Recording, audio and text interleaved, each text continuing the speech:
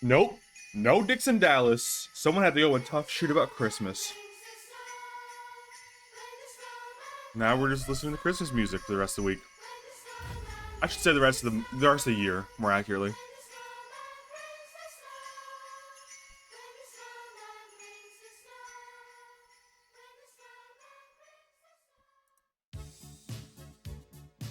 A pig iced coffee with no breakfast. You know, that's an honest man right there. Skunk almost shit his pants. That's honesty.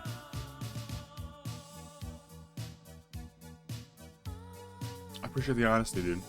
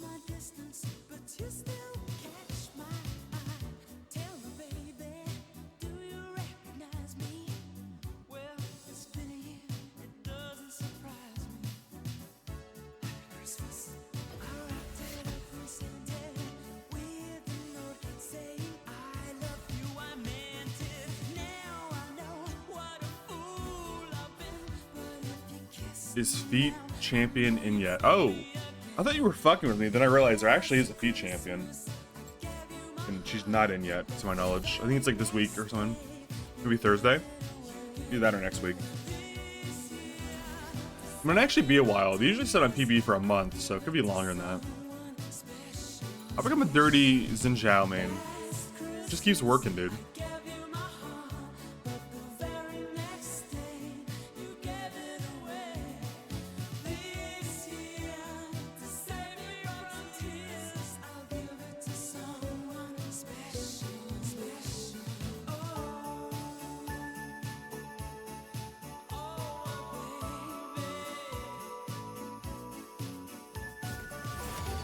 Damn, dodge. Xin Zhao, no Ivor, no cannon, you're scared. I am terrified, dude. You know, I wouldn't even say she's just a Vex Warwick mix. I would just say she's straight up a better Warwick in every way. It's just like when Seraphine got released and Sona was like pushed around and forgotten. Like, if you're a really hardcore Warwick player, you might still see value in Warwick. But most people who want to play the Chase champion are just going to go to her now.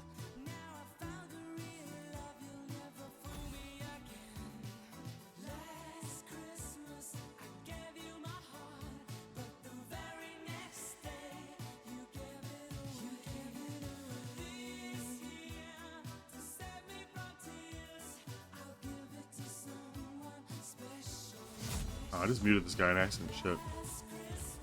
Oops. I'm trying to schedule the funerals while I'm streaming League right now. No trade? Go ahead, man. The funerals for Bobby and the rest.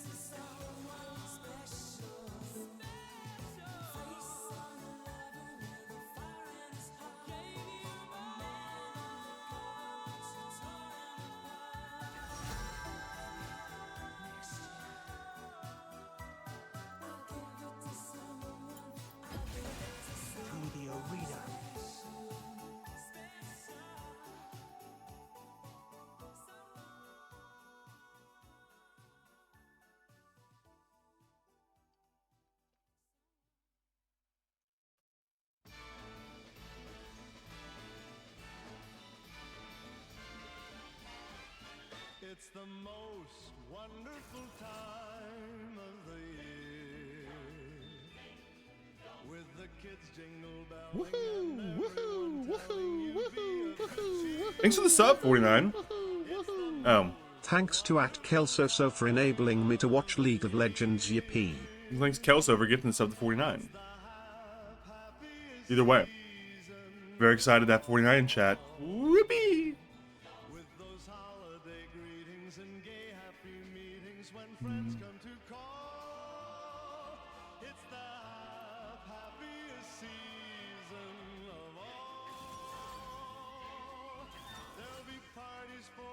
Oh man, we are all AD except for Morgana support. No, Nico, my bad.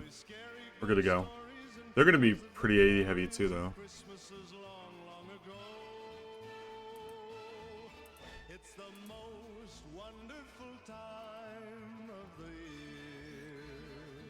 Yeah, I'm kind of wondering how Yorick works with Zinjowl. Because Zinjowl, he swings his thing, swings his like spear, and knocks away everything, and then anything outside that range, outside his like ult range, doesn't do damage to him. He deflects it, right? So I'm wondering how Yorick minions interact with that.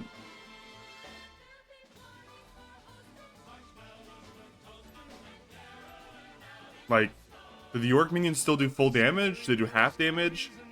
They do no damage? If Yorick is out of range, but the minions are in range?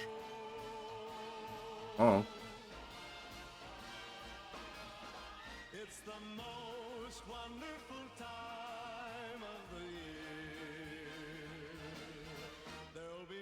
Mistletoeing and hearts will be glowing when loved ones are near. It's the most wonderful time. Yes, the most wonderful time. Oh, the most wonderful time of the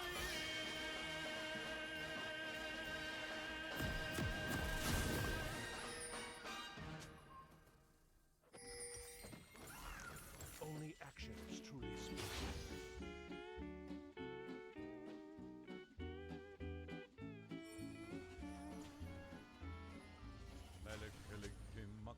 I'm just playing Christmas music because I like it. If it also spites Rayla and the Halloween lovers, that's okay with me. Halloween really needs Halloween music. 30 seconds until minions spawn. I hate invading, dude. I fucking hate this. Invading's the worst. I may be outnumbered, but not even the odds can stand against me. Sick burn. I may be outnumbered, Wasn't but listening. not even the odds can stand against me. I may be outnumbered, not even the odds can stand against me. I may be outnumbered, but not even the odds can stand against me. That's the island greeting that we send to you from the land where palm trees sway. Here we know that Christmas will be green and bright, the sun to shine by day and all the stars at night. Mele Kalikimaka is Hawaii. But I get a shit leash here. I bet they auto it like 4 times and leave. Does it even get to 1,000 before they leave? Ooh, actually good leash.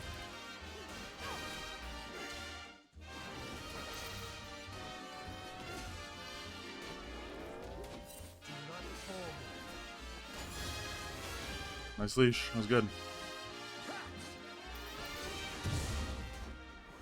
Here we know that Christmas will be green and bright, the sun will shine by day and all the stars at night. And a spear And a spear behind it.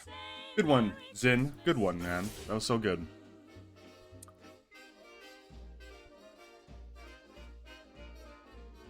Mele Kalikimaka is the thing to say. I think he's gonna go with my blue. I'm just gonna skip. Camps the check. That's the island greeting that we send to you from the land where palm trees sway.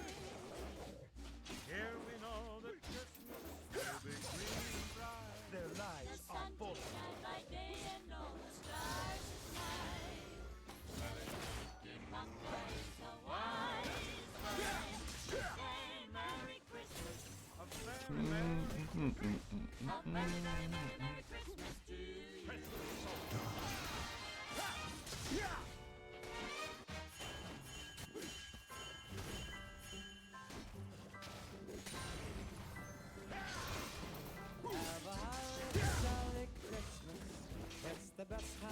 Fate has made its choice.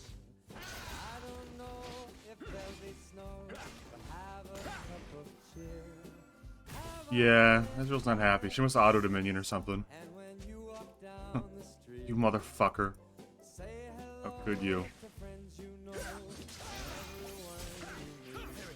honor.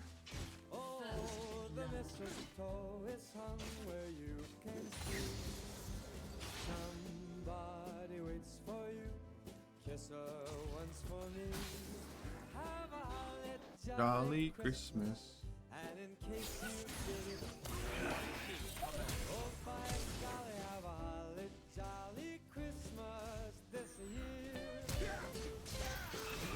Ooh, that guy got clowned on. That guy got fucking clowned on. Woo-hoo-hoo! What a fucking what a hit, dude. That was a flat. I didn't think that was gonna hit. I thought I was wasting flash, dude.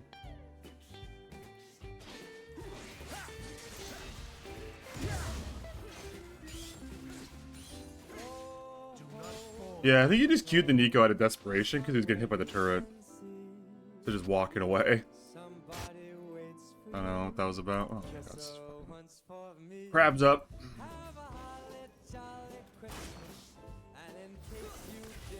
A Demacia does not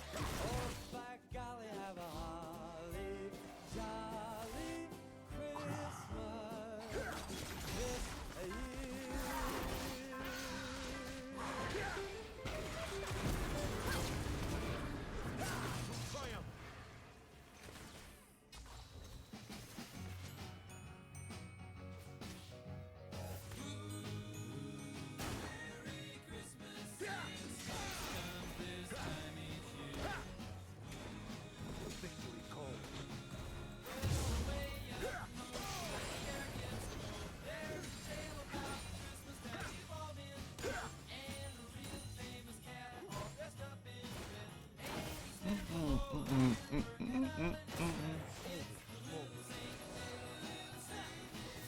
This is warded? Should I go back a second time right away? I think this is warded.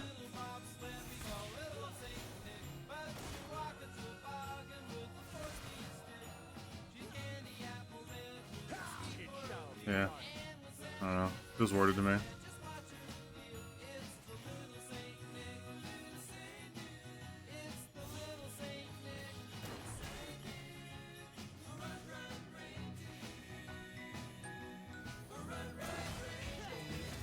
Push it up a little bit, man.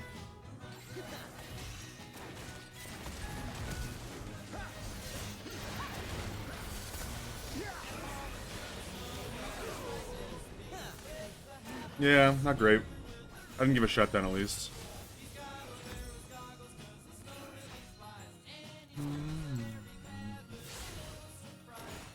To you them.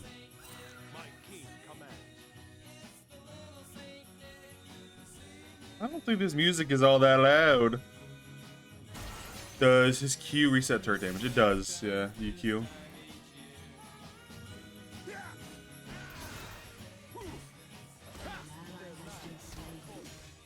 It's too bad they died.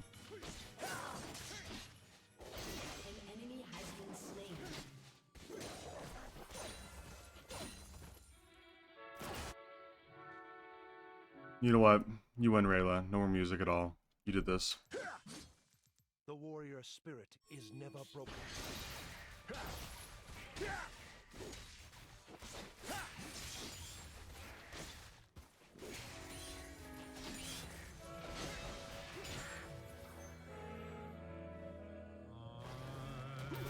Here's a ship and a spear behind it.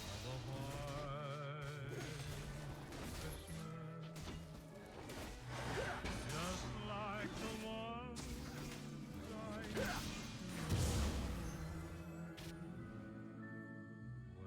Here, we got a pink down mid lane. Big fan of a mid laner using a pink.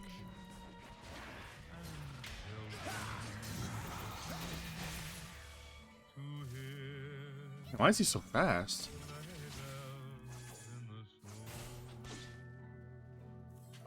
That's actually crazy. He just walked out of my fucking E slow. I couldn't hit him with a third Q. of a white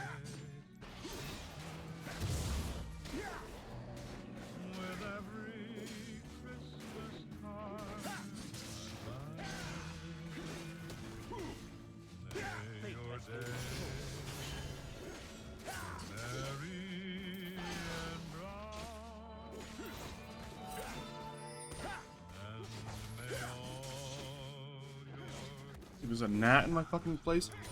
I've had such a gnat problem over the last week or two. Not thrilled with it.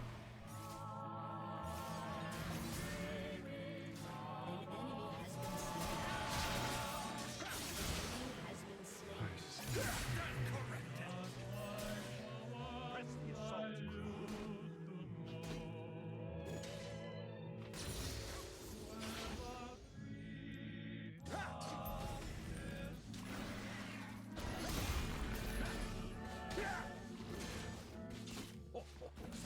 Gnats will die. Yeah, I've got a bunch of like gnat stuff out. Like I you usually end up having gnats at some point during the summer because of just location.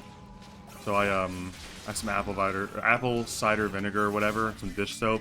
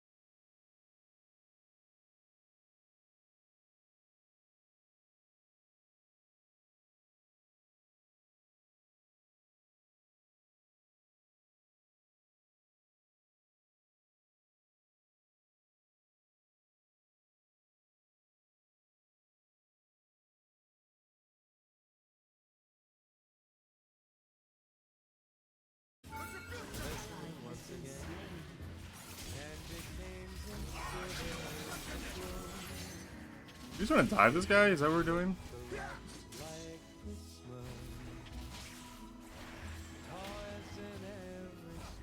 45, 50. I think I have enough mana to kill this guy. He's gonna W me, I believe.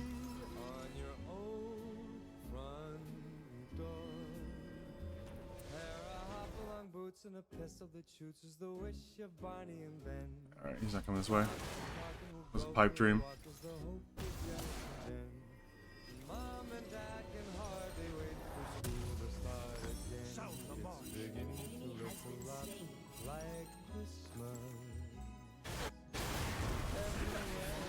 Damn.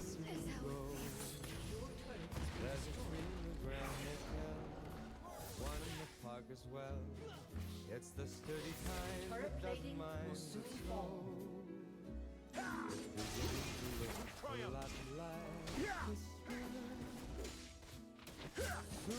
bells will start, and the thing that will make them ring is the carol that you sing right within your heart.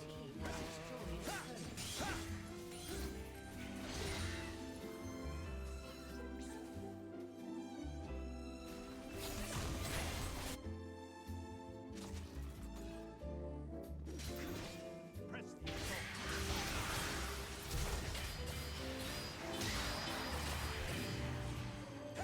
It's beginning to look a lot like Christmas. Shut down. Toys in every store, With honor. but the prettiest sight to see is the hollow tattoo on your own woman. An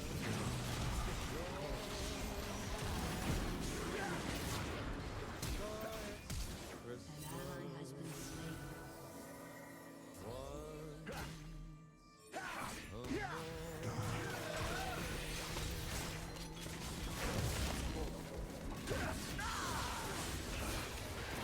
Oh my god, the shield.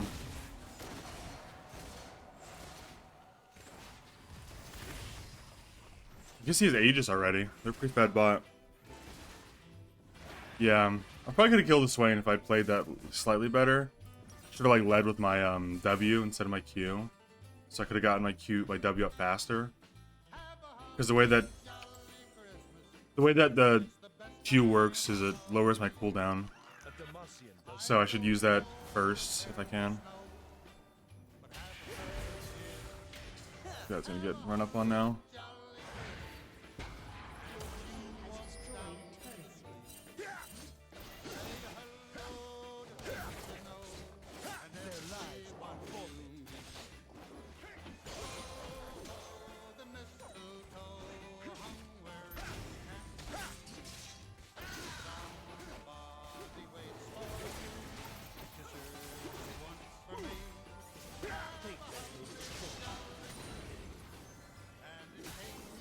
Who's trying to fucking surrender, dude?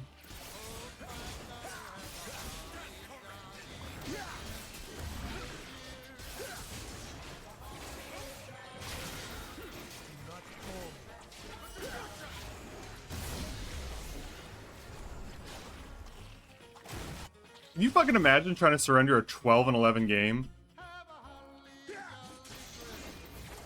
What a baby, dude. That's the only way I can phrase it. It's just like a mental baby.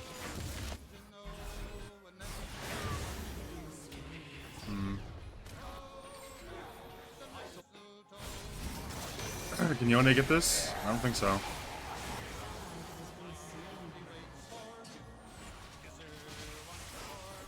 Yeah, I don't know about that one, Yone.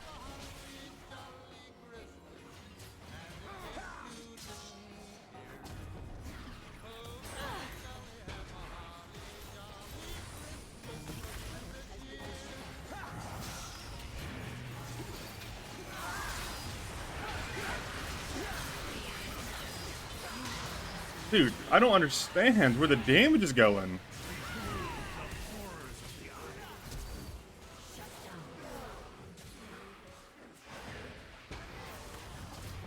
I should have gone in there. I know that, but I was just trying to turn it.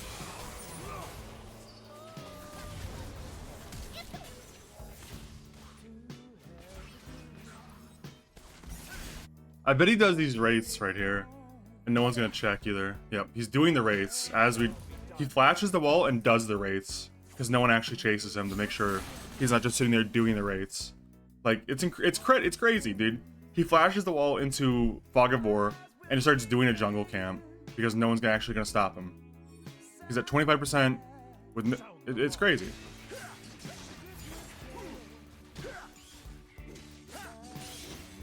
He's over here like using these to heal off of and then running back to his lane. So this guy should die. The warrior spirit is never broken. Alright, so Thresh is gonna camp Swain now.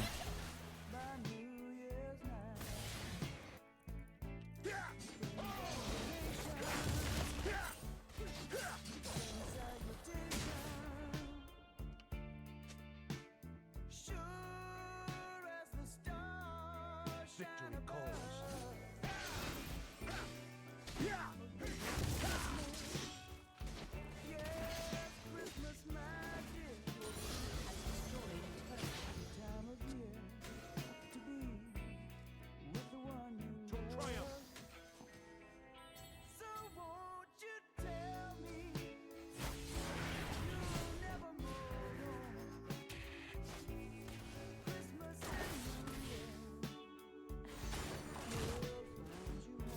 A Demacian does not retreat.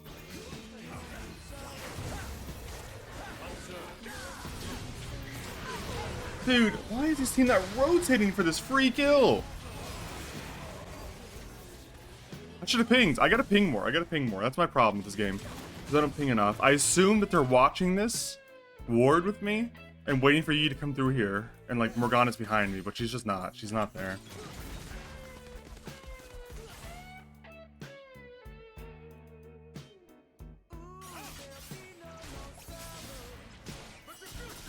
I'm gonna use this like when I get up.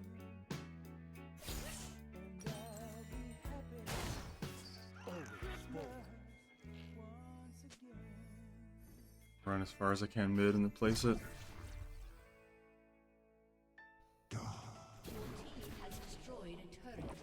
Yone's on the flank. This could be huge. This could be fucking huge. Yone over the wall gets the misfortune kill. He's in the middle of their team now. Has no backup because Nico's not pushing in. He's still alive and our team's not moving over.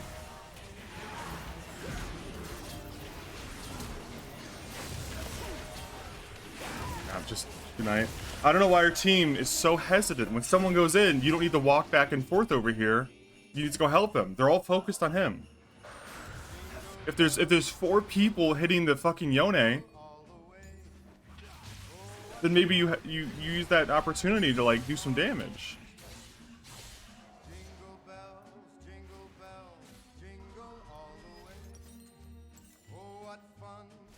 Who am I? I don't know what I'm saying.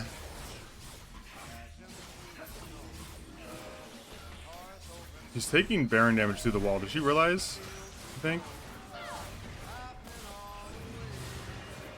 Yeah, now she's revealed herself. Now she's trapped.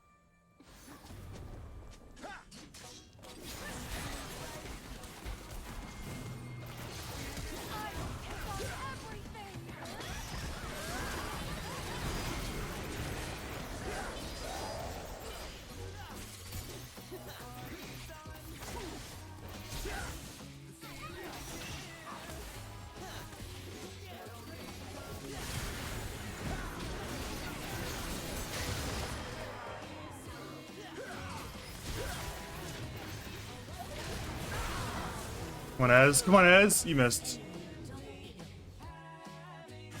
Tragic.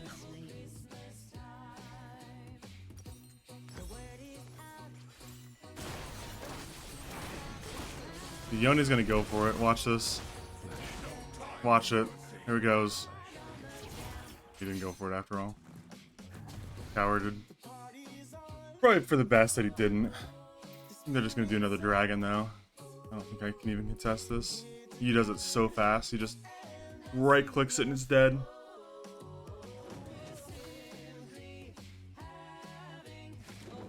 They're all building shit tons of armor pen. I think that's the next thing that Riot's gonna have to address, is that so many people just build armor pen as a part of their build now, without the enemy even building armor, that it's like, I don't know if there's any benefit to building armor in some games when the team gets ahead. Like, I should really just build damage here, I think.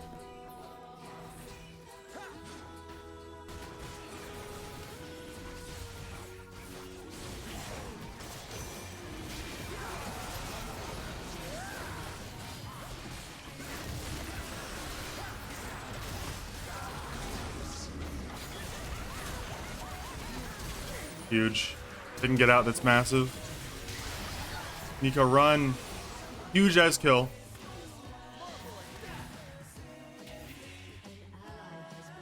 Cutting you off over here.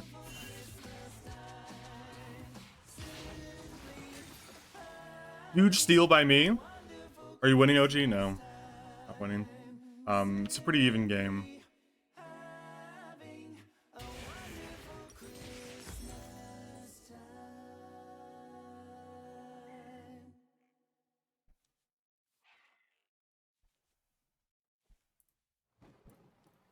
Only actions truly speak. Get off my fucking tower.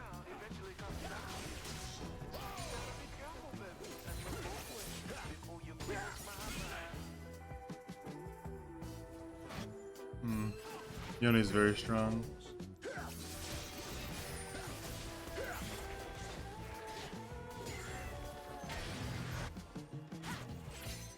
Do you ever wonder?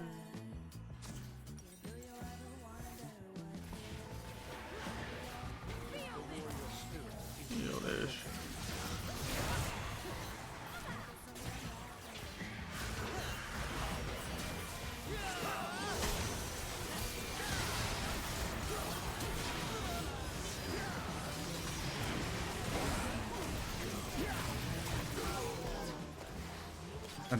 I can't get out once I go in. That's the partisan Zhao that's really difficult.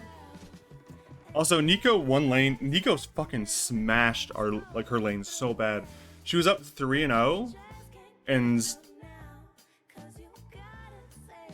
now she's like 7-8. Like it's been a tragedy since she left lane. Hasn't gotten like any plays off. Although Yoni's really trying his heart out. I'll give him that. He's a little toxic, but I'll give him, you know, he's trying to win anyway he knows how.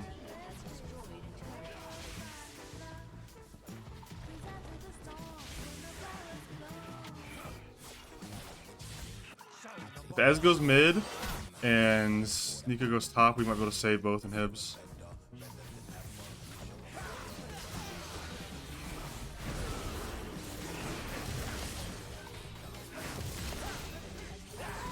Damn. And she's misses. Oh, Master Yi sucks. Master Yi sucks. She's just gonna ult you. She's gonna ult you. Keep running.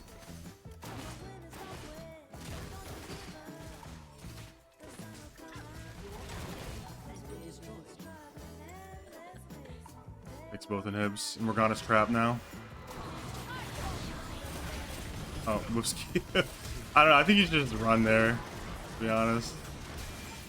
Ooh! Alright. Yoni's going for it. We need that Yone energy on Yi, though. Yi needs to get hit by that.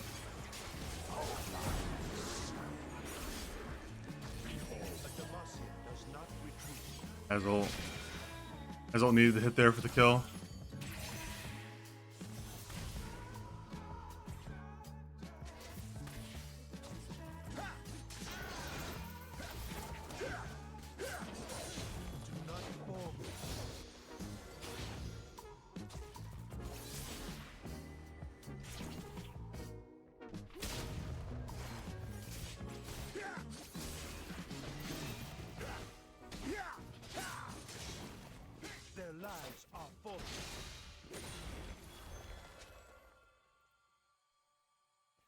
Yeah, I switched off Chris's music. I realized I'm down for Chris's music, but it's gonna burn me out before the season even starts. To triumph.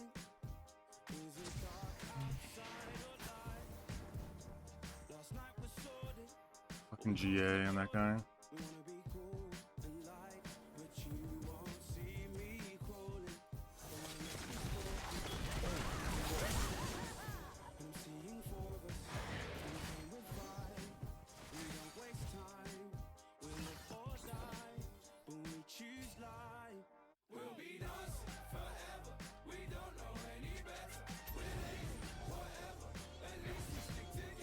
My king commands.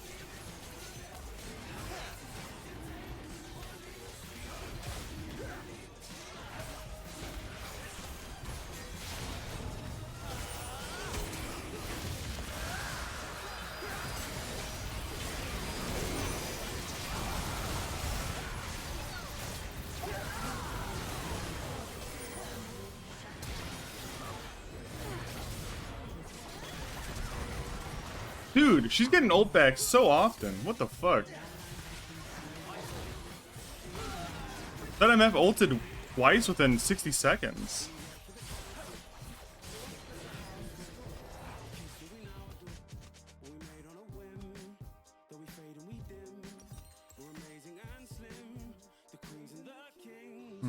Oh well, what are you gonna do? Sometimes you win, sometimes you lose. There's another ult. My god. That's obnoxious, bro.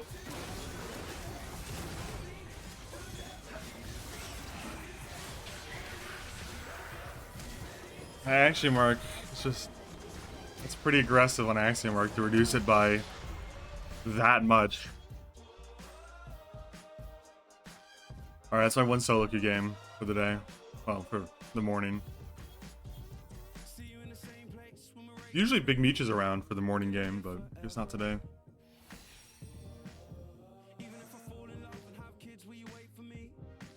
Now, what if I told you guys that Morgana that lost us that game had over 2 million mastery with that champion?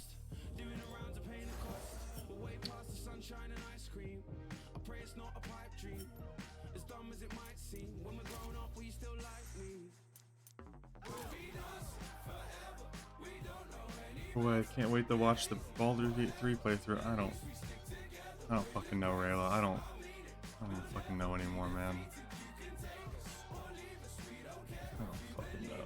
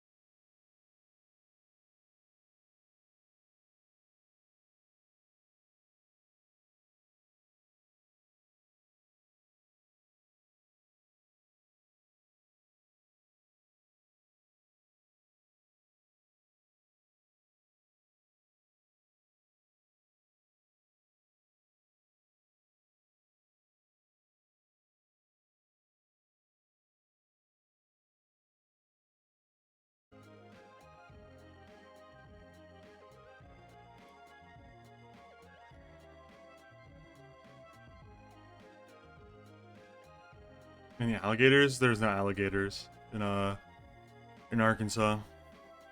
Not a worry, not a concern. A couple times I thought I felt a snake, but it was just a mossy log, fortunately. Horseflies? No. Luckily we didn't.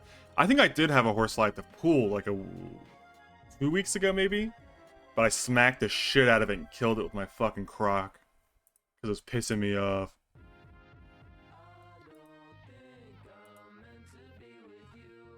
It was fucking annoying me. It was either that or a cicada, but cicadas usually don't fly around like that. I don't think.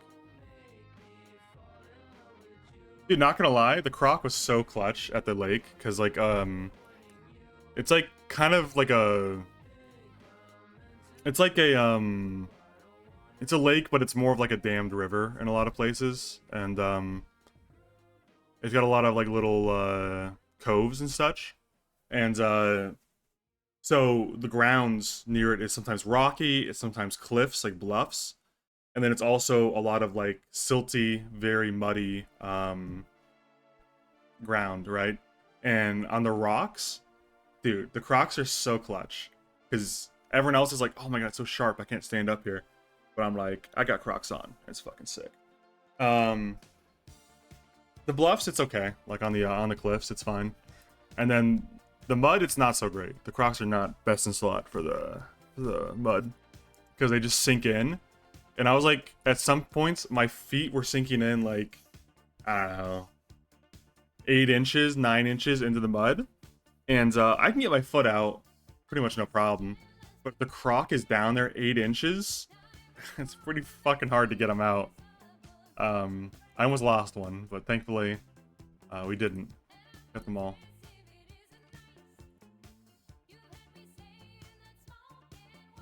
It was a great time, honestly. I kind of used to have the opinion that, like, what's the point of going to a lake, you know? Like, what do people see in this? But, man, I had such a good time.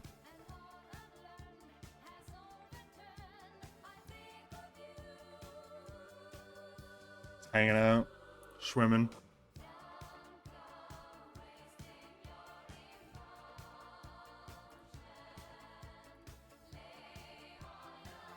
Hanging out, big chilling. That's right, that's right.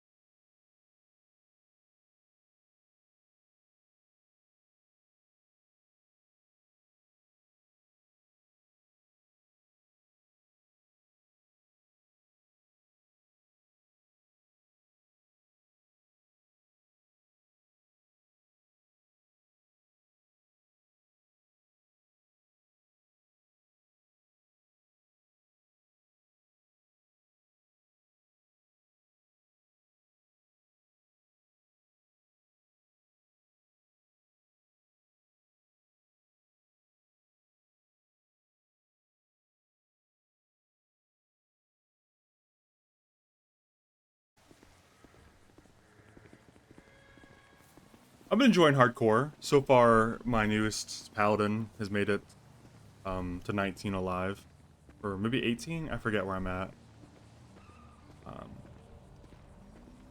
He'll probably die soon, but for now, so good.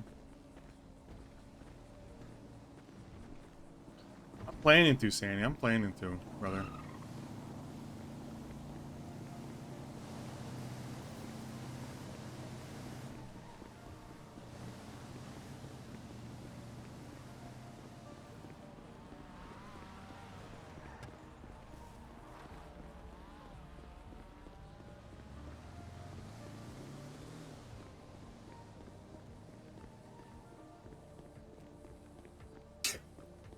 God damn it, dude. I was sneezing so hard. I muted the first one, but I had my finger on the button for the second one.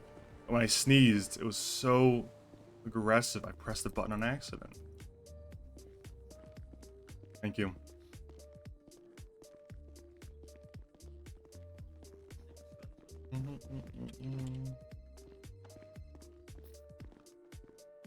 We clipped that? What? So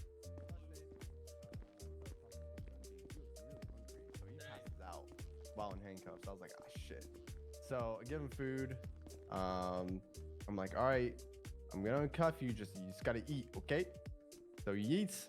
Then he sneaks into my trunk, traps himself inside. I'm trying to get him out. Next thing you know, he gets out, runs straight to me, and tackles me. Then holds me up at knife point because he grabbed the knife from my trunk that a DOC put in my trunk. So yeah, that'll happen. So I'm still trying to understand why you almost got strike points, but I'm glad you didn't and glad you're okay. Yeah. I'm good now. I'm good. Jesus. Jesus. Hey, Neil, I gotta go to the PBSO meeting too, so can I pull you aside for about 5 seconds and out some things? Yeah, absolutely. Over here.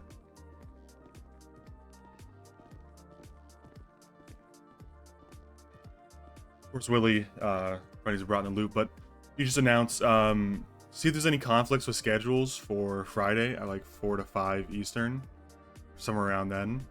I think that's when we're going to look to schedule the funerals for Snow and Bobby. So if the necessary people can be there, if you just make sure whoever needs to be there can be there, and then I'll announce it tomorrow, so you have plenty of time to check. Okay, are we just after the meeting or Friday or? Yeah, well, 4 or 5 Eastern, so it'd be like 3 hours after the meeting, right? All right, yeah. I'll ask like Philomena and the appropriate people that actually are important about it. Yeah, make sure they can be there. I confirmed that it should be good elsewhere. We're making sure, and I think Kevin was officially LSPD. I'll leave it to them. Yeah, I mean he was BCSO for a very long time, but towards the end there he became yeah LSPD. Yeah. Yeah, we've got a lot on our plate, so I'll let them handle one, I guess. Okay. Okay. right. Trying to think if there's anything else. That's the main one. I don't want to overshadow the meeting, but I need to go to PBSO and make sure they're all set up because I haven't talked to Stubble since he went to the ICU for the war. I was talking with him a little bit beforehand. Doesn't sound like he's doing too hot, but yeah, you go take care of your stuff over there. I'm holding it down over here. Oh, by the way, fuck. Okay, I'm gonna tell Willie the same thing. So hopefully you don't do this before I get to him. But you guys can bring in Preston and that JB guy if you want to. If they're interested, you guys want to. You guys can bring him in. That's what I'm saying. If you want. Sure. Yeah. Come around a lot, you know. Come Saturday, we're doing a BCSO combine thing. For the SDSO side of things, we are inviting potential new cadets as well as deputies in the UPD pool that are interested in coming over. And they were 2 names, as well as Jeff Boyardee and somebody. So we got a lot of good people that are interested that I think Willie and I are gonna bring in with your approval. But I can just tell him that I'll talk to Willie about it since he can actually, make changes to that shit and whatnot. Well, if you want to do it then, that's fine. If you want to do it now, that's fine. Just letting you know that it's fine with me whenever you want to bring him in. All right, I'll talk to Willie about it. All right, Appreciate I'll tell it. Willie on the way up.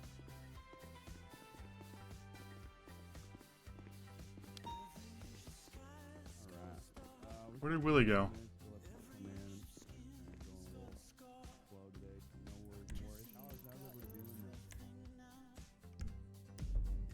Glory?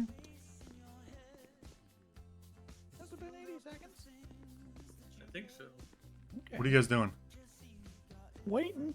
For what? I'm waiting for Silas. He's waiting to sneak in. Yeah. Why is Silas coming?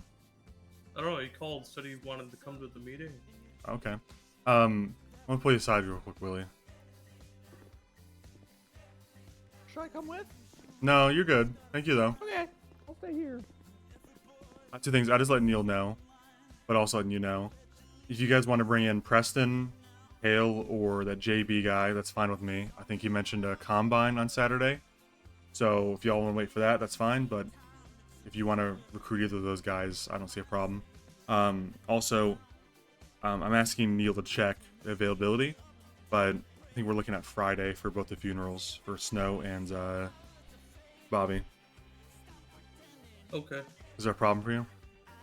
It should work. Okay. I'm having Neil check with like the people that matter, so we should know by tomorrow, and then I'll announce it at tomorrow if no one has a conflict with it. Yeah, I think Snow had some family. I think they were made aware already. If not, we should probably reached out to. Okay. I'm not and sure then her Bobby family. Boulderman, you know, I guess tell Philomena. Yeah, Philomena should be told by Neil and confirmed with. I think she'll be fine. She's usually around at that time. If you know who Snow's family is, reach out to them. I don't know who they are. I'm not sure. I think Neil said he talked to him, so I'll double check with him. Okay, well, Neil knows then. He should do it because he knows about both now.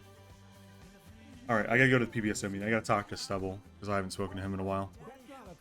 Okay. Alright, I can hear your boy out there, so. You said that one time, and then I never saw you ever again. Stuck. Did not stick.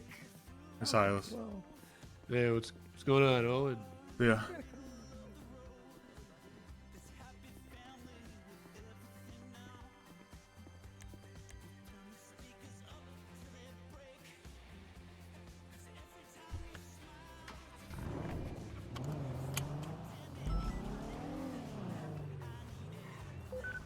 God, I'm forgetting it's Tuesday because we have the Monday off.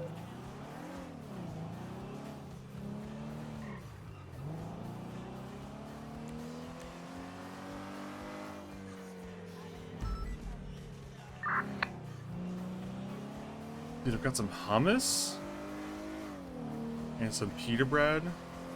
I can't wait to get to the PBSO meeting so that they can talk a lot and I can eat it and you guys won't even have any idea what I'm doing. Just have no clue.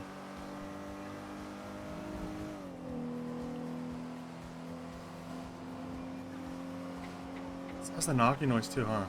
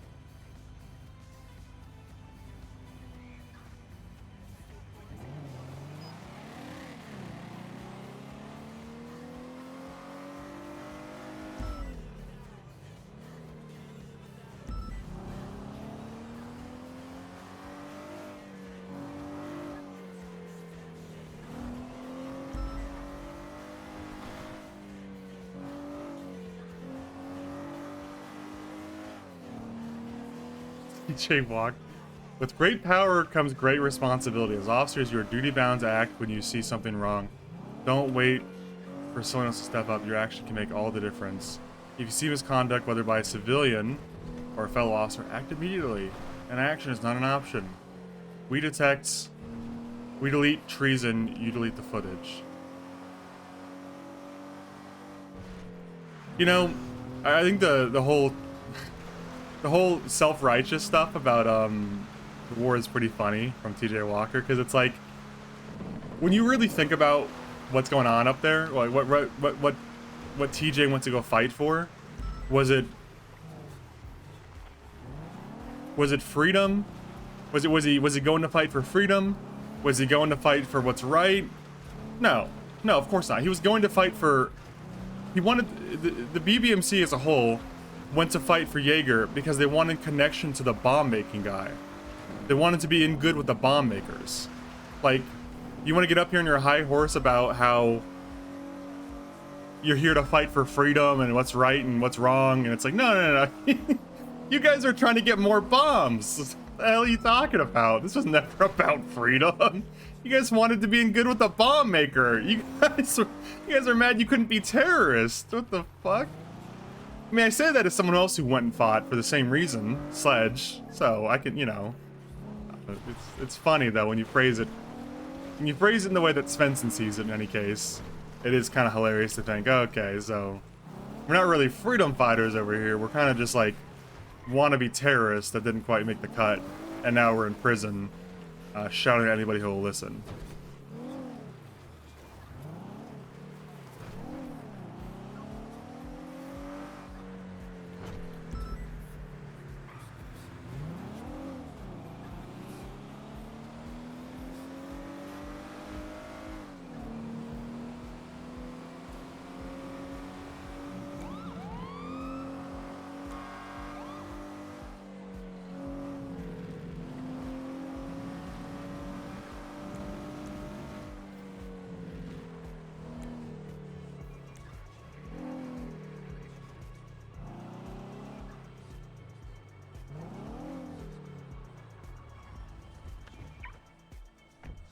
Alright.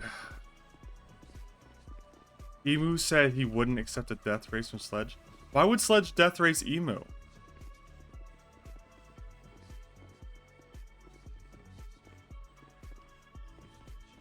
Dude, by the way, I don't know if you guys caught that Sledge Diesel shooting that dog to death, but that was like so much rifle ammo I wasted. Again. No, Steven, That no. was fucking Yeah. encore. One more time. Nope, I think No. just once. No. Just Yeah, once. Just once is okay. We need Just more. Don't do it again, Keep the ever. Are you magic. sure? Keep the magic. It was really good. Thanks, guys. Yeah, Adam, do you want to follow me, buddy? Yeah, sure. Who the fuck is this Hey, guy? Svensson. Adam. Good job, Adam. Oh, okay. Adam, come on. Adam, that was Come on, great. buddy. Huh? Oh, okay. Adam, come on, buddy. Who are you? Sorry. Where we have a guest star. Come on, buddy. Nice. Guest Okay. appearance. It's like a new thing that I told Jimbo to do. You get I a gotta random go. person Hold from on, the could someone city. go to that? Yeah, could someone go to that 911, please? Thank you. Let him know. Hey. Oh God, who is it? It's nice to see you again, Ethan. Hey. Big. Yep. That might be Moosebeard. What? Oh shit, it could be. I think it is. I think it is. Should we just move the entire meeting there? No. No, 'cause if it's No, someone who's we not- shouldn't. Meeting where someone could If be it's someone tagged. that it's injured or going through a lot, we shouldn't go there. Like, Your move vehicle Maybe Adam has can been fuck used there. in a commission of a crime. No Maybe thanks, not. bro. Okay. I kind of slept in the last week, so apologies for missing some of the meetings and whatnot. Announcements. I went back and looked through it. Don't go to Island. Radiation bad. You may die. So there's that. So don't do that. Island is clear. Don't go. Whatever. Ireland. The island of Sanguine, not the country of Ireland. You could go to Oh, okay. Ireland, Dublin, and North Ireland. That's okay. That's just make sure you're using your PTO, because if you're not and you're just using sick days, then we're gonna have issues. What? I don't really. Are there any other announcements? I don't think there's been that much. Hey, I'm alive, by the way. Thanks for the people that said get well soon. I'm gonna Sir, do you that think very I soon. could introduce myself Get to well the soon, department? Stavol. Who the hell are you? It's I'm the new cadet, Steven Spielberg, sir. Steven from the Yep. movie made by Steven It doesn't Spielberg. smell Yep, like a cadet correct. to me.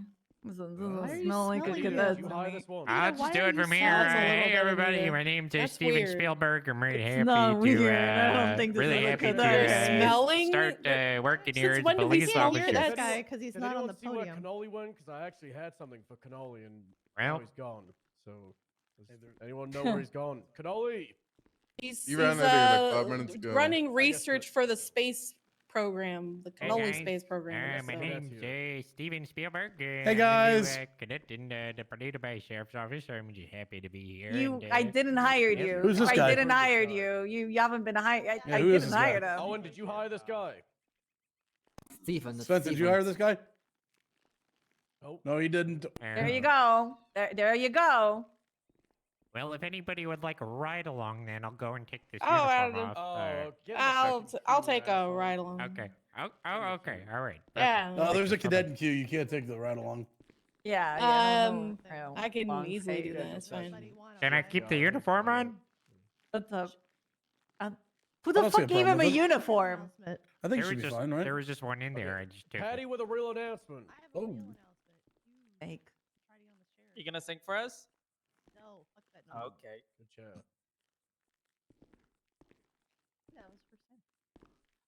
All right, big announcement, huge. Lexington, get up here. Oh. You're not paying attention, then this isn't gonna happen. Oh, wow. Oh, there we go. I just wanted now to she hide is, for a now she second. is. Stand in front of the podium, but not to the side. In front of me directly. Face Patty. Give me, Face yeah, Patty. face me. Give me a little bit of space, though. All right, Leslie Lexington. About a week or so ago, you took your final eval. How do you think that went? I Wow. could have done better. We only got 2 drug trafficking charges. Yeah, not good enough. Only We usually look for two? 3. Very modest. Oh, well, Yeah, I really should have been able to get 3. I'm sorry. yeah. Usually it's a minimum of 3, but I think we can look past that. So, we have reviewed the results of your final eval, and based on feedback from command and your performance as a deputy, I am privileged to offer you the position of full deputy with the Paleto Bay Sheriff's Department. Woo! It's my sheriff's office, sorry. Now sing for us. Do you accept? Do Just I have kinda to standing there. sing? Evanescence, yes. Yes. Not Evanescence. Well, Do we really have to sing? congratulations. Just sing us like the Yeah. first line of your favorite song. Steven, that might be you one day, buddy. You Oh, could I can only hope, just sir. say tequila. That's technically a song. Oh, tequila! Can't do tequila There now. you 'cause go. you got What? help. No, I I shit love you that hate me. song. Patty, did I was whispering, Patty? Dun-dun-dun-dun-dun-dun. What? All right, now say it. Tequila!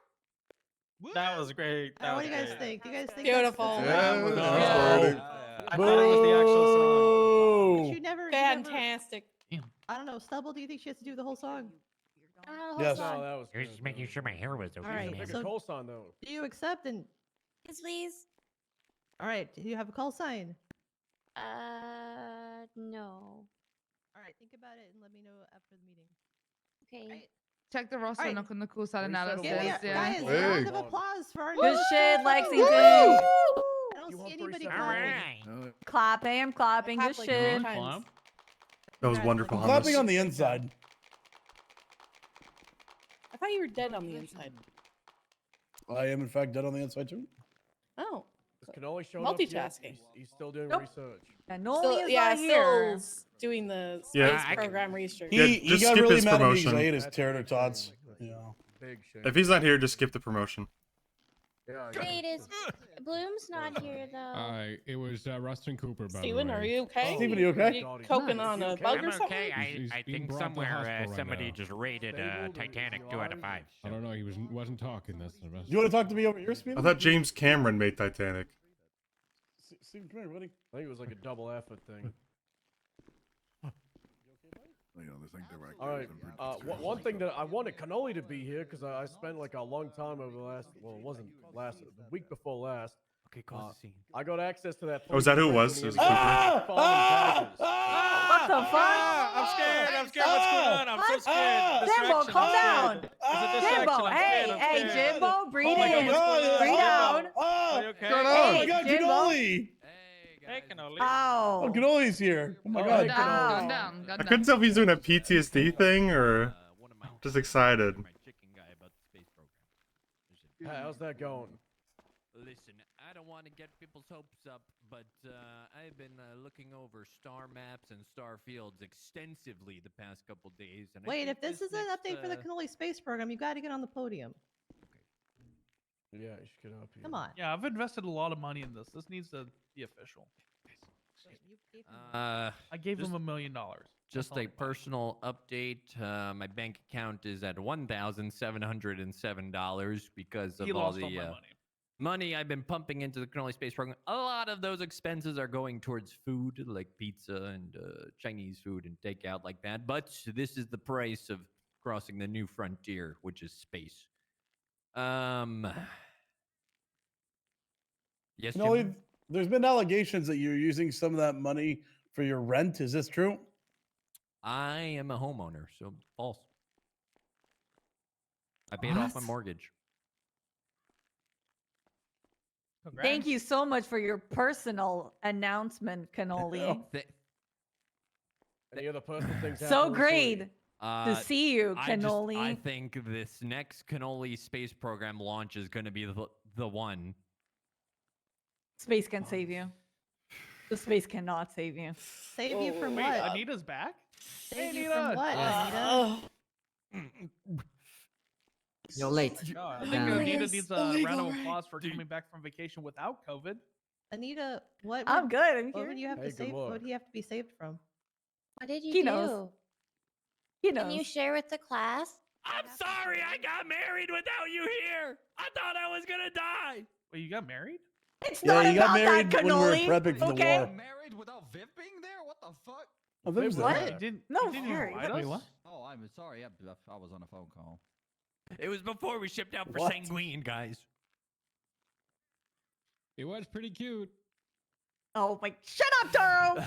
And the plan was for Yeah, it's pretty everybody. cool. It was going to be a training exercise. I was going to tell everybody in the PD to not tell Anita. It was going to be a training exercise on fuck leaking. up. Okay. And you know how I do. You know, with planning, it doesn't really go well. And I forgot You to tell forgot. Anita's wife.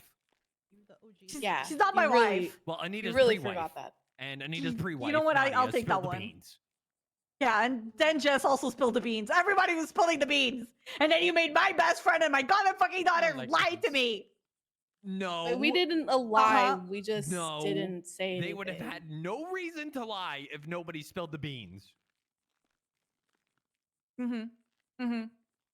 So Cannoli, would The you like me to space cause another won't distraction? save you. no, I think You I got think this I'm one? okay. I think that went Alright. better than I thought it was gonna go. Yeah, it was For pretty now. good. done. She has It's not done. And while Cannoli's up here, I've got a brand new gift for him. Oh. It's his brand new corporal badge. Look at this. Wow. Picture day act. We got the photos and we're making badges. Oh, And Haven't- if you haven't. need a new photo, need- then get it taken. I'm making badges like crazy. So All right. that's- I need- that's I all need we a new have had a for photo. badge. in, Speaking of a long badge. time. And well, yeah, I think Jimbo got one as well. yeah, mine's and- pretty cool. Yep, I think yeah. I've only ever had one badge. You've only had one? Well, guess That's what, nice. Patty? No, I missed the fat You, Jimbo. you've got two. You've got a badge as well. Oh, That's yours. Patty. There's it there. And then they're right here in this corner. Oh. And then I've got another badge, but not just one. I've got two. Hayes, I've got some badges for you. What? 'Cause- Yeah, I made two by accident because that was the whole thing with the photo, and then you wanted like one photo, and then there's another one, and then No. I had to like No. edit the code, and then there was like a whole thing. So I don't know what photo this is, but there's a badge there with a picture on it. Hell yeah. That looks just like her. That's and the then, one. And then there's another one with another picture on it. So there's two. You got a two for. You got a backup. Oh, hell Yeah, yeah. that's not the one. That's Yeah. not the one. I don't. You got I don't two. see them. Yeah. Oh, there The other I one's don't know. better, honestly. Yeah, I The don't other know one's who that better. is. You got two right Dusty. there. And it should be MBW sorted out. Thank you. I've got some badges for some people in shift 2 and 3 as well, and I'm not clear to go on patrol, sorry. so if you need anything on the MBW sorted Are out. you yelling? Can you yell? Oh, Yeah, I can hear I am you. now. I don't know if it's gonna be Mondays or Tuesdays, but there's gonna be a I'll do day two where I'm just stuff. gonna get things sorted out in the MBW. So, like already did that one time. Is you the and I undersheriff bothering you? Or you're trying to have this conversation with me? Is he bothering you? Should I tell him to shut up with his announcement? Sorry, Jimbo has something to say that's more important than Say it, Stubble. Jimbo. Go ahead, Jimbo. Hey, Jimbo. What do you gotta say, Jim? I'm sorry. Was I talking when you wanted to? Yeah, I think Jimbo? I think you were interrupting him. He was busy I was talking. just asking the sheriff how his teeth stuff was going. That's a decent. What's wrong with his question, teeth? actually. That's very. I was at the convenient, dental actually. hygienist last Monday, and it went well. Thank you. That's good. That's really good. Thank God. See, They, that's they really were good out of news. bubble gum, and they only had banana, and Oh. I wasn't thrilled about that. Ooh. But you know, some people had to go through a lot, and I'm one of them. It was tough. Thank you for your sacrifice. No problem. Glad your teeth are okay. So yeah, Monday or Tuesday, I'm going to be sorting out MDW stuff. So if you want anything sorted out, then get in a line. And if there's no line, then come talk. So that's that. Any other announcements from not command, high command, or from command, or anybody? There isn't really an order of priority. Anyone want to say some shit? Yeah, I got one. Oh, Jimbo. Big talking today, huh? I talk about talk a lot. Jonas Brothers thing. I wasn't gonna bring that up. Good. Bit of a yapper, this guy, Jimbo. Just a quick announcement from the office of piss. We haven't seen any. What? What's the time for it? Paranormal Investigation Squad. From the office of piss, we haven't seen any paranormal activity here. The piss boys have still been looking around for paranormal activity, but we haven't seen anything. If you guys see anything paranormal, please get it to one of your piss brothers. Mm-hmm. Thank you. What does piss stand for Thank you. again? Paranormal Investigation Squad. When was the last time they did anything? I mean, they like me? Yeah, like the squad. Like when was the last big ghost bust? You know, like Mythbusters, but Ghostbusters. Can we not talk about this right now? I'm just wondering. Yeah, I don't think Can this we is not talk public about knowledge. this right now? When was the last time? Can we not talk about this? Wasn't Jimbo, that time it's at your Halloween when you under-sheriff, got a ghost, answer. but it was just someone with a blanket It on. turned out to be a child. Yes. Yeah, you guys nabbed a kid. You literally kidnapped. That was one of their Like, they highlights. found a That was not child good. in San Andreas? Yeah, we kidnapped. Whoa! There's it was children. Jimmy. Where? It was Jimmy. Where? Oh. Where is he right Where's now? he He was wearing a fucking thing. Where is he right now, Jimbo? We thought he was. Where is he, Jimbo? What did y'all do with him? We dropped him off back to the park. Which park? Same park you picked him up from. No, it was just whatever park was closest to MRPD. You just dropped him off at a random park? What do you want from Do me? you think it's like a What do you wild want from squirrel? You just return it to the wild, like a child. You just return it to the nearest park, and it's gonna. What the fuck? You? All right. You call his parents? I can. Chaz dropped him off. Did you guys drop him off at the Chaz park dropped him in off. Mirror bullshit. Park? Because that park Yeah, sucks. the Mirror Park. Mirror Park. Yeah, the Legion swings are all Square, rusted. one of Those four. ones suck. That's the one. It was the one off Glory Way. Yeah, that one's. Yeah. That's the one I got. Me and Toretti got attacked by a gang of 6 BBMC and supercars a week ago. Oh, this is like months ago. Oh.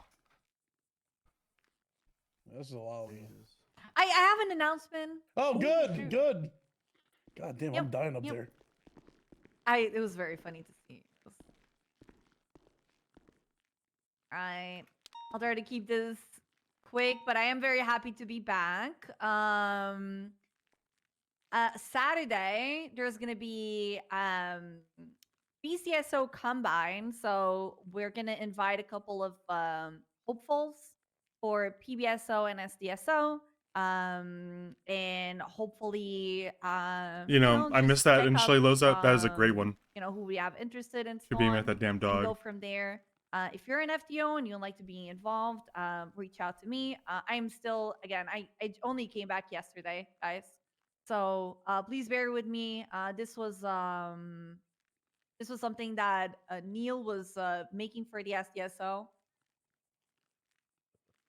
Sorry, guys. She did say you combine. guys. You said combine.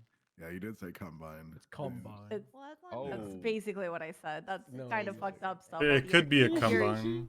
You're making fun of my accent, man. That's kind of fucked up. No, And you said that. kinda- No, It's okay, undershare. That's. I'm so sorry, guys. I said combine. It's a combine. It's not funny. I knew what Sorry. you meant. I knew what you meant. Sorry. Jesus. What the hell? You were gonna be reached out to, Steven, but I don't know now. I take it back. With It was that not being funny. said, I'm talking. You're talking on top of me. I don't appreciate Sorry, that. sorry, miss. With that, you keep Still interrupting talking. me. I'm trying to talk here. With that Good. being said, there's still like a lot of things that are gonna be probably like said until then. But I'm pretty sure it's gonna be like an hour after the storm on Saturday. This storm. So as soon as I have more information and so on, and if you guys are interested to come around, just let me know. And that's all. I'm happy to be back. And if you guys need anything, just feel free to reach out to me. All right, I'm here for you guys.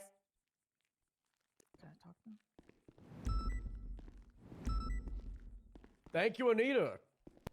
Oh, yeah. Very cool. Woo! Anything All else? Or right. we want to wrap this all up?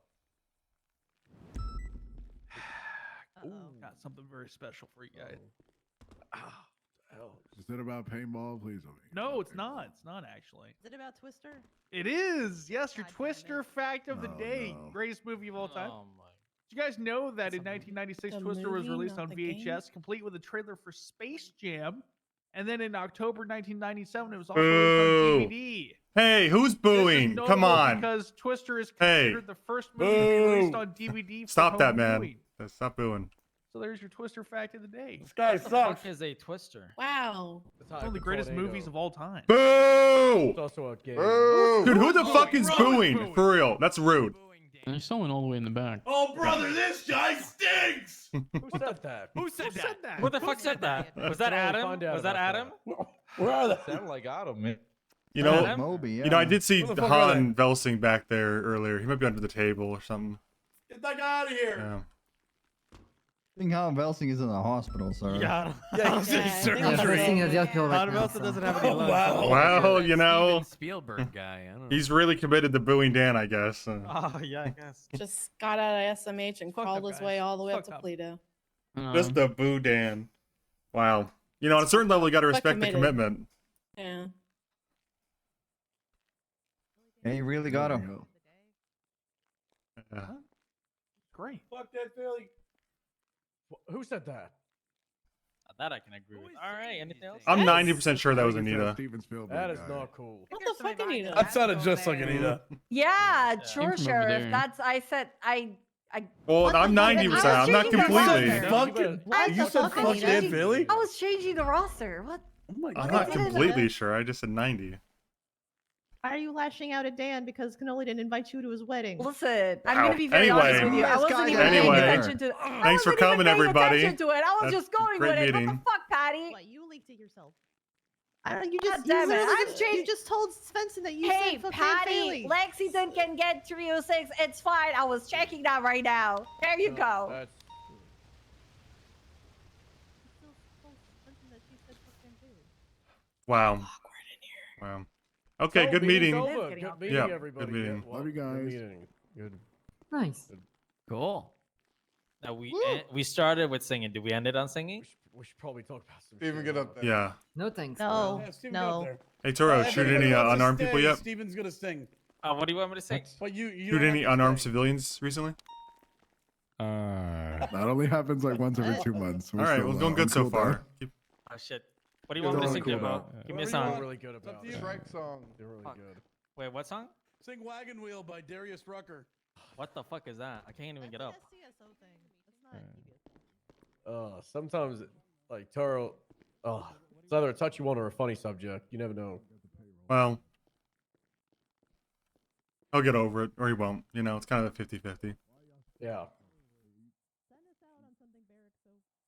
What's he gonna So- do? Cry about it? Yeah, maybe. Oh no, what a shame. Yeah. I think it's unfortunate. Fortunate.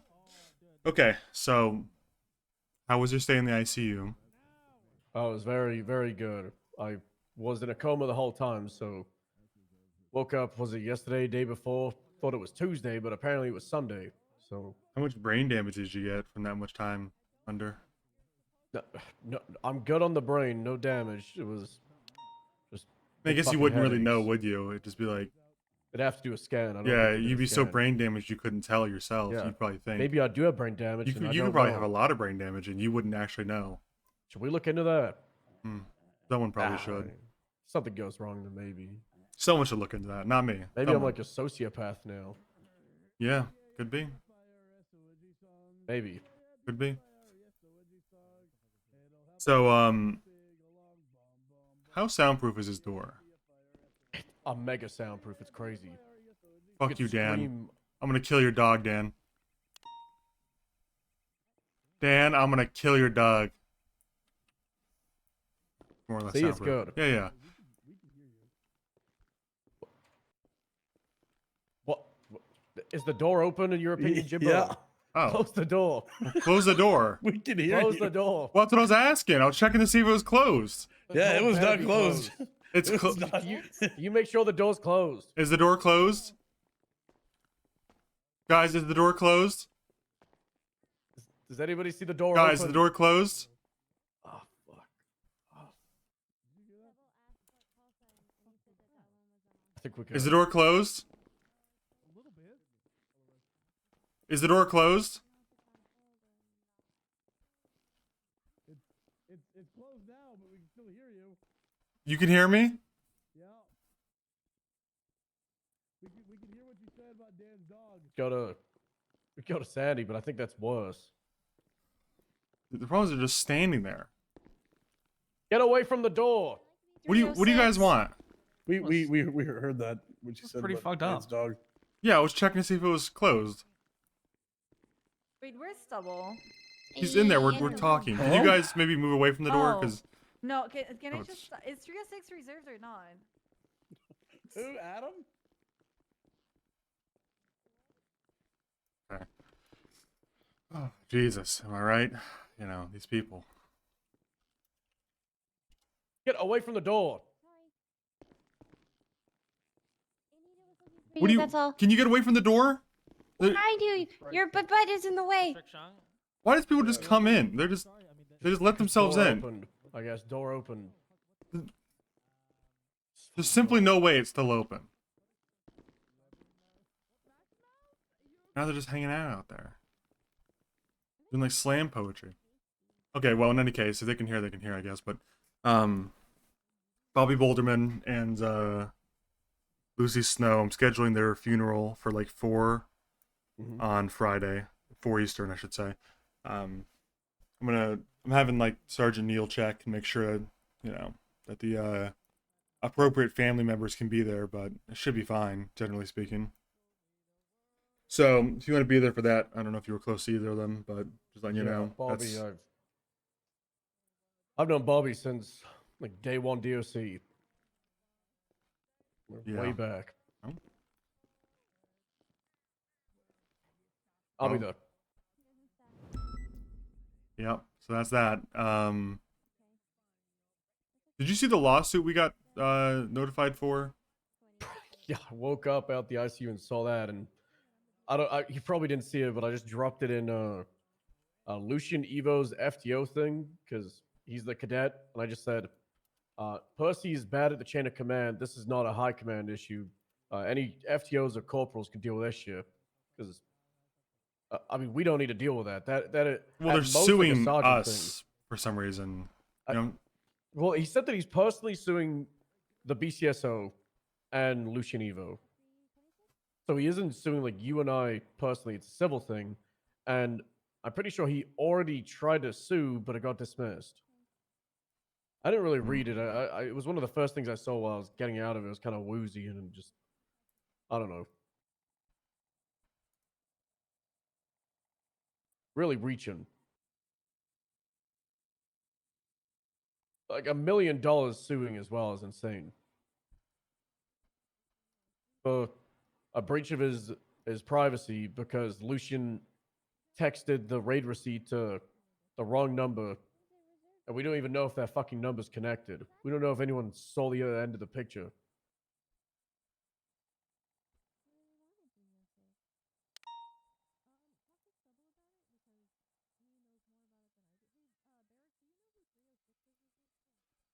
Yeah, I was gonna look and see exactly because I think they're like filing the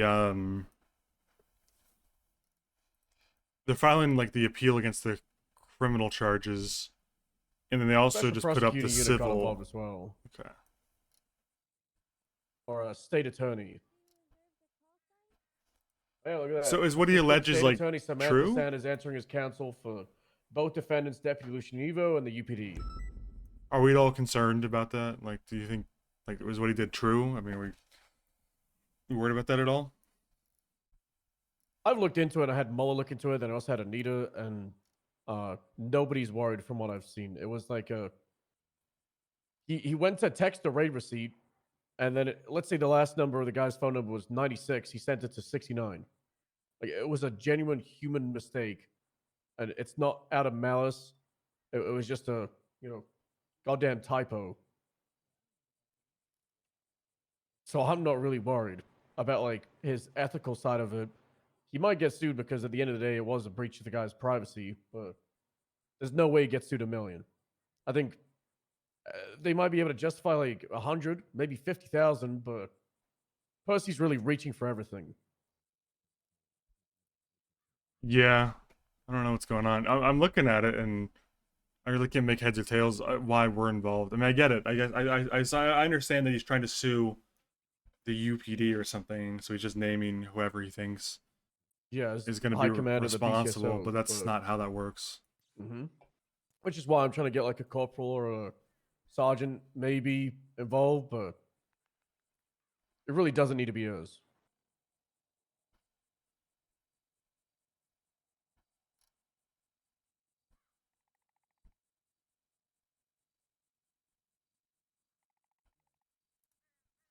I'm reading through it right now just to see what updates happened in the last couple Just days. rebuttaling to each And it's other's. the state's attempt at negotiation have resulted in them refusing to budge from the compensation levels consumer rate with a Dota run. Do you realize that a Dota run is like an insane amount of money? Like, I don't think that's whatever. Yeah. I'm pretty sure Dota managers make $20,000 to $30,000 a run. They make insane amount. That shouldn't be like, hey, that's an insignificant amount of money. No, they make way too much money. Whatever.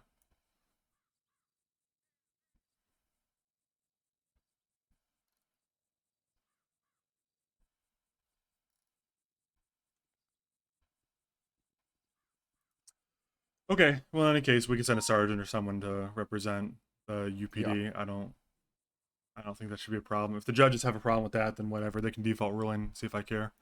I think Bloom would be more than happy to do it because his shift, his cadet, yeah, I think he was involved in this situation, possibly. If memory serves correct, I don't know. Yeah, all right. Well, if he's willing to be there, that's fine. The next thing is I was speaking a little bit with Axel and such, and I don't really know what happened this weekend because I was out of town for Labor Day. But in any case, there's like a meeting in like an hour and a half or 2 hours or something, right? Yeah. Yeah, all right. Well, we can deal with that when we get there. Do you have any, I don't know if you want to go in, I don't know if you want to talk about stuff before we go in there. I think we should. So we're on the same page as everyone else, but what do you, I mean, what do you know? What do you feel? Well, got out of the, while in the ICU, I got told that Brian Knight was indefinitely suspended because one of the deputies that was visiting me saw it on Twitter. Because I guess Brian got suspended pending panel review for... How did that go to Twitter? I don't know, but Twitter found out like straight away, apparently. So that's one thing. Little concerns that shit's going in the Twitter right away. I'm very concerned that an internal... I did talk to this about it. I mean, either Brian did it for sympathy, which is unlikely, or someone leaked it, which is very concerning. Dark, who did the suspension. Yeah, basically, Dark... He was on the phone doing the suspension to Brian, and Kiki of the EMS was in the room with Dark, and he said no one else was there. And he's not accusing Kiki, he just said that's the only person that could have known. So, yeah. Gotta look into that. Place leaks like a fucking pasta strainer. Yeah. So, Brian gets suspended. I'm finding out like why he gets suspended. I've been told time and time again. I've been building up a list of, I guess, what the fuck went wrong in the island. I mean, I don't know how much you know, but it apparently very bad. At the end of the day, the easiest way to do is people committed war crimes, and they might have the argument of war crimes aren't technically illegal, but it's still incredibly morally wrong what they did and how they did it. And if someone breaks the law or not, we can still do internal punishments, and that's why I'm definitely pushing for punishments for Walter and Brian. Sandy. Yeah, I was gonna say. There's a difference between. Are you aware you're speaking with a professional war shooting criminal? Someone with an RPG in a war situation and false flagging as a medical personnel, and then like convincing people to not shoot you and then you shoot them. I don't know what your opinion is on it, but I'll just lay it out there. That's where my head's at. Well, okay, so let's start. It's a colossal fuck up. Start at the beginning. So, oh my God, people are just hanging out right here. I don't know. Fuck it. Whatever. There's a wall here, so if anyone's listening, fuck you. Don't whatever. But yeah. In any case, when you say war crimes, there's an S on that. What are the alleged war crimes? What are they? Just briefly. False flagging is EMS. So you have officers that, well, I guess soldiers that, should have been in soldier uniform were dressed up as EMS. So false flagging is medical personnel and then engaging in combat. Then you've got the giving a bomb to medical personnel as well.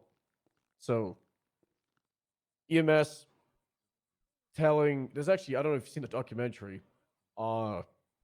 They called a pred in that bunker or basement, whatever the fuck it was, and they said, we're sending in an EMS to give you guys treatment and to get the wounded.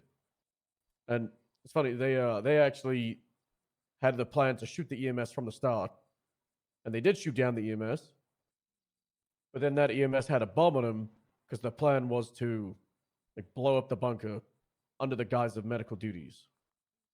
Okay. So that's your two, the big ones. Is there anything else? And then, other, I guess, unethical things is apparently Bison was held up at gunpoint by Brian or the senator or X. I can't remember which one, and because he was objecting to the EMS plan.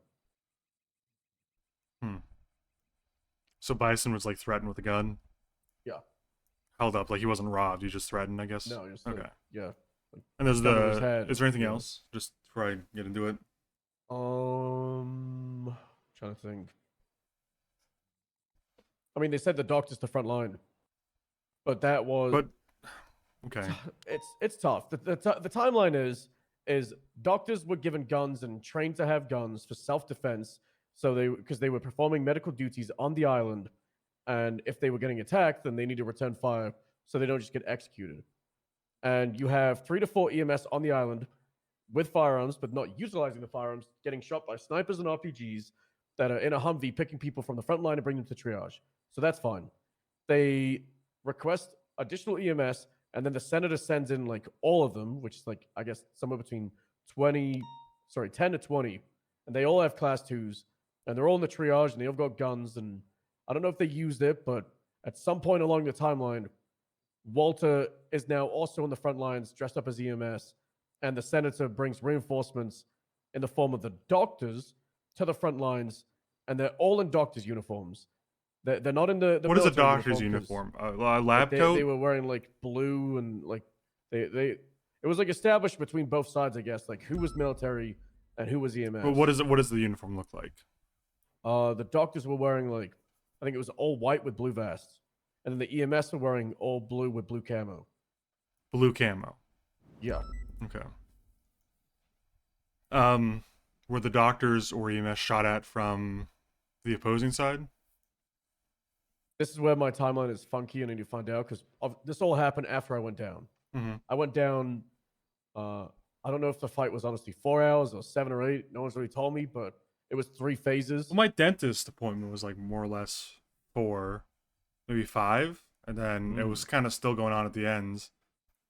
A little bit. I called, and Axel was still there. So probably 6 or 7 total. Yeah.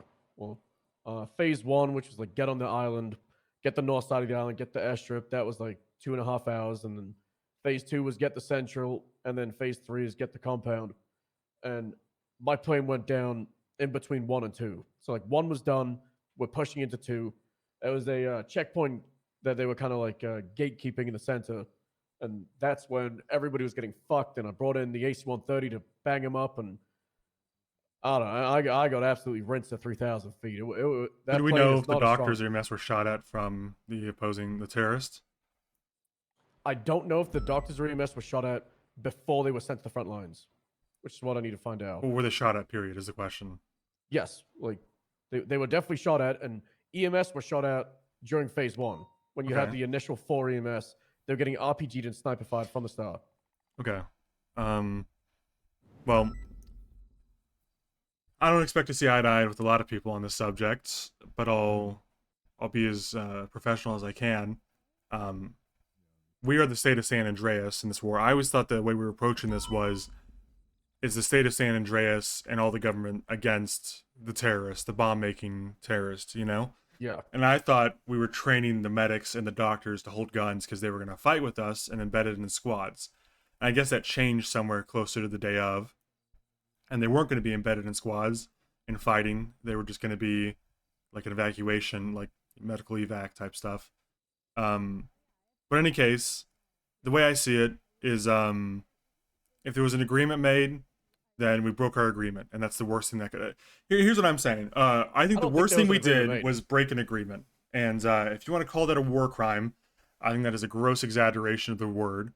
I think a war crime to me would be killing or hurting non-combatants. It would be violating, you know, I mean, I don't want to go into the details about what that could be because there's a lot of very heinous shit that it would be.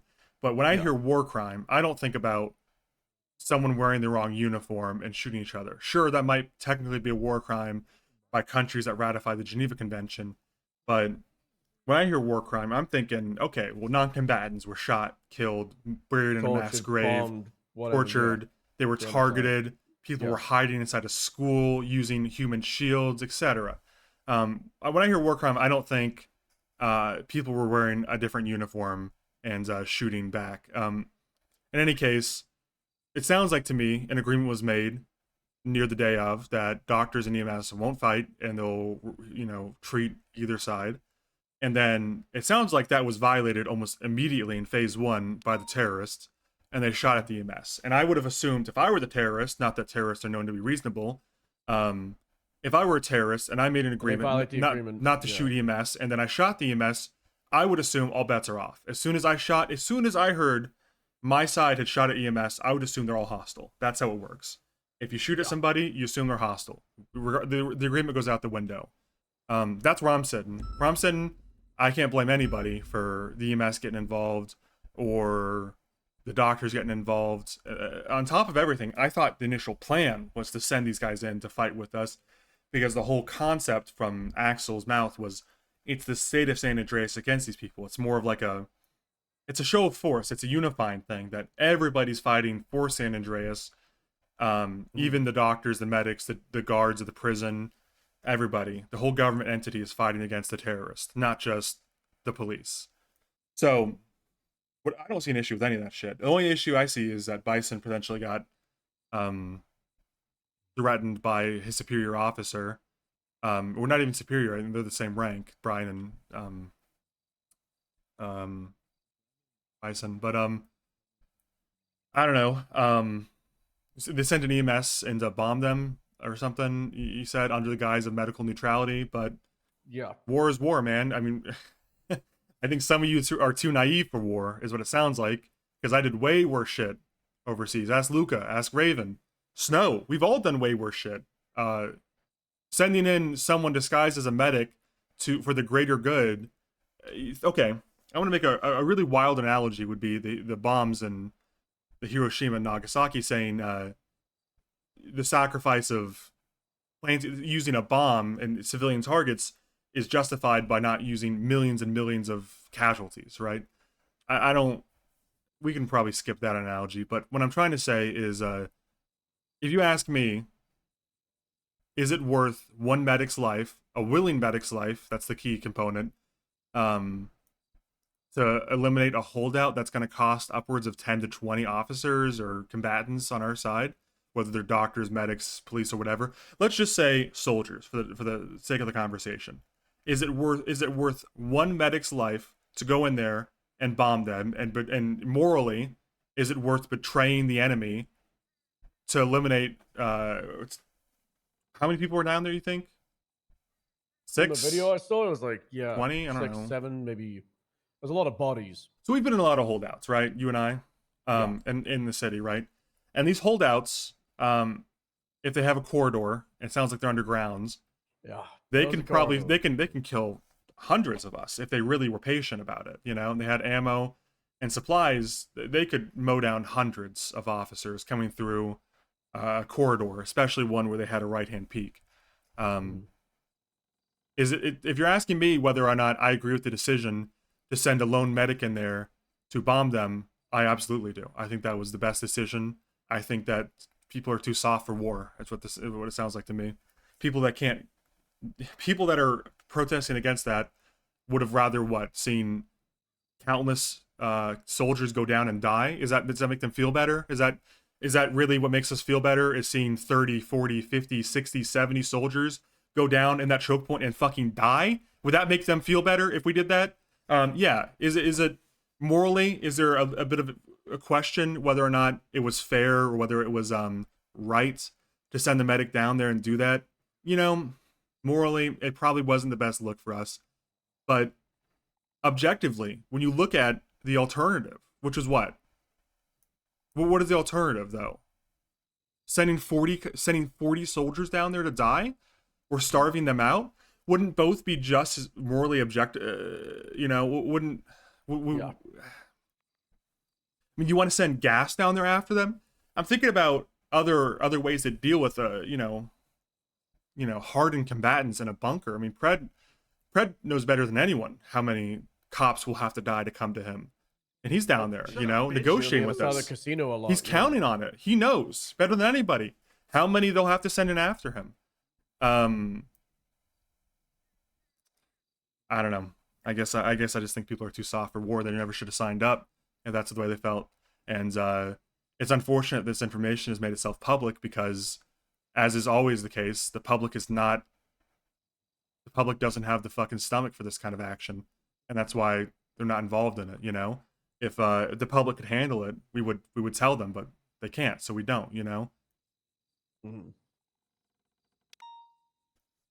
Did EMS have emblems because persons protected by the Red Cross? No, they didn't.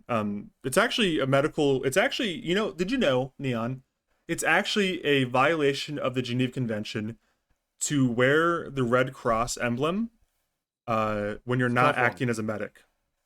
Period. For anybody. Not even war-related. The public shouldn't know, but... If you put on a Red Cross sweatshirt and weren't acting as a medic, Cross it's inside actually that technically a bunker war with crime. I don't know how the fuck that happened. That's how crazy Anyone the going to war- that island should have been hit with treason, so... Well, I just, on the way over here, I read a through-in-one by Terrence Walker, which lamented about how, I could look back and see and quote it, but it was a while ago now. He's lamenting about freedom and freedom this and freedom that, but if we can be honest, he wasn't going over there to be a freedom fighter. The BBMC, the criminal gang, has never been about fighting for freedoms. They've always been about one thing, which is money, making money for themselves. And they probably thought they were making connections with a fucking bomb maker.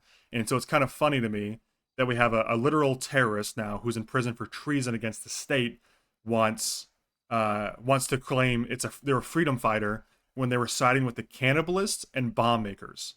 If this were about freedom, you certainly would have shut the fuck up and sat down there in your shithole boardwalk and let us handle things. If this were about freedom, you would be going to court every time you felt your rights were violated. If this were about freedom, you would have run for mayor years ago. If this were about freedom, he never would have left the fucking police department in the first place and would have tried to have conversation to change things from the inside out. It's never been about freedom.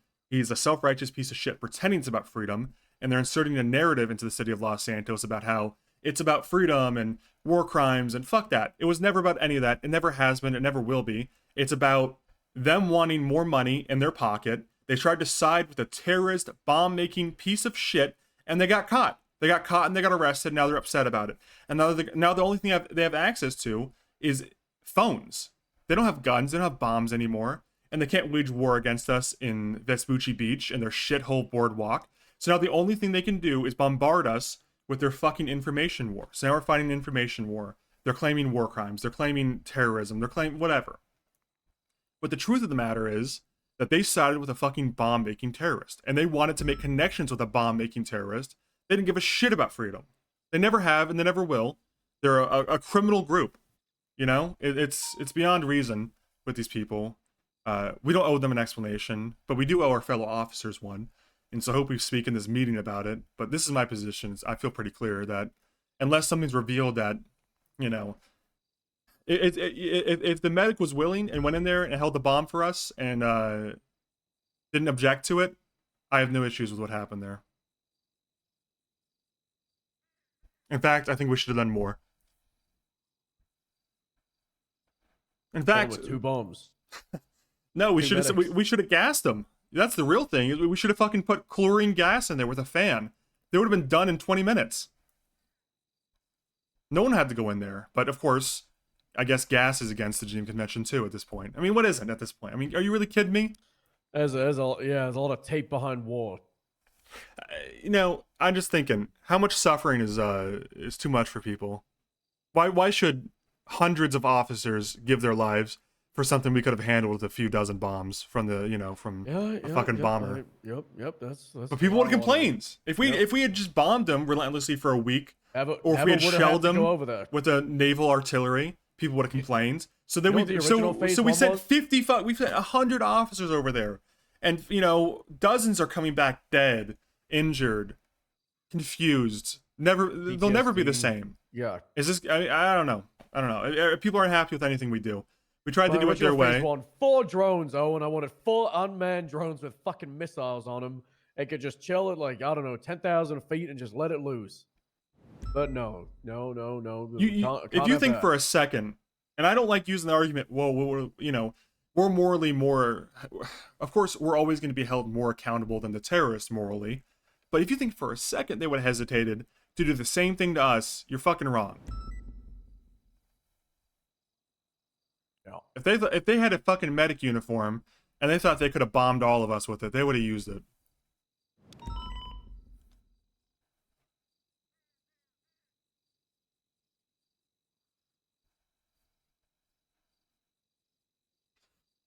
You disagree? I mean, if you do, it's fine. No, I'm I not don't. gonna I'm just jump on. thinking it's an entire fucking shit show. It is a shit show. It's something that the public should never be exposed to. This level of decision making. I mean, God knows what Luca, Raven, and I had to do overseas. Was way worse than this. And the only reason no one objects to it in the same way is because they'll never know. They never had to deal with it. They can sit comfortably at home. They can watch TV and play their video games, and they'll never know what sacrifices were made for them and what moral decisions that were haunted by it because we had to make it for their freedoms.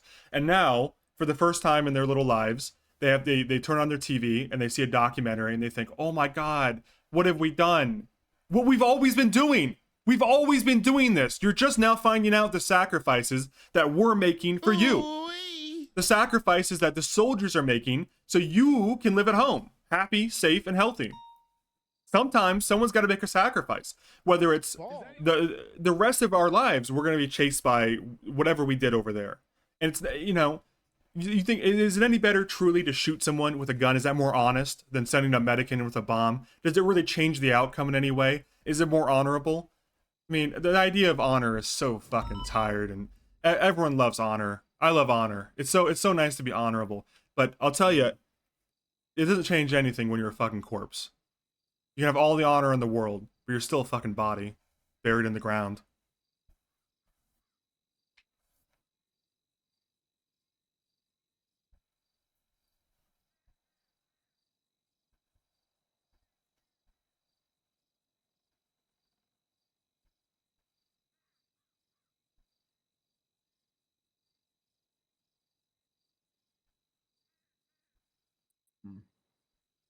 Not wrong.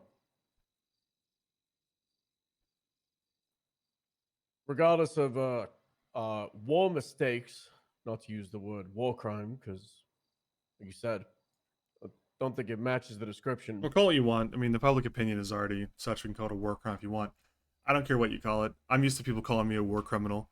We beat the allegations.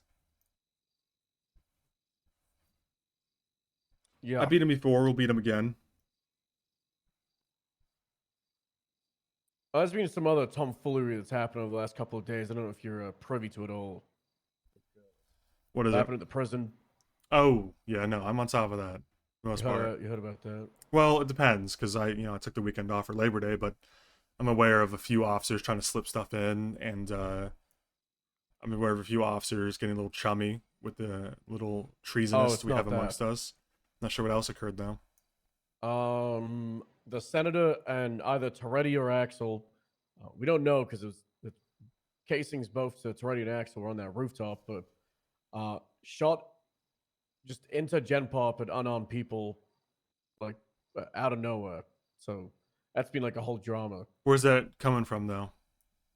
DOC, PD, the treasoners as well. You know, they're out there on the Twitter.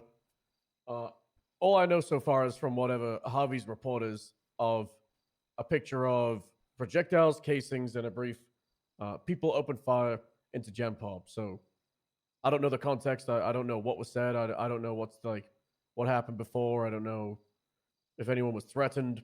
You know, but there was that as a situation that people are pissed about. And then you have this morning the DOC warden found in a yeah, I secret know about that. torture room. Yeah. Is that a DOC sanctioned torture room? It sounds like I guess so. DOC command plus have enhanced access to it. interrogation. Yeah. Or whatever. I mean, I don't think the public know about that yet. that's above but- our head. That's for the commissioners Yeah. to handle. Yeah, The I don't warden really is wanna equal to us, last I heard. So Yeah. I don't know. Well, I will say again, the prisoners are without their guns and their bombs, so now all they have is information to fight with.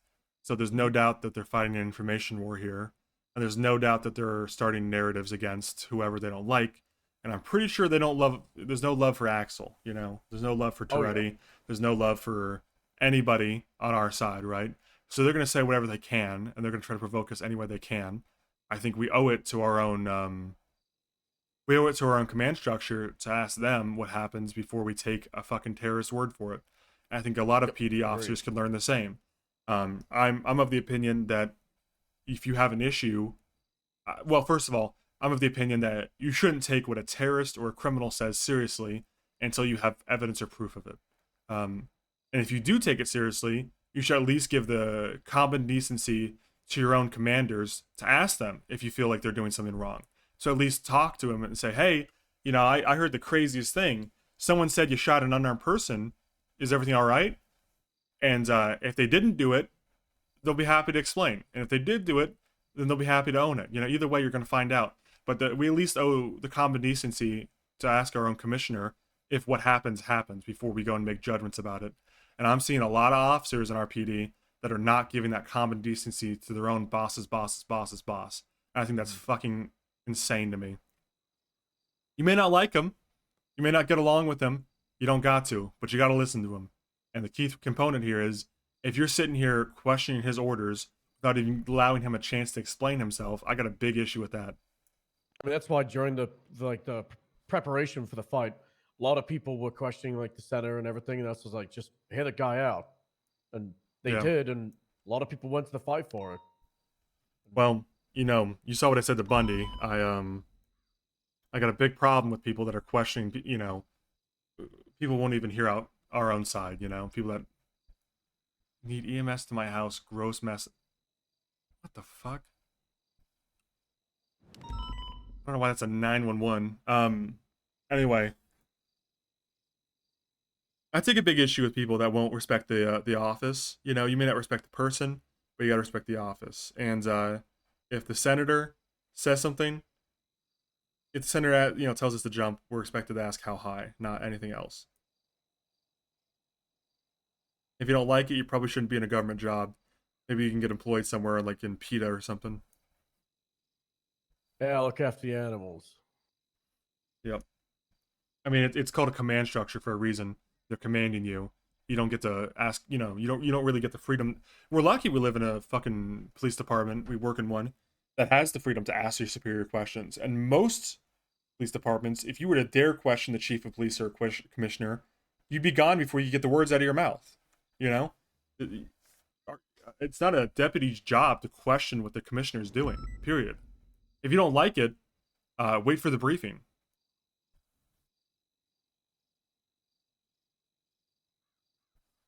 Yeah.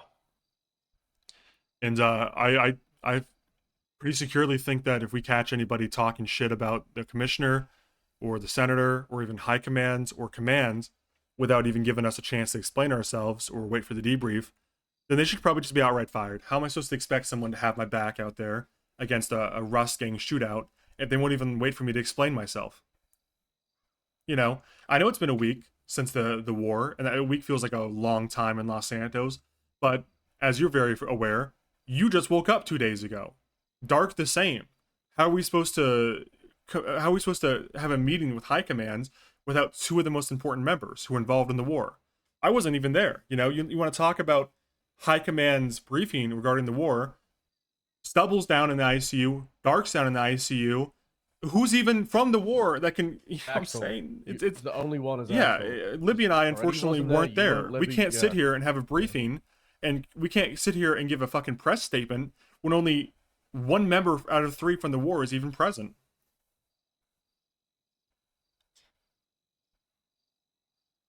Anyway, I'm kind of ranting a little bit, so we'll move on. But that's what I feel.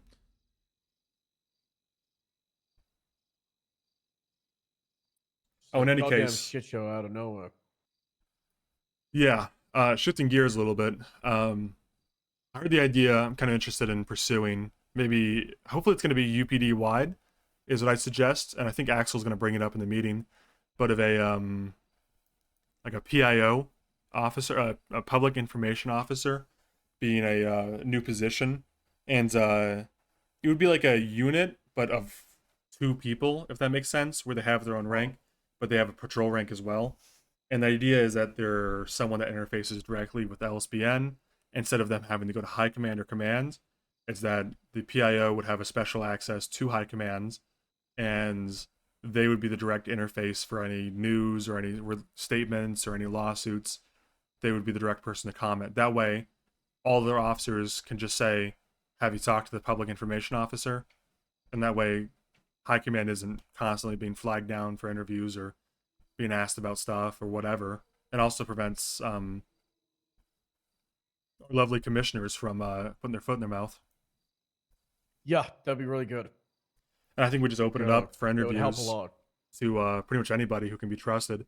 Personally, I think someone like I'm gonna name a few names. I don't know if they would even be interested because I'm not sure if they have a lot of faith in our department. But someone like Anita Hayes, someone who speaks well and is confident in the way they speak would be great for it. I mean, obviously, the name Malton will probably come up as well. Yeah. Do you want to have it like a bar of like, obviously Deputy Plus? Yeah, Deputy but Plus is all I care corporal- about. It doesn't need to be yeah, I a think Deputy corporal. Plus. I don't care about Corporal Plus. Yeah, I because a don't lot need of people someone are who's capable- yeah. yeah. I personally I like the idea a lot. We'll It's see what good. happens. I want to suggest it to LSPD and Axel and the rest, but ideally we would have 3 PIOs in my head canon. One for each shift? It would be, yeah, could do that. I was thinking personally we just have 1 per department, and so it would work like this: we'd have our own BCSO PIO who would release BCSO specific stuff, and that way they wouldn't have to confer with LSPD as long as it only referred to BCSO news. And then if it was UPD wide, the LSPD officer and the head officer would all confer, right? So you have a BCSO one, you have an LSPD one, and then you have a state one of some kind, and they all handle their own stuff unless it involves the UPD, and then they all 3 come together and talk about it and come up with a statement. Yeah. But 1 per shift would also work pretty well too.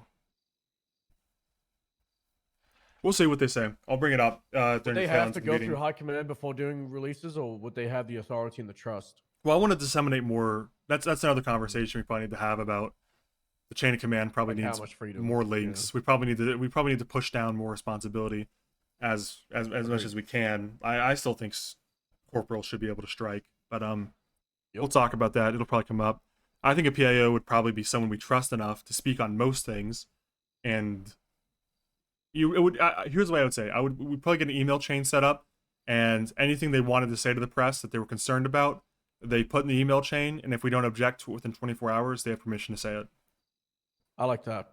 That way, there's like a layer of Yeah. approval, but it's not inherent on us saying yes or no. It's just like, hey, if you guys didn't say no, then it goes out.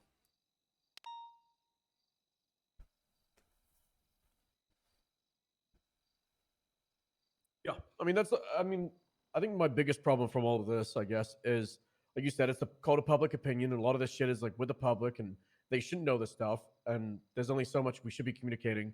Like Brian being suspended as an internal suspension should not be public. It should not be. I think if there's like a firing that might need to be public, then on the context, then maybe if it's like a gross negligence thing, then it is definitely like a PR move to fire someone and be like, yeah, they've been released from the PD. Yeah, But exactly. If there's you a don't shooting need to that make it public, happens, like every single one, or something happens, yeah, shooting, we can, 100%. if we know they're going to find out about it and we want to spin it, or we want to tell the truth, or we want to whatever, we can just simply say, we can give something directly to the press and just say, hey, this is the facts of what happens. Yes, this officer you know about, yes, they were terminated. Here's why they were terminated, and we can give it to them the way we want to without having to react to shit constantly. Because I notice this more than ever, we're fighting an information war with the fucking people in prison, so we need it more than ever. But it would be helpful when they get out of prison too, because let's say we have to fire someone important. Let's say we have to fire Harvey Holden for whatever reason, right? And he goes and complains to Twatter, or he goes and complains to LSPN, or he goes to Mandem Turf and Changang Turf, and then wherever, and he's just complaining to everybody, right? And before we know it, 90% of the city has heard his side of events, and we haven't even spoken on it yet. It would be nice to have a PIO that could just go straight to LSPN or official Twatter and just say, hey, this officer's been released following this incident. They violated someone's rights. They disobeyed the chain of commands. They hurt someone. This is why they were released. You know, they were eligible for 30 days or whatever. It'd be a lot smoother for us to fight the information war if we get the first message. Yeah, I agree.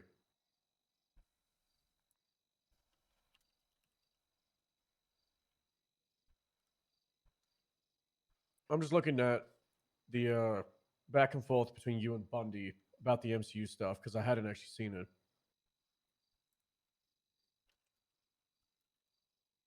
Oh no.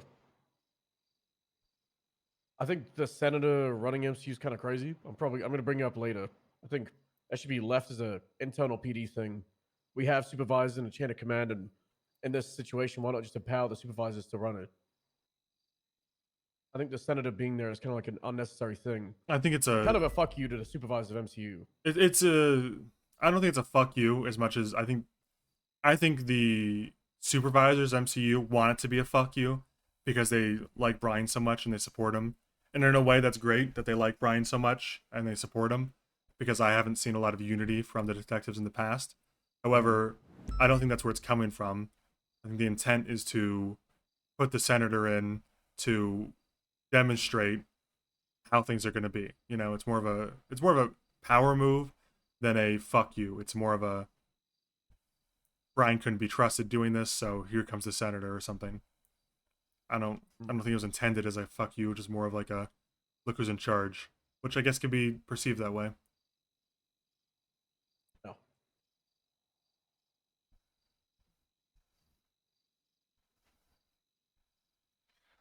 Brian just emailed me if I could talk. I'm guessing he wants to talk about his suspension.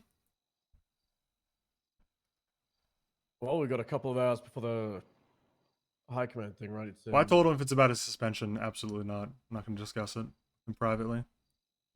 We need to do more. I think that's another thing I feel pretty confident on, is if I trust Richard Dark even a little bit, I should speak with Dark before I speak with Brian about his suspension. Yeah. I should have my fellow command members back before I start hearing up people, you know. That's something I always criticized Toretti for, was I would get frustrated when I would suspend someone as a captain of SDSO, and then they would go to Toretti the next day, and Toretti would be like, what the fuck, what, you know. And did he unsuspend? No way did he unsuspend them without hearing you out. Oh, he did sometimes. But even if he didn't, the way that I think it's perceived is, for example, if Jimbo gets suspended by you, and then you see him and he sees you, he makes eye contact with you as he enters a room with me and talks to me about it, I'm disrespecting you by allowing this deputy to come to me without conferring with you or bringing you into the room. You know what I'm saying? Like, it's disrespectful to my undersheriff or my assistant chief in the LSPD to hear out this sergeant without giving Dark the benefit of the doubt, even a little bit. Yeah. I mean, we used to have that in the DOC all the time. It was called like mom, dad, and because like one parent says something, so you go to the other one. It's like a really shit thing, and whenever subordinates do that, it's something you need to just cut out straight away. Yep. It just can't happen. Absolutely. You have my promise that if you ever suspend anyone, if I have a problem with it or I suspect anything, or if they want to come to me, I'll go to you before I go to them, or I allow them to come Same to me. traffic. Anyways.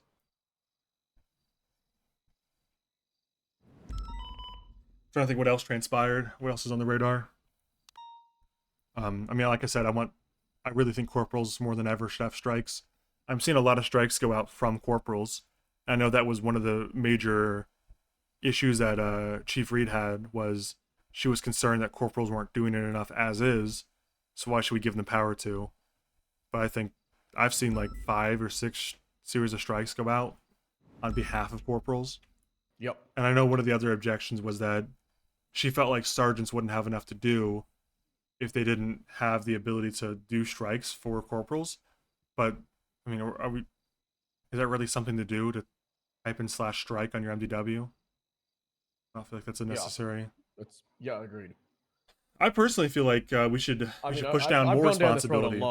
We should push down more responsibility. I think if it were up to me, lieutenants can lieutenants can suspend up to a month, sergeants up to like 2 weeks, and corporals can suspend up to a day, 30 strike points. I'm pretty sure. The thing is, the way I view it is, fuck it. Let sergeants and lieutenants suspend as long as they want to. What harm can come from it, really? If you think about it, right? Worst case scenario, let's say Sergeant Barrick gets decides to suspend Harvey for like 2 months or something, right? We're gonna find out about that from the action log within 6 hours or something at the most, right? And we're gonna see a crazy suspension go out, and we're gonna be like, huh, what happened there? And we're gonna talk to Barrick and be like, dude, you suspended a guy for 2 months? What was going on with that? And he'll explain himself, and if it's valid, no problem. But if it's invalid, we'll just undo it within 6 hours. And worst case scenario, Harvey got 6 hours paid vacation. Who cares, And that way we can weed out the bad corporals and the bad sergeants. If they're willing to abuse their power by suspending someone for way too long, then we can either counsel them and make them a better sergeant for their mistake, or fire them if they're so bad, I feel like if we don't give them the power to make mistakes, how will we know if they're bad? Yeah, I agree. On the topic of putting things down the ranks and like trying to spread out the power, I really think that maybe not supervisors, but motor lead, air lead, if HTU lead wasn't command, that cert leads should also have strike in power for like internal things. So let's say Bones takes out Air 1, flies really low, misuses it, and gets it blown up. If Lovesick wants to strike Bones 5 strike points for an air-themed punishment, he should be able to. If Angel sees someone doing pursuit problems, she's able to do that. Just like if I have an issue with someone from HVTU doing something, I should be able to, as the lead of that cert, because I'm like the HVTU cert lead is like, it's the high command of HVTU, just like same with the high-speed pursuit unit. So why not give them a little bit more power with their responsibility? I agree, but I think that's accomplished already if corporals can strike or suspend. You know what I'm saying? And not all corporals, though. Who's not a corporal? Who's a unit lead? Other than Motor, which is absent. Lovesick isn't a senior ranger? No, because Ranger they don't know what they're doing yet. They haven't announced. Well, I know what they're doing, and he'll be fine. I know Tessa wants to make a few changes, and yeah. I don't know that for certain that he'll be a corporal at the end of things, but I kind of know that Lovesick is one of the more active and competent rangers. He's so I'm not worried about it. Yeah. I know she's gonna. I'm suspecting that what she wants to do is change things so there's corporal rangers and non-corporal rangers instead of them all being corporal. And I know for a fact, well, I don't know from her mouth, but I know for a fact that Lovesick will end up as a corporal, and that problem will solve itself. But yeah, I mean, the unit lead should probably be able to strike for sure. But that said, if there's a unit lead that sees something go wrong, they should also just march up to a sergeant and say, dude, this guy fucked up. Can you suspend him? Yeah.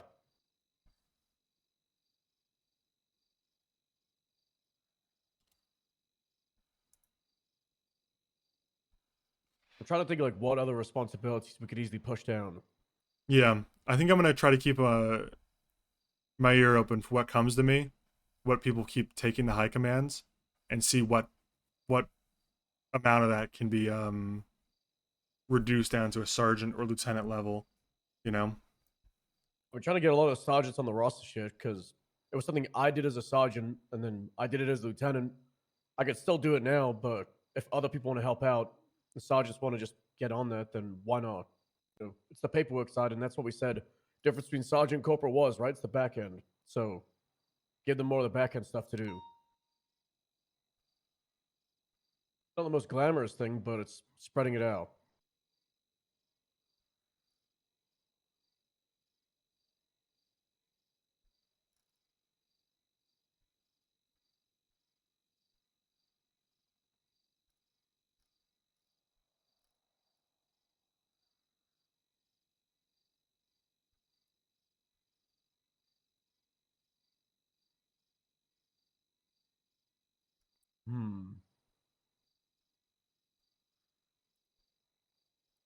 Oh, giving people temp keys, like ride-alongs and shit.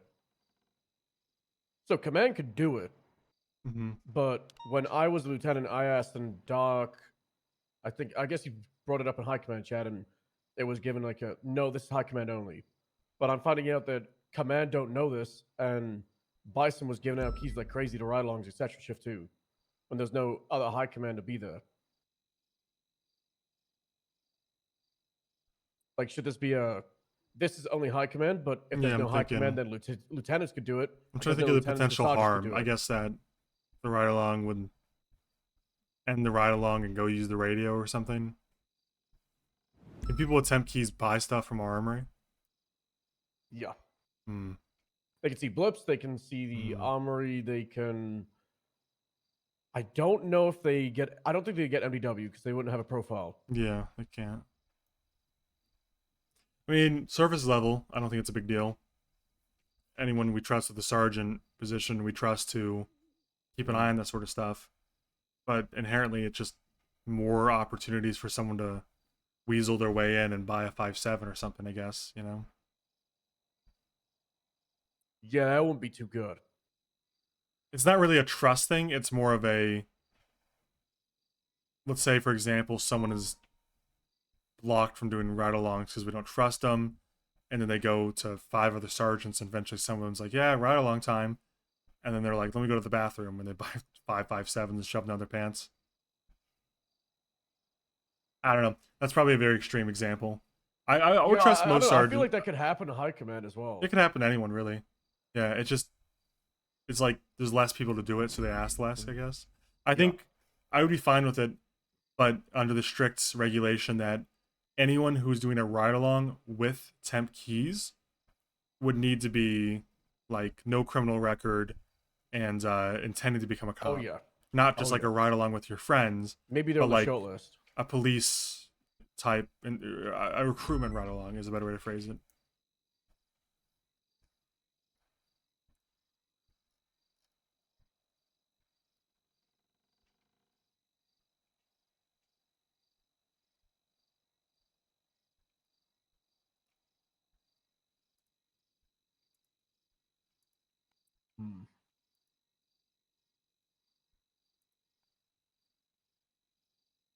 Do I feel like they do? Correct me. I'm just double checking it. But P&T leads, they have full autonomy. They like full authority for everything, right? Like they want to strike, suspend, fire a cadet. They don't really need to go through us, like Anita, Aspen, and Minerva at a cadet level. I know we said P&T should be looking at like deputies and seniors, but that they still need to like work hand in hand with like corporals and etc. But I'm pretty sure they could just fuck everyone up if they need to. Obviously within reason. Well, so P&T lead or FTI? P&T lead. Yeah, I mean, I trust a P&T God. lead to do anything they need to do to a cadet. Otherwise, they wouldn't be a P&T lead. Yeah.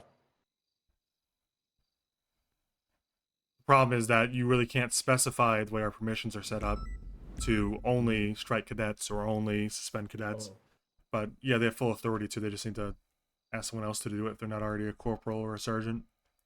Wasn't P&T going to get unified and then Well, happened. as of right now, the SDSO doesn't have a PNC lead because Aspen stepped down. I'm sure you know. She But officially did it. yeah. So Willie, I think where we're at right now is Willie, Neil, and Kozlov, our only 3 SDSO command, are looking to see if anyone wants to do it. I think there's like a few names, like maybe like 1 or 2 names, but I'm kind of thinking if it's not someone who's like super fucking standout, we might just go back to BCSO PNC, right? But the problem is then is there going to be a favoritism thing from PBSO FTOs? Yeah. And if there is, then we can't do that because that's not all right. I don't want SDSO You also have to the thing wither.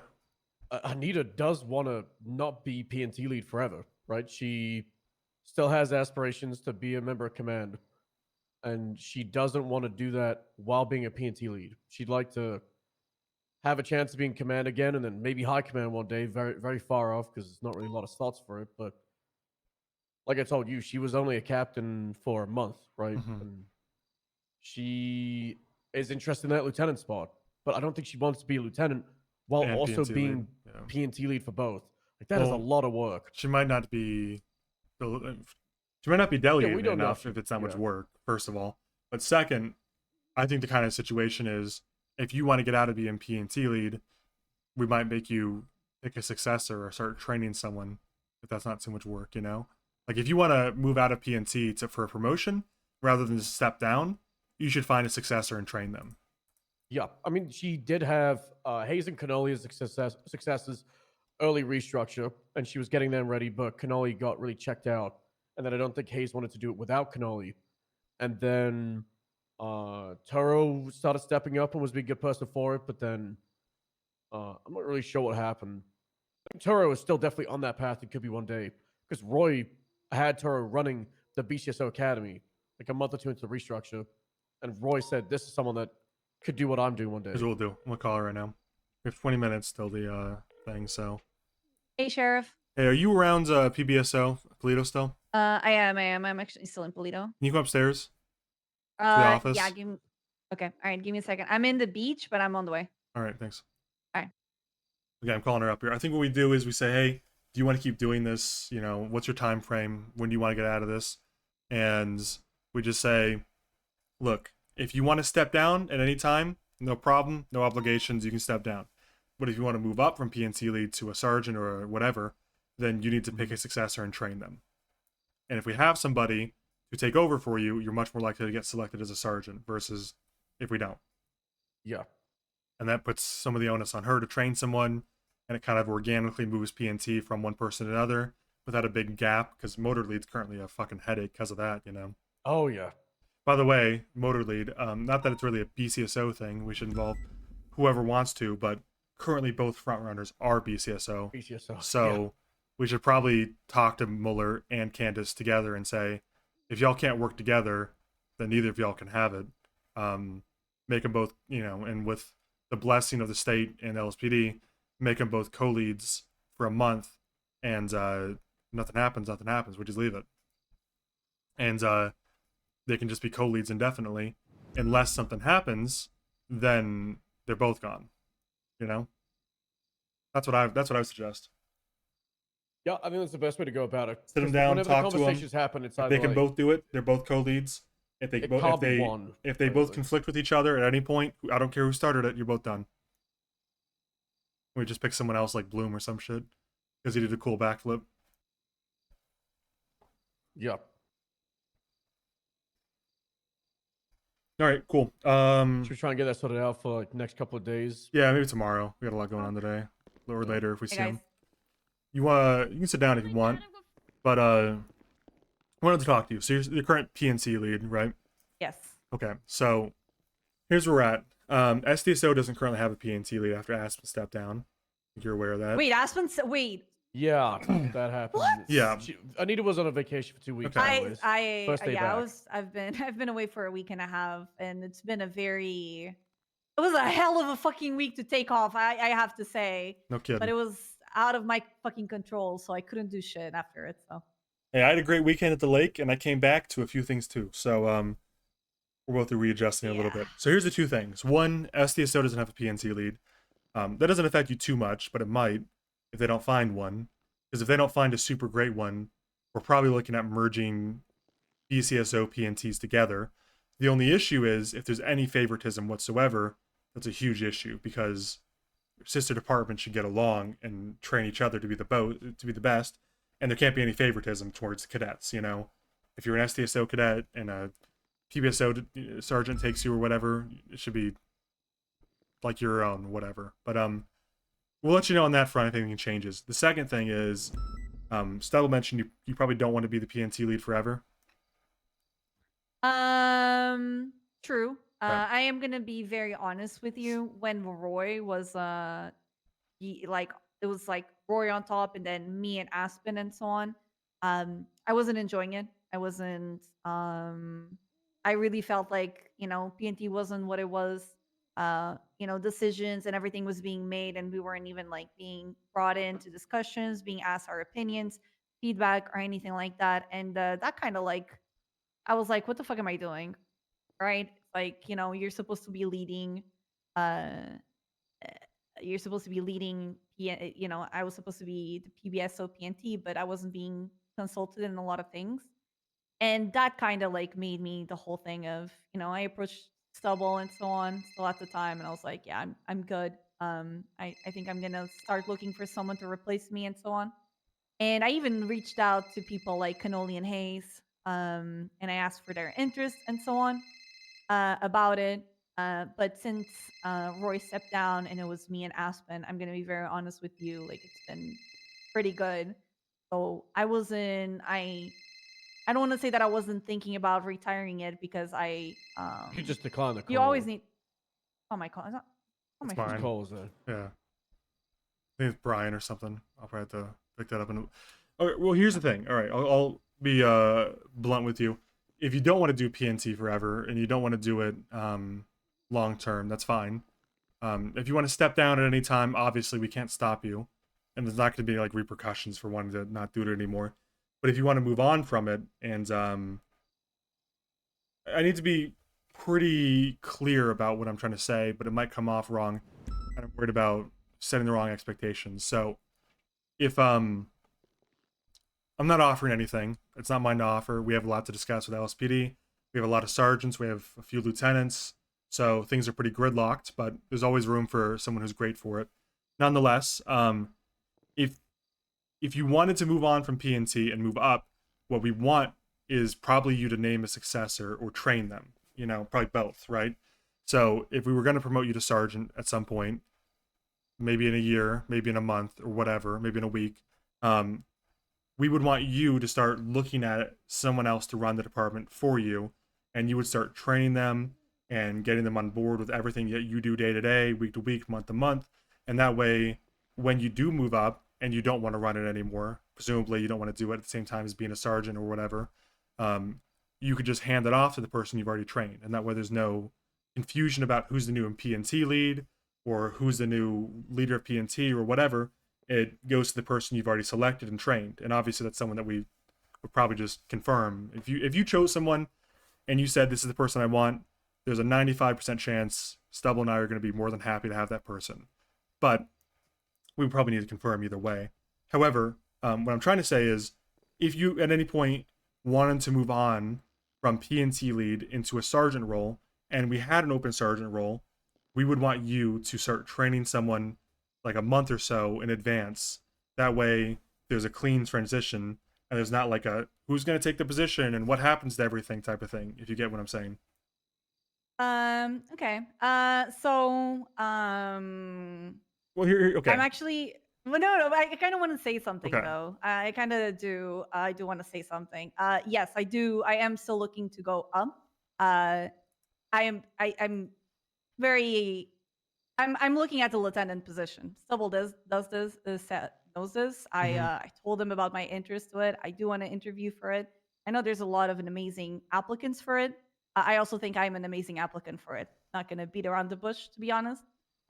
With that being said, I already have someone. I have a name in mind as someone that I've given them access to the applicants. I've given them powers as an FTI. They've been reviewing a lot of things. They kind of have a visibility of what I do day to day. The only thing that I'm doing right now that they're not doing is approving finals and, well, like hiring people Who is and it? so on, because I have the final word. Mackenzie Hayes. Okay, well, that's excellent then. Okay, so everything sounds great. If you want to keep doing it, do it as long as you want to. If you want to do it in addition to being a sergeant or lieutenant, whenever that happens, or if it happens, I that's would fine. transition it to someone But else. yeah, like what we're trying to say is, if you ever want to move on from it and move up, and you don't want both responsibilities, we want you to like train someone. It sounds like that's already kind of ongoing, but just so everyone's on the same page, there would be no like mystery about who's getting it or what's going on, and no hurt feelings. It would be there's a successor in training. Here they go. In regards to the lieutenant position, I think we're still planning to start doing interviews, and I think we said by Halloween, so probably end of this month we'll probably start doing them. Obviously, the war stuff has been kind of like the only real thing on anyone's mind for a little bit, so we're gonna probably deal with that. Gotta give and it then like we'll a- start doing probably another week or interviews. two. Yeah. Yeah. Probably I'm late patient. September. We'll start doing interviews for it. And like you said, there's a lot of great applicants in the PBSO. So much that I don't even think we'll consider people outside it unless it's like God himself, you know? So, yeah, if you were to get the lieutenant position, we would want you to name a successor. That's kind of what we're saying. I would 100% do Okay, that. I'll perfect. probably do it with the sergeant's position too. Okay. I feel like it comes to a time where you kind of do need to do that. You know, need to pass along the torch for someone else to shine. Also, Yeah. and I'm 100% prepared to do that. Sounds good. With SDSO, PNT, and so on, I don't mind helping until a lead is found and so on. I do want to talk to Neil because he planned the BCSO combine and so on. He didn't ask me. He didn't ask for my availability. He didn't ask for anything. So that just comes off so a little bit like, Ooh, what do you mean? But so Neil scheduled the BCSO Oh, the combine. combine? Yeah. Yeah. And Yeah. like I had no idea. So I'm kind of just trying to pick up the pieces for the PBSO and make sure that we are ready for whatever it is happening and so on. But this is something that I'll just go straight up to him. But Yeah, just talk to him. I don't mean to it- presume his intent, but I would guess that he probably was intending for it to only be SDSO or something. It was, and then yeah, they realized, It was, and then they changed and then he it to realized like BCSO, we should yeah. include the BCSO, and then he realized, Yeah. oh shit, I don't know how to contact Anita, or I forgot to, or whatever. Neil's a great guy. I'm sure he didn't mean any harm by it. If you just want to talk to Yeah, him. no, I actually I don't think the same, right? That's why I'm not like, Yeah. oh, I gotta go chain of command. I'm just gonna straight up talk to him. Yeah, And to be appreciate that. honest, like, Stubble, you saw the thing that I made. We've made a bunch of changes to FTO documents, and I actually wanted Aspen to review and approve it, but apparently, should I just go with it and say fuck it, and now everybody does it like this? Question mark. Well, that's what we were talking about, right? It's Owners? on the- Right now, you are the head of PBSO, PNT, and then for SDSO, it's just the 3 sergeants because that's sergeants. also another thing. Oh, sorry, 2 sergeants, lieutenant. Shelby's no longer employed in the BCSO, so you just have Neil, Willie, and Kozlov across your 3 shifts for SDSO. So maybe reach out to them, send it their way, make sure they're cool with it, and then hopefully we will get someone. But like Owen said, we're not going to rush someone into that position. Yeah, and if there ends up not being anyone right for it, we may ask you guys to take on some of the responsibility until we find someone. I really don't mind taking Okay. on. It's basically like what we already do. Like I don't. Yeah, shift 3 literally, SDSO has yeah. trouble training people, so if you guys could help with that They too. already. Yeah, no, I already talked to Barrick about that, and Okay. they're supposed to like work as a team. Like not supposed to be like a different. I don't know if between they are. departments. Yeah. Hmm, There was okay. Kozlov is love the guy, but he can be a little bit dramatic sometimes. And was saying that a little bit complainer. He was saying that some of the PBSO FTOs were saying PBSO comes first. We don't help SDSO until PBSO settled. Ooh. And that may be an exaggeration, a gross exaggeration. So, take that as you will. Do But you have names though? no, we never do I would love this to kind of talk shit. to them. Okay. Hmm. Never do with these people, but it's okay. That's why I'm not taking it too seriously. If I don't hear a name, I don't really take it too seriously. Anyway, Yeah. it's a maybe thing at this point. I think they have a few names Mhm. for SDSO, but we'll see Okay. we'll see what happens. It's a big position, so if it's not someone we trust 100%, it just won't happen. Yeah, it really is a big position, and it takes a lot of time, and it's not like just here in the office working. It's at all times. So yeah. Yeah. All right, I'm Um, gonna call some sandwiches in. I think we're probably gonna be at the SDSO for the next thing, Stubble. all Sound? right, Do do you you guys know? need anything else from me? No, thank you very much, Anu. Hey, this All is right, no Joseph. problem. Hey, If you need Joseph. anything, just Are you up for delivery? Yeah, I can get a delivery. Do you? What do you need? Yeah, give me like 10 combos to the SDSO. STSO? Yeah, I can do that for you. Easy peasy. And can I pay you there, or you charge? Yeah, that's fine. Okay. All right, sounds good. Thank you. All right, see you when you get there. Bye bye. All right, love you. Bye. Got my car out back. All right. Back.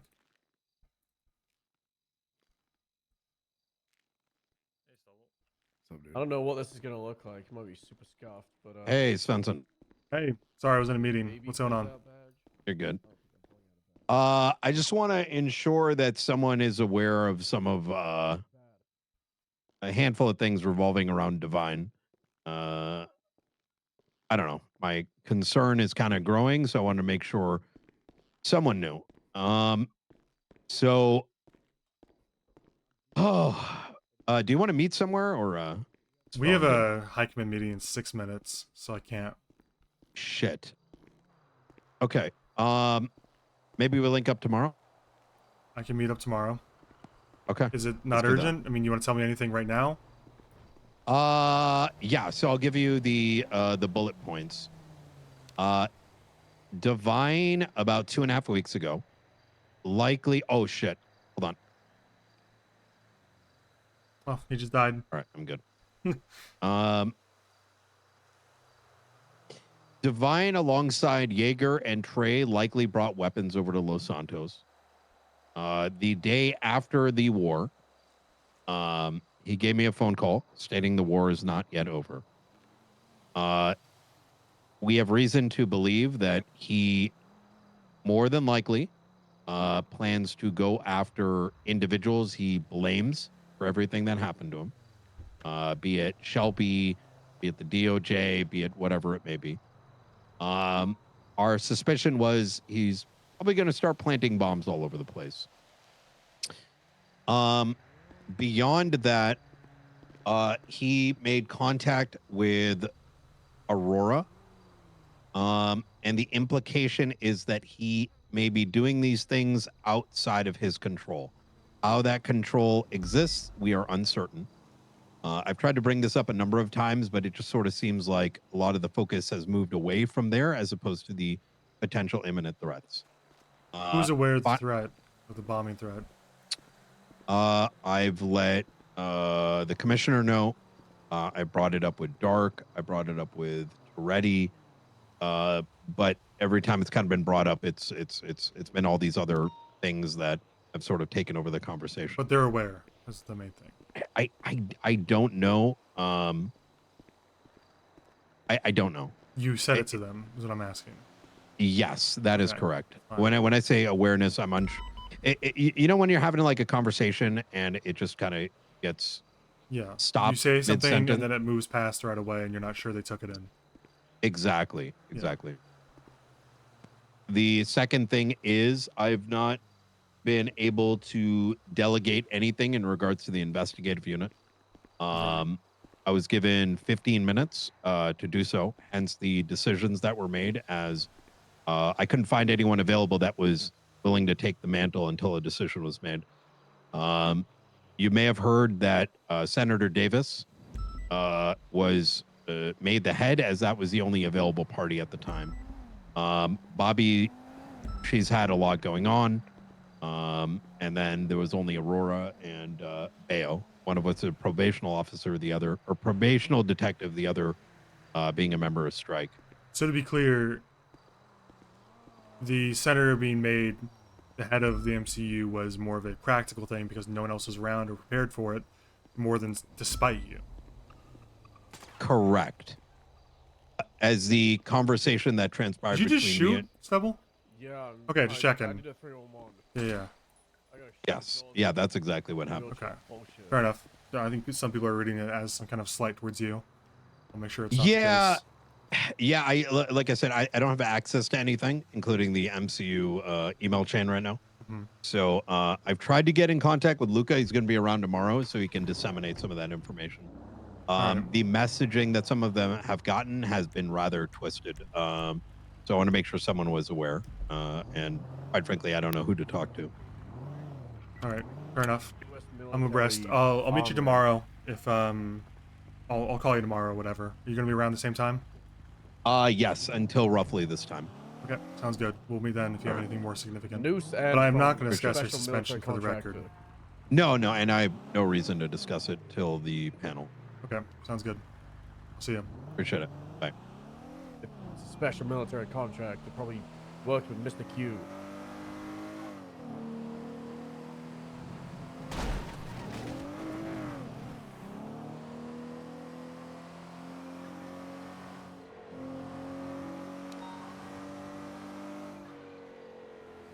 During the war. That's news to me.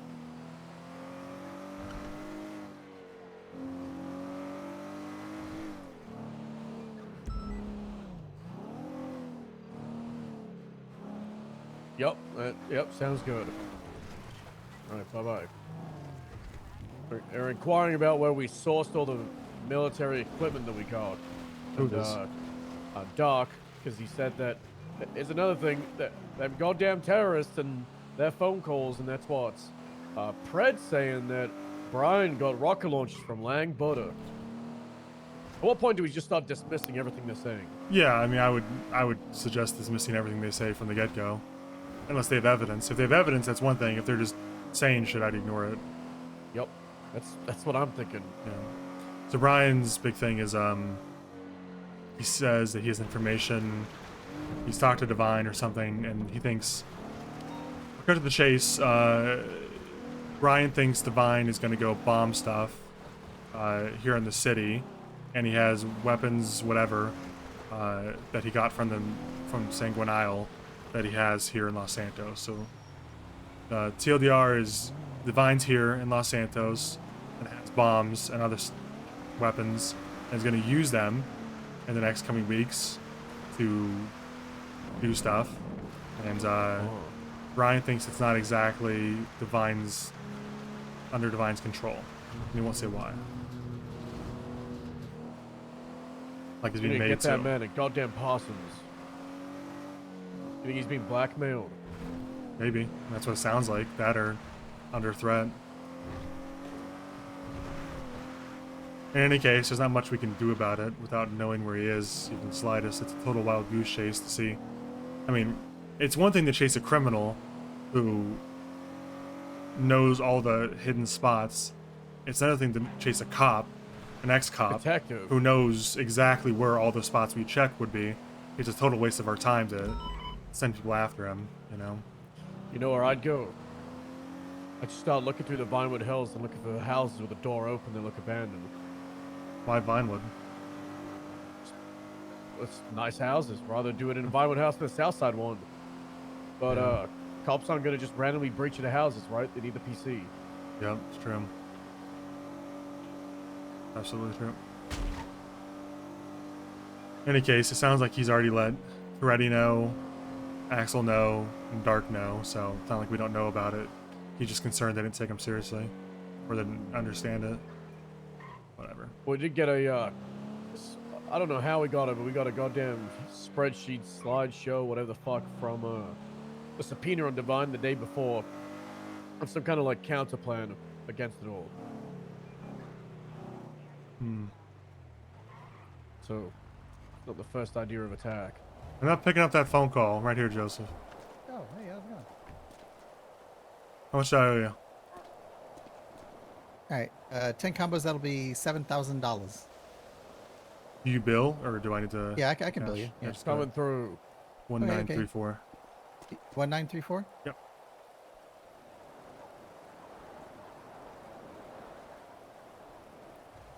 All right, 10 sandwiches, there you go. Do you And know let me what go ahead and Bilbus get did during the war? All right. Treason toast. All right. And there are all your delicious sandwiches, sir. Thank you very much for choosing Shrugway. Appreciate it, man. Thanks. No worries. You take care. That's so heavy.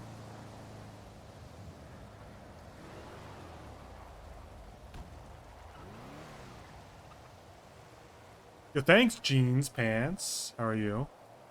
Do you know what Bilbus did during the war? Dude, I hate to break it to you, but Bilbus does not have a good. I'm worried about Bilbus, man.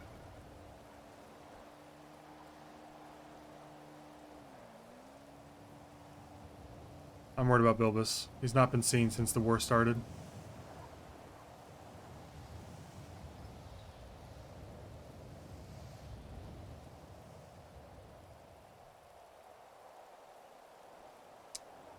Yeah, I'm a millionaire because of the fucking pay system that Freddy had set up for the sheriff. As soon as I took over, I got like a $700,000 bonus.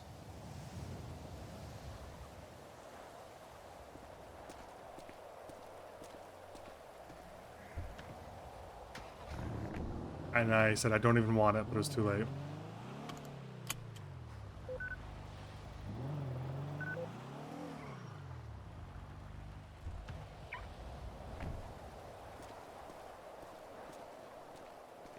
The Raven embezzled. Wouldn't that just be show? Haha.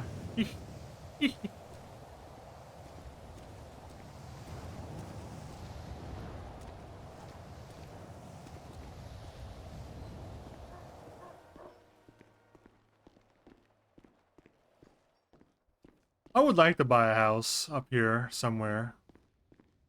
I need to do a little house hunting. What time we said, right? 4 Eastern?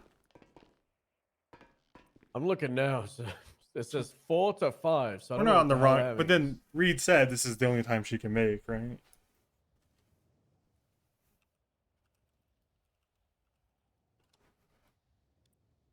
Four to 5 p.m. Eastern. Let us know. Could do 4 at the latest / earliest. FE by sun. Yeah.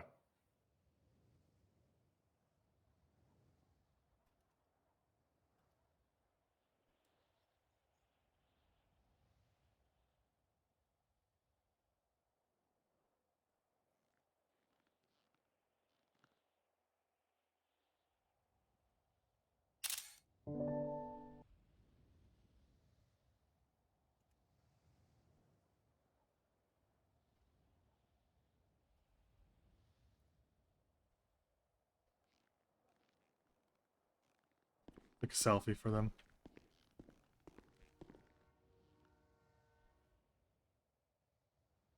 Damn, I'm gonna feel like a real asshole if they don't show up.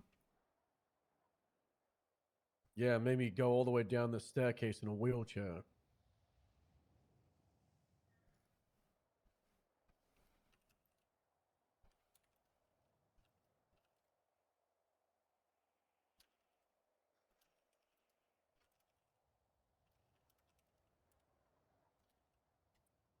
Malton, Yeah, they do. we're about to be.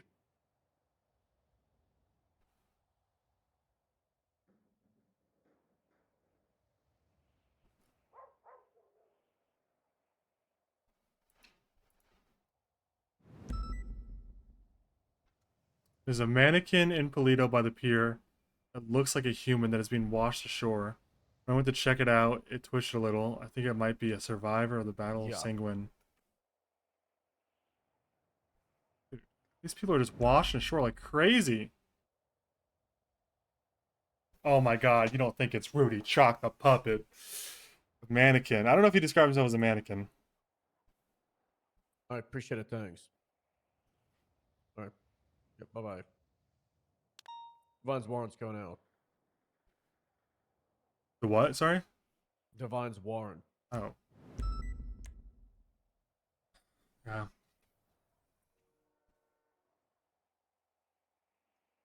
His profile was still his alias. Yep. Yeah, they deleted his profile for this undercover thing.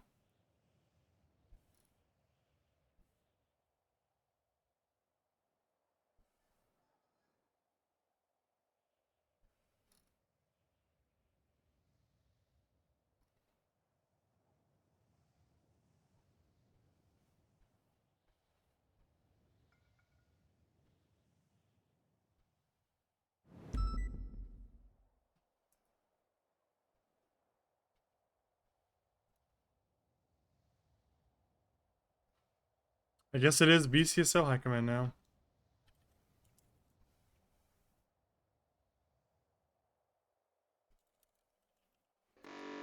Bozo detected.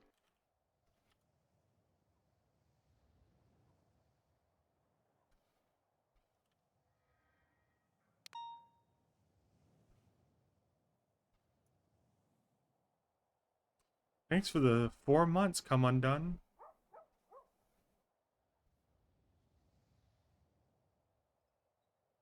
Guess we're just sitting here.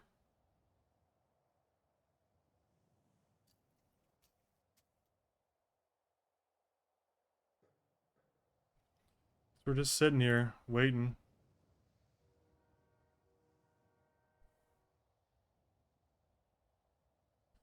All right. Well, they're coming, but maybe in an hour. I'm gonna go outside.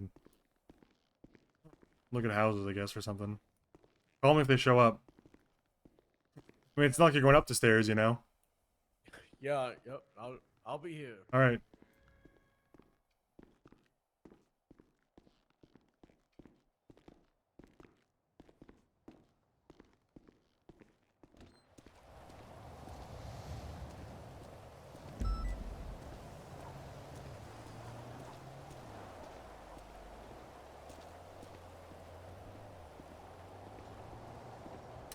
Where's Glorious Willie? GB Gerber.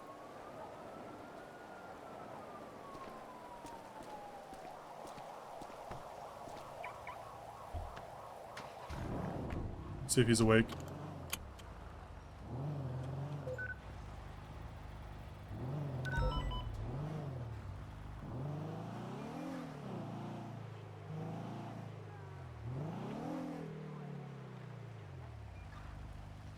Not answering. Goodbye for baby calls. Svensson doesn't know that he resigned yet.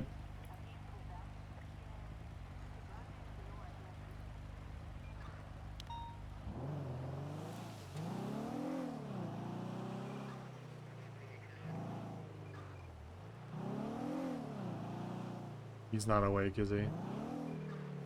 Fucking guy, dude.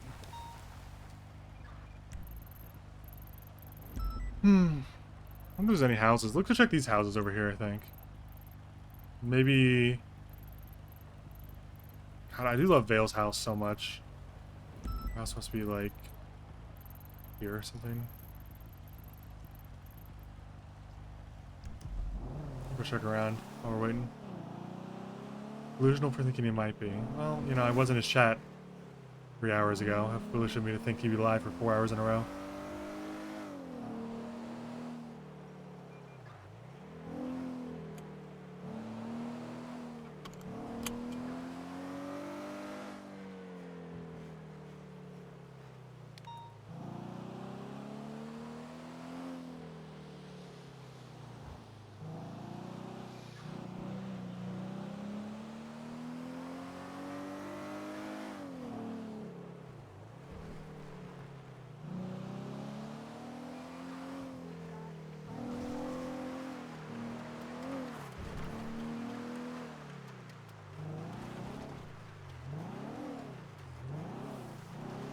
These are kind of trailer homes. I don't know if I want one of these.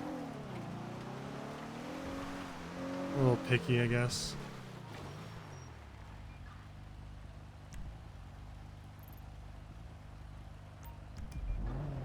Try these over here. Although I'm certain these are taken. They're also trailer homes.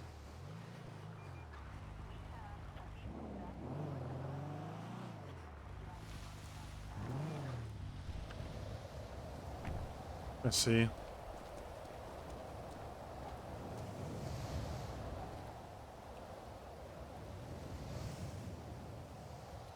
Already owned. This is Smoke Tree Canyon 2.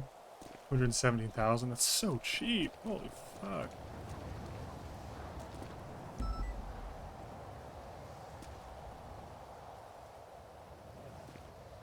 There's probably not going to be a single house available in this area.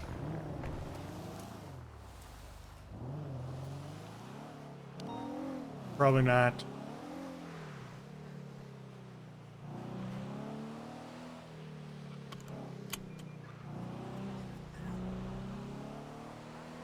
I would like one in the desert.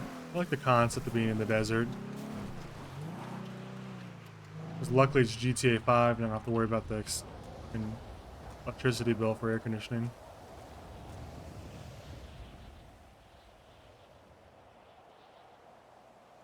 Property found, really? I guess that makes sense. It's right on top of the scrapyard. Yeah, this is an house. Bummer.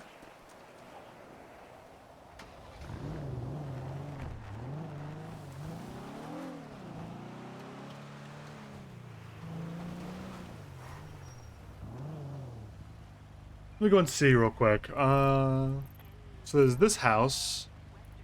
These houses over here. There's grapeseed. Oh, those are farm barns and such. And then I can check these two. I just don't think there's many houses in this area of the map, period. These houses maybe? We'll go over this mountain, check these first.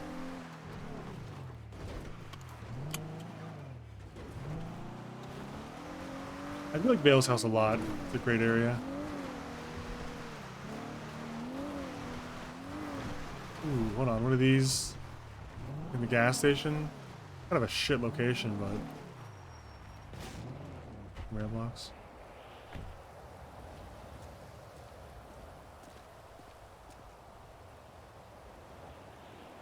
These aren't houses. Wow.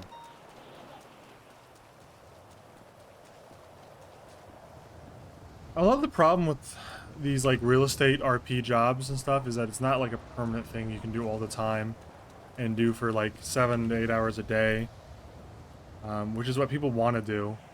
And then if they can't do it 24/7, they go and get another job on top of it, and then they end up having like 4 or 5 jobs, and people get annoyed having to call someone who's already busy, and then there's nothing to do, and then there's no houses to buy, and then yeah.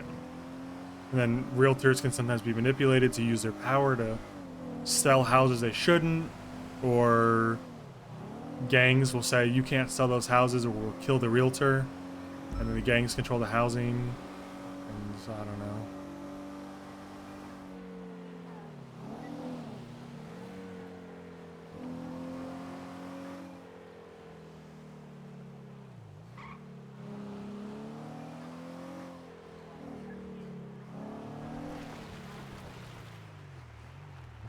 I lived at this diner.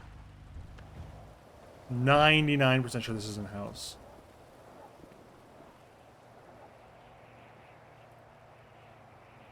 Yeah. This would be a good house, though. You can make it a house. Parkview Diner. Livered old diner. But this is a property, though.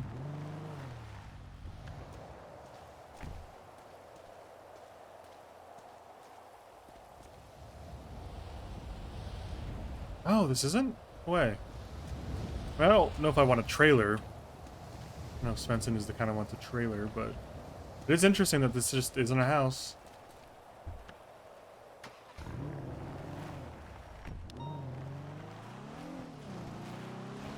I know my boy Tinky used to own this house. I don't know if he does anymore. Almost a 0% chance of that because it's been so long, but I'm sure someone else bought it. Yeah, it's cheap as shit.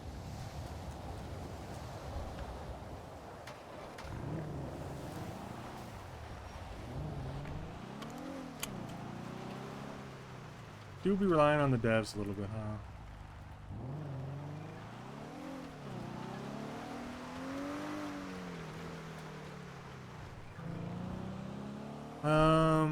I could check this one. I actually like this one. Get a view of the lake a little bit, the sea. This isn't a property? Yo, this should be a property. It's a great little house.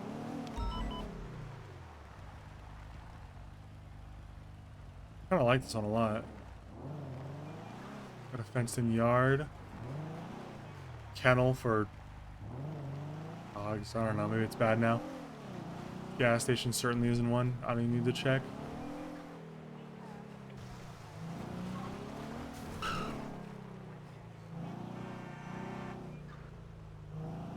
I'm almost certain this house is one, but I'm almost certain it's owned already too. Because it's like, this is like one of the best houses for the lake house in the game.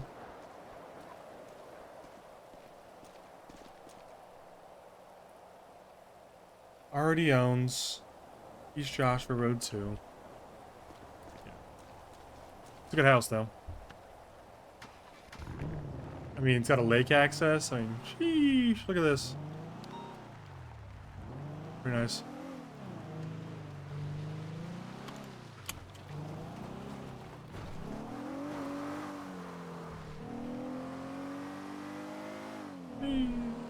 I could try Sandy Shores proper, but I don't know if I'd want to live in there.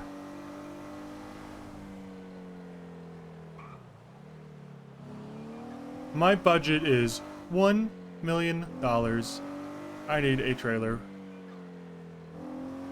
Well, I prefer not to have a trailer, honestly.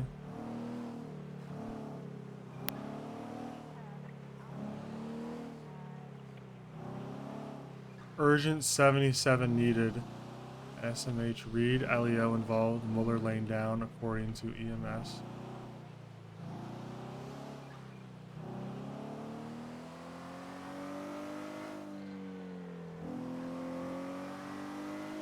Most are here. Alright, I'm gonna pull up. We can check the forest or something later.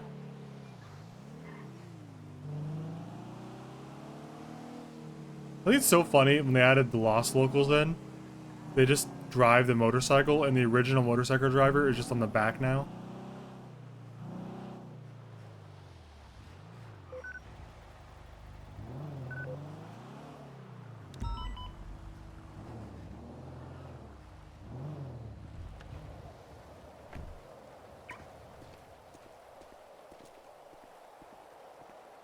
Little local Gary. Most of them are local Garys, yeah. Hello.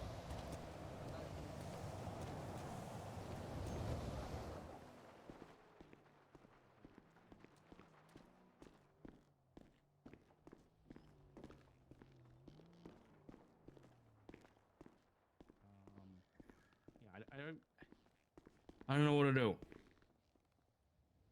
Because I don't want to rush that meeting with her. Okay. Yeah, bear with me. I'll be right back.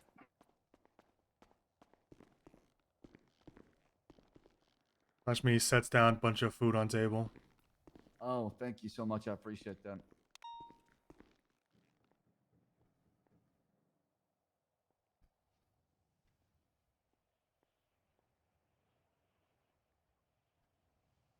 What the food?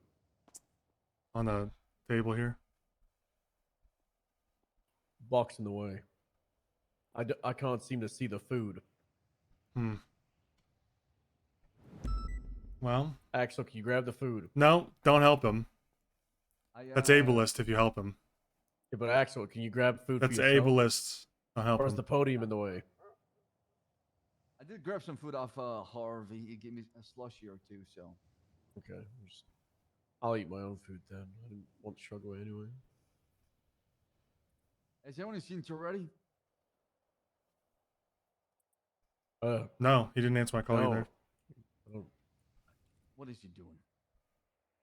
Oh, is it the wrong one?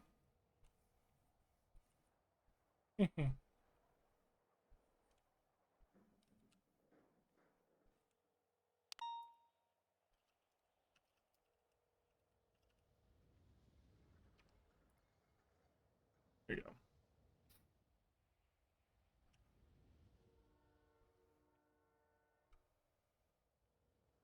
Oh, there it is. I just had to move this box out the way.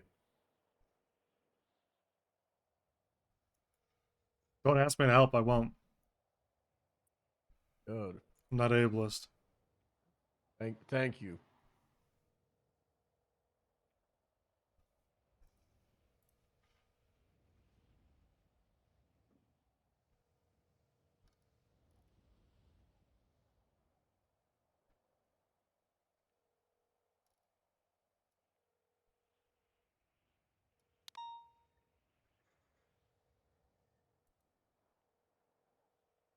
Dude, I want to play BG3. I'm beginning to think Meech and I are giving up.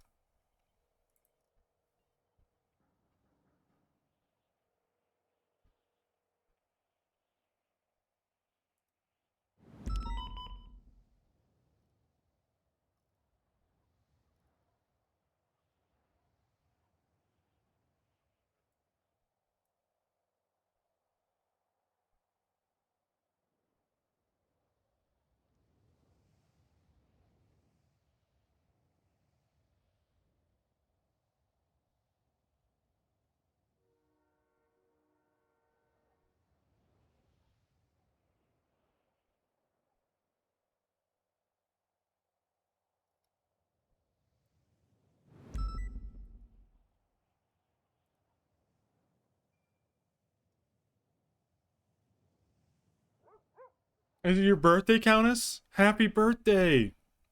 Yippee!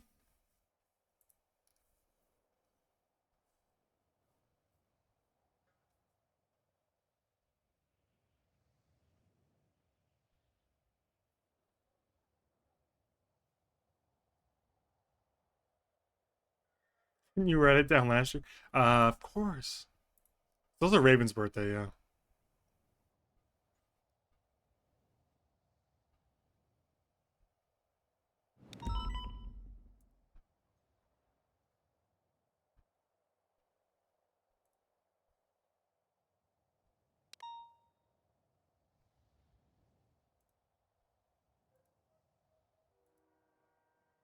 We're waiting on Tessa and Dark and Toretti, right?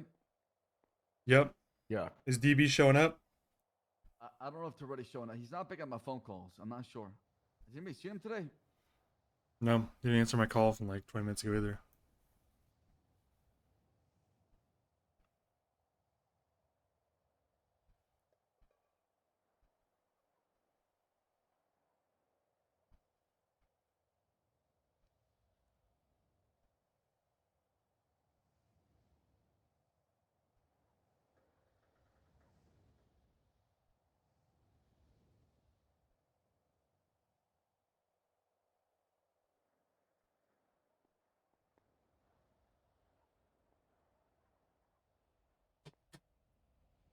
Kind of quiet in here, huh? Yeah, it's very quiet. You're a pin drop.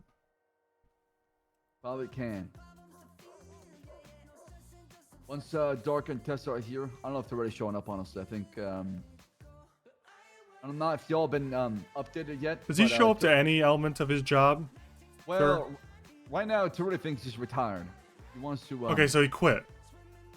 He wants to quit, but the way he did it was very immature. I don't think you can make someone. You can't keep someone at work against their will if they quit. I'm not keep. The problem is, like, I'm not keeping him at work, right? Because he's already has quit. Well, obviously, yeah. On the PD, He's but not here. I'm trying to make him come back and change his mind because you got. Okay, so he has quit, but you're trying to lure him back. Yes. Well, that's probably why he's not here. Is because he quit. Yes. He's quit. Yeah. When were we going to be told he quit?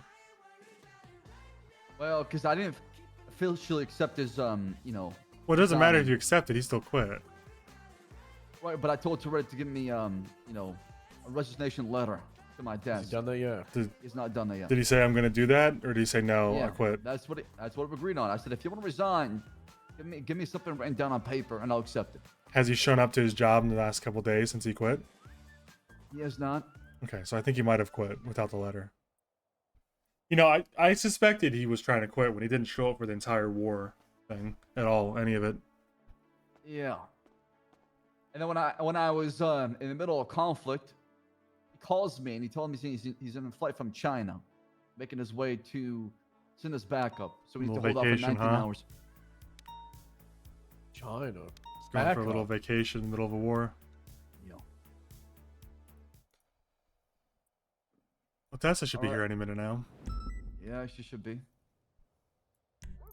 See her blip? She's here.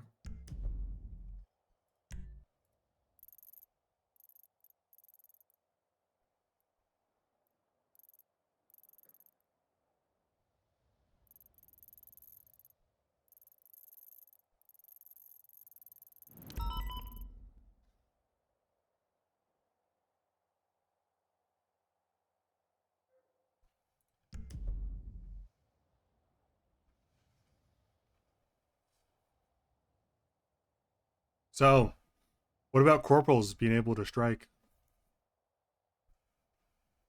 I'm good with it. If y'all want to implement that in LSPD and the VCS, Well, I'm kind of asking Reed and Dark. I'm just seeing how you guys feel on it still. I still feel the same, to be honest. Which is no. I just don't understand why we need it, I guess. I'm just trying to delegate more, trying to keep man less top heavy. I think the more that sergeants, lieutenants, and corporals can do, the less that they are super reliant on high commands and commands.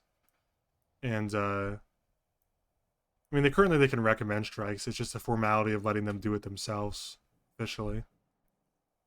And I guess I feel spoke to my command team. They were worried about they're like, well, what's the point of us being sergeants essentially? And I know that there still would be like a difference, but if we're giving corporals the ability to strike, then it does. Oh, sorry, hang on.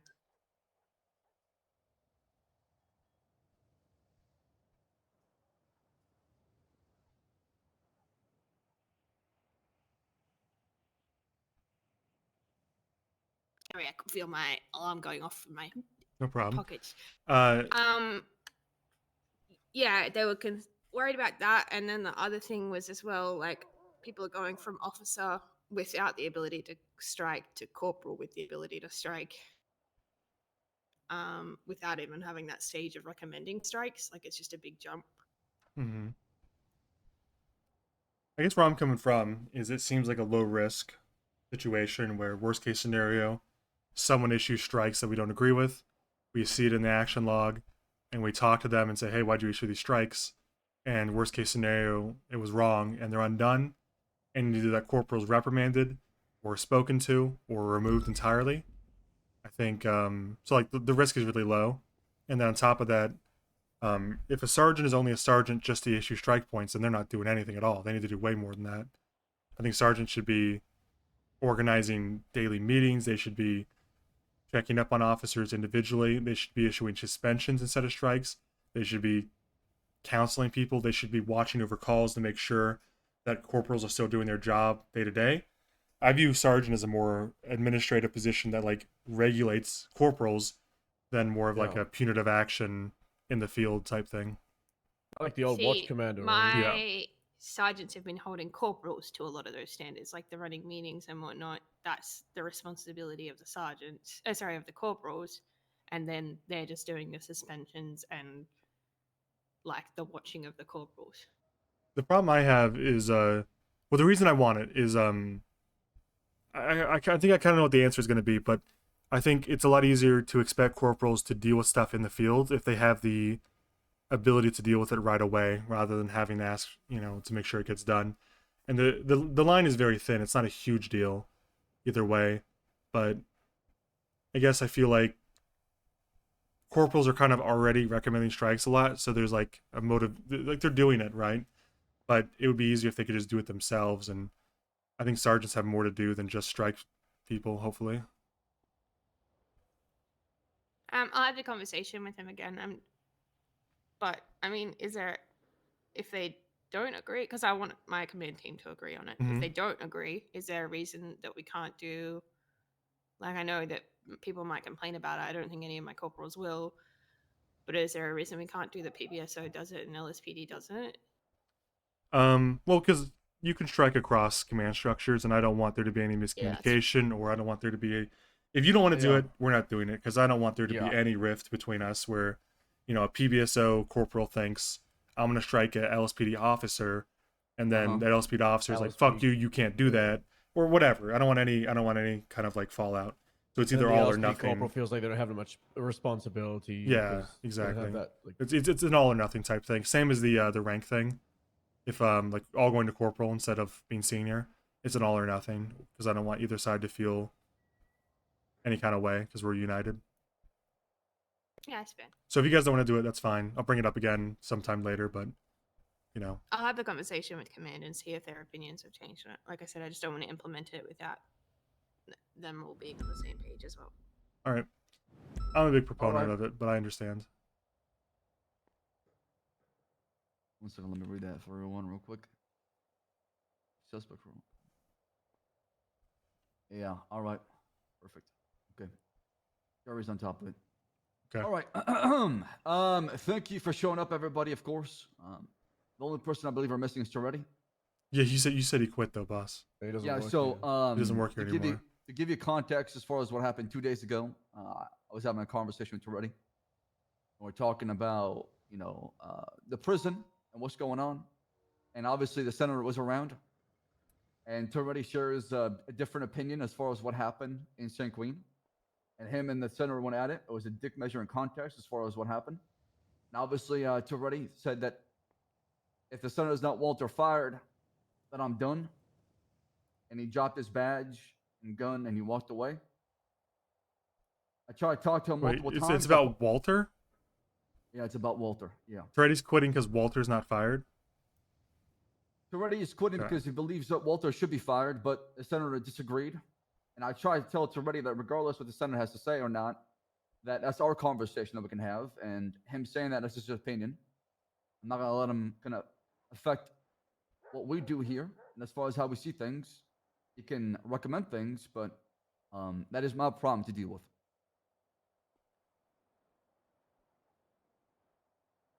So that was one of the main reasons. Of course, there's more to it. And obviously, Toretti can share his opinion with y'all if he wants to. But I'm trying to make him come back because the way he did it, in my opinion, was immature.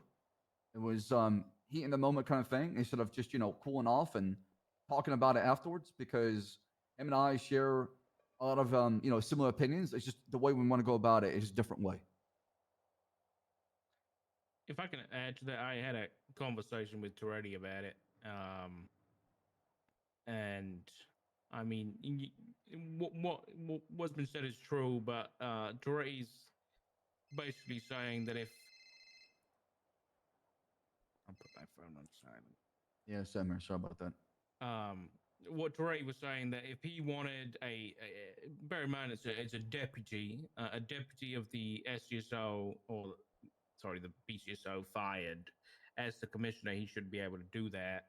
So I guess he felt that because the senator was saying no, and I guess Axel, I don't know what you said specifically, but obviously it wasn't also fire him. Otherwise, I guess he would be fired. But Toretti felt that, given he didn't feel like he had a voice as a commissioner, and didn't exactly feel like he was wanted or needed.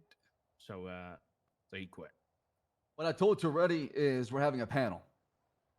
My vote would not be to fire Walter solely based on the EMS thing. It would be more about the actions that transpired afterwards. Is panel like the because- new buzzword? Are we just using panel for everything? No, the reason why the it's panel like- is happening is because things happened that were not in Los Santos. It's more what happened regarding St. Queen. So Okay. the reason why we're taking this approach, because it's uncharted territories that we're trying to make sure that we're on the same page moving forward.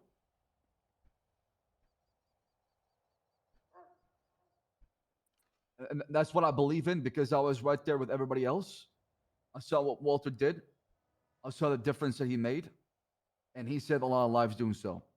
Was it the smartest idea? No. Did it get a lot of EMS, a lot of heat and attention afterwards? Absolutely. But they were already attacking the EMS prior to that anyways. They attacked Triage Point. They've been trying to hunt down EMS anyways. Walter came in and he made a massive difference.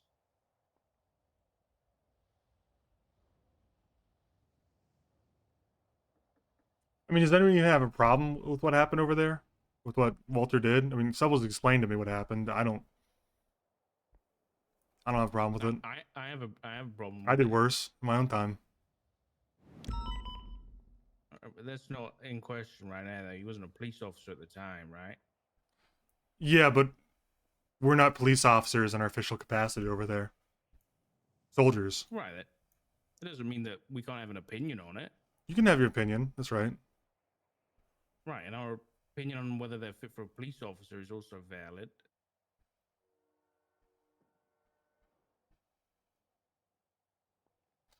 So,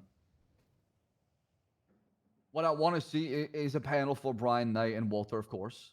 And I know there's some questions and concerns as far as me and my role, and I'm more happy to answer those questions.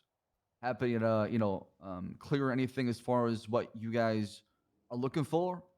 And afterwards, I do believe we need to come out with a statement to the public, so we can get our truth out there that is needed, the facts as far as what happened, what transpired, what we found.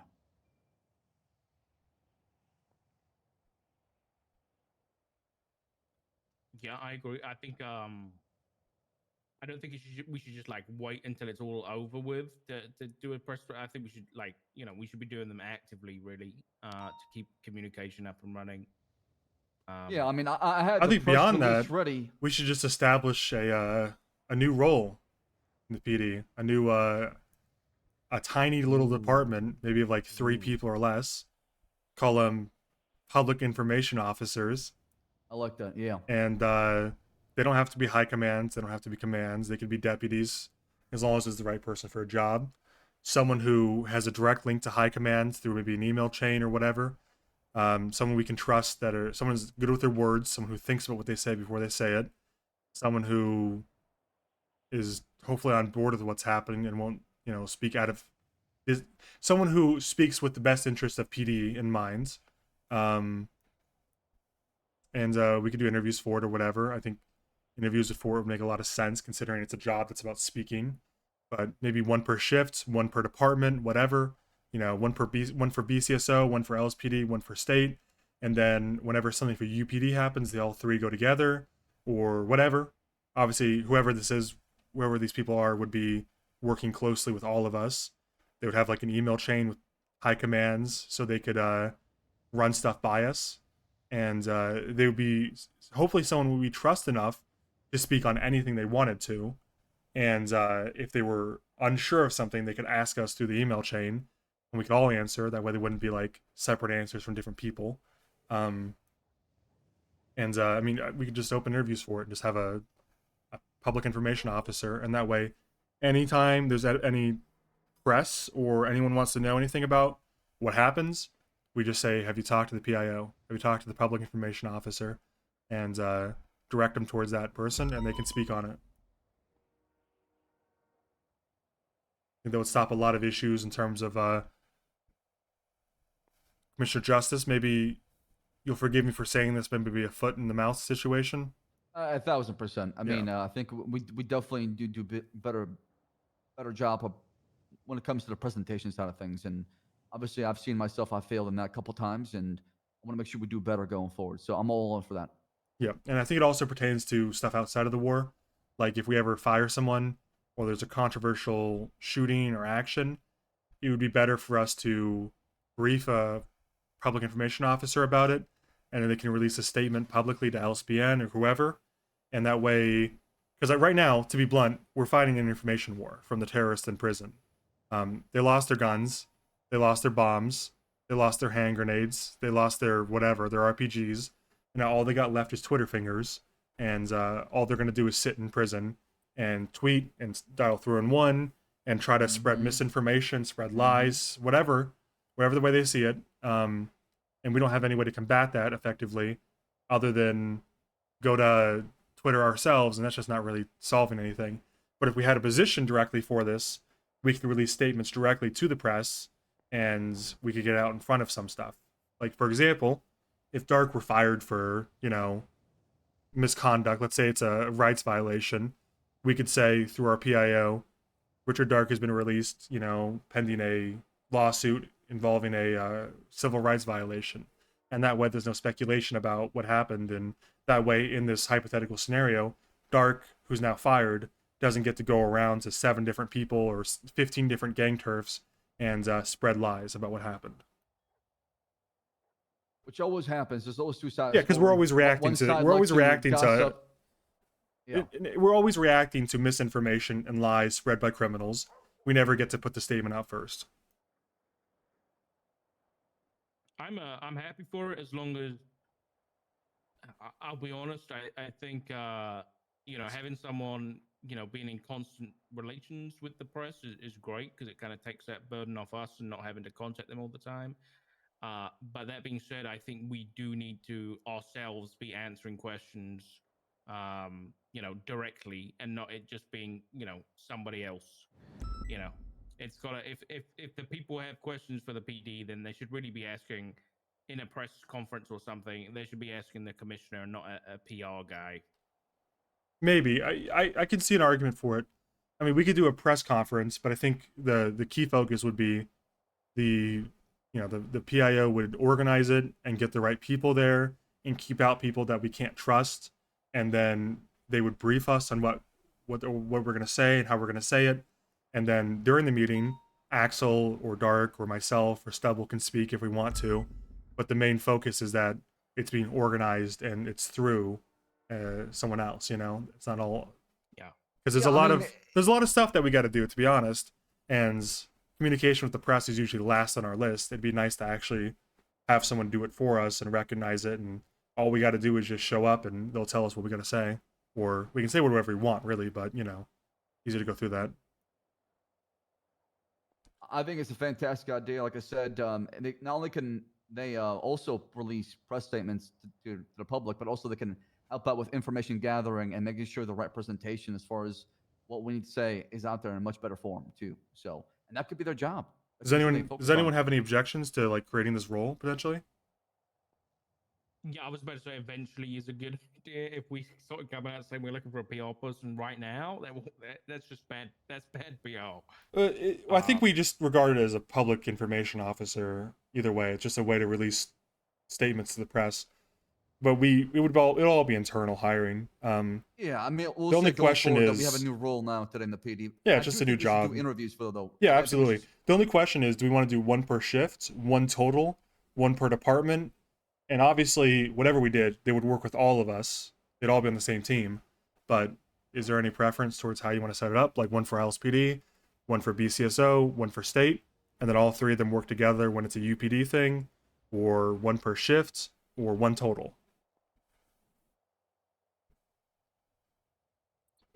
Probably should do it per shift. We don't need separate departments. Yeah. When that kind of thing, So yeah, probably per shift. Okay. Would be a good idea. You want to do it like this? We could just have per shift one interviews.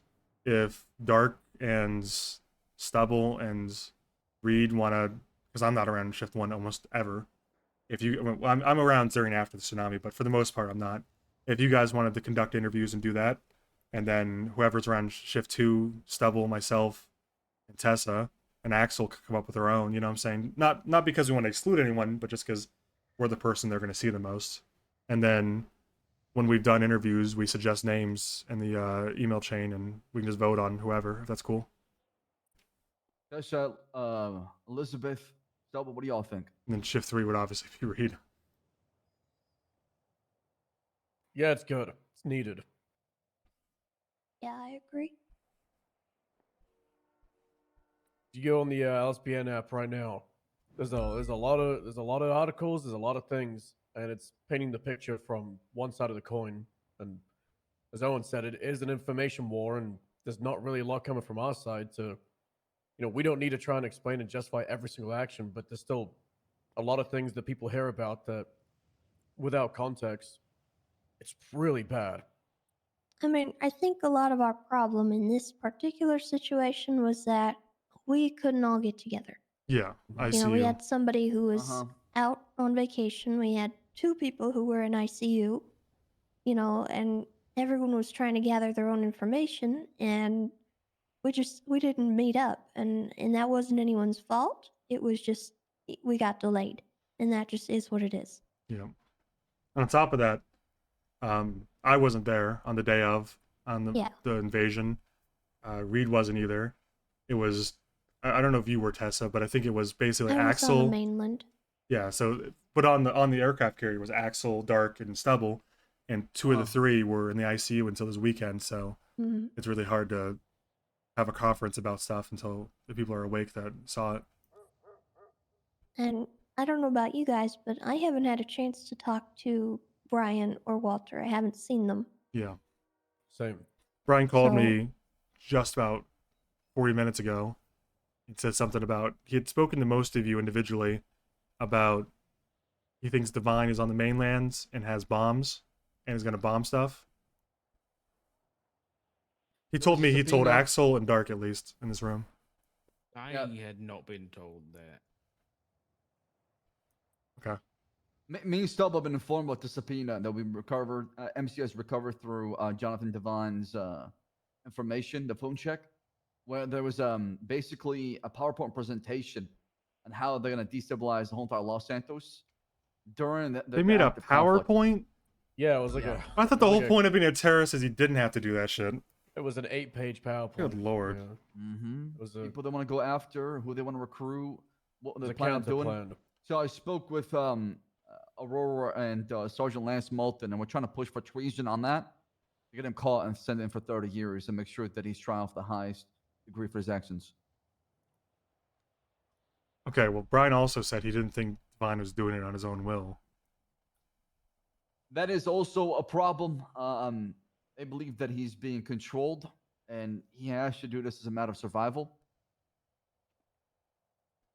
I just don't know what exactly their plan is and what they're doing with him. We don't know Well, that yet. the way I see it is, to be brief, is it's one thing if a criminal kidnaps a cop and doesn't want to be found. We know where to check. We know basic places to look, right? And criminals know that too. It's another thing if a cop knows exactly where we're going to check. And it's an entirely different thing if the former director of MCU and a detective wants to hide, he's not going to be found. I don't think there's any point in... There's a certain element of maybe we should let people know, but it's also, it could cause a panic. And if he doesn't want to be found, what are the chances we find him? And I don't want everyone to lose their collective shit over something that could happen, and we have no real way to find him. There's also a good reason to believe that he might have bombs made from San Queen. That's the first thing I said, Axel.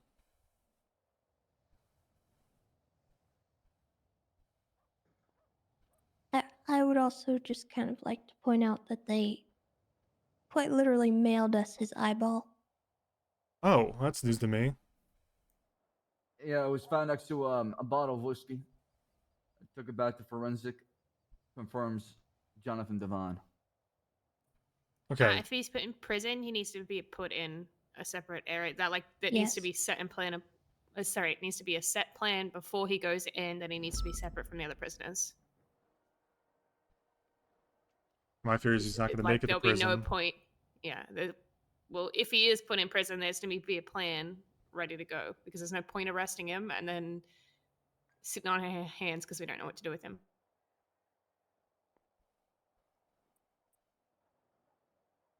As long as he, I think he needs to get a psych eval as soon as he's in custody. That's already scheduled. Yeah, Stubble actually were coming to that too as well.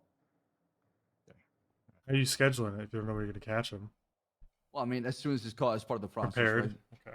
Okay. It's just one of the things on our list to go down. As soon as it's caught, decide exactly what to do with him. Is it be Parsons or not? Because we know that he's mentally compromised. They turned him into a cannibal. He was forced to eat human flesh and do things that he did not want to do.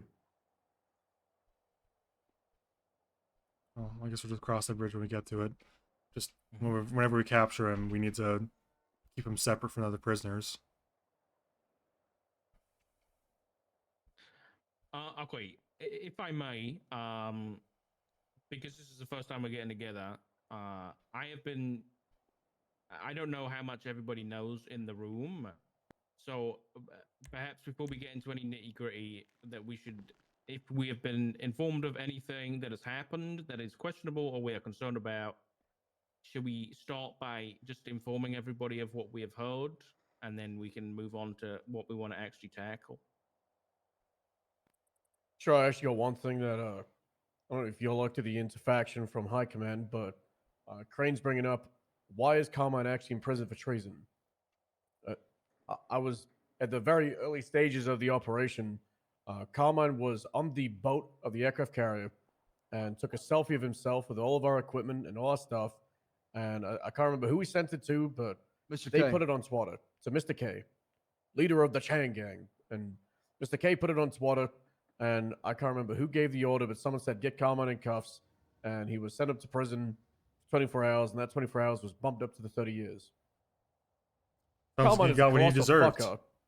fucker, but is he deserving to get the same 30-year treatment as the people that were on that island and fought against us and killed people?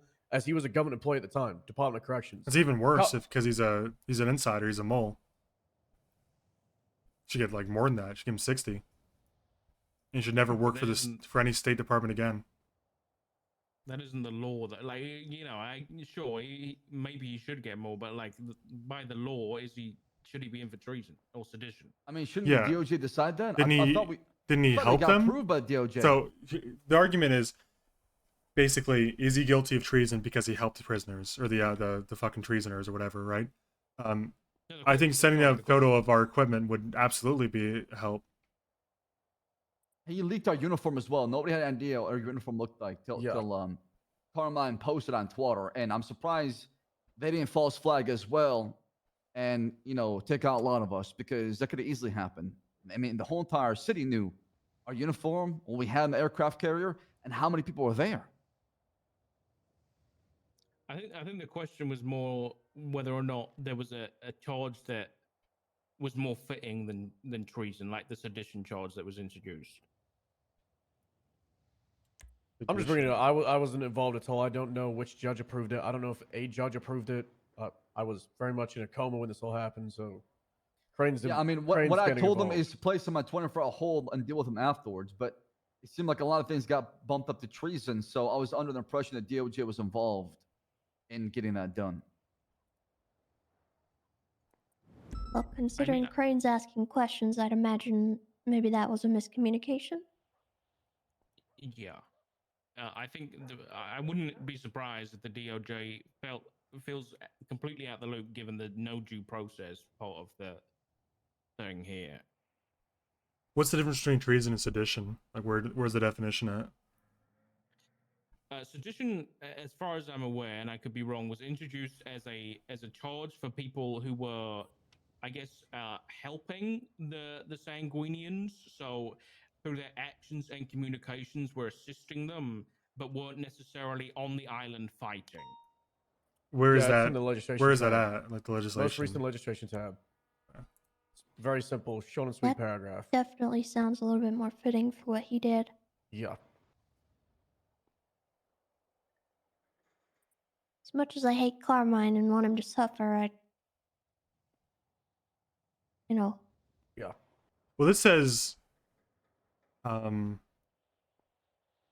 it's openly encouraging their actions via communications. This isn't encouragement. This is assisting. This isn't just like, hey, go treasonous. This is, hey, here's some information. This is what they look like. This is what they're wearing. This is what they're driving. This is what they're preparing. This is how many we have. This is, that this is beyond just encouragement. It's aid, so I guess you could argue it's aid against the Sanguine Isle. But like do we have a accessory after definition fact, of basically. treason? I don't know if we have an official definition Yes, of treason. we do. In the penal code, we do. Hold on. Penal code? My question is, did he send that picture to a treasonist? He sent it to Mr. K. He never got treason. So, technically, So he's not an accessory.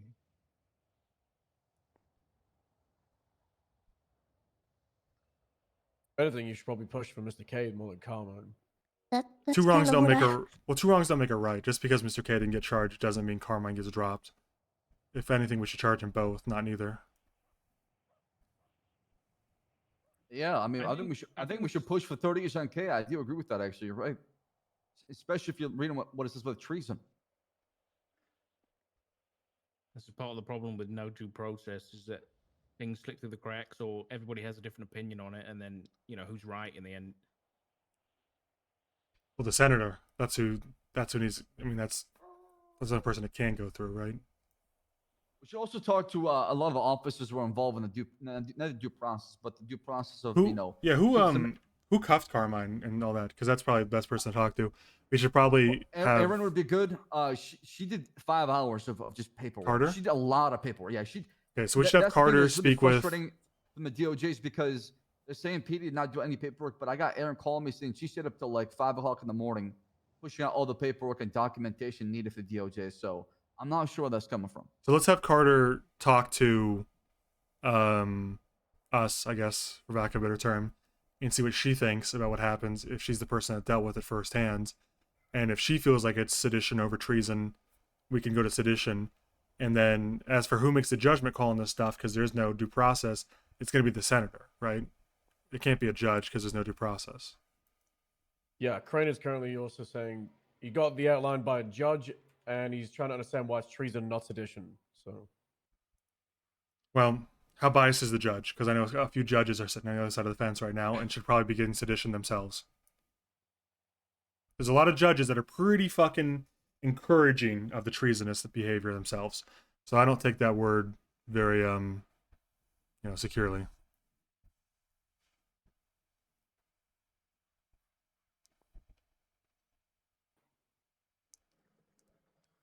Okay. What else is next, Dark? Oh, okay. Let me put out the list. I mean, there was the. Okay, I'm just gonna I mean, go just through come the out list. with it. Come out with it, all of it. Just Yeah, that's why spit I it think out. going one by one is gonna be way too long. So if I just say it all, then at least all the information I've got, you guys have got too. Okay, so first on the list is Brian.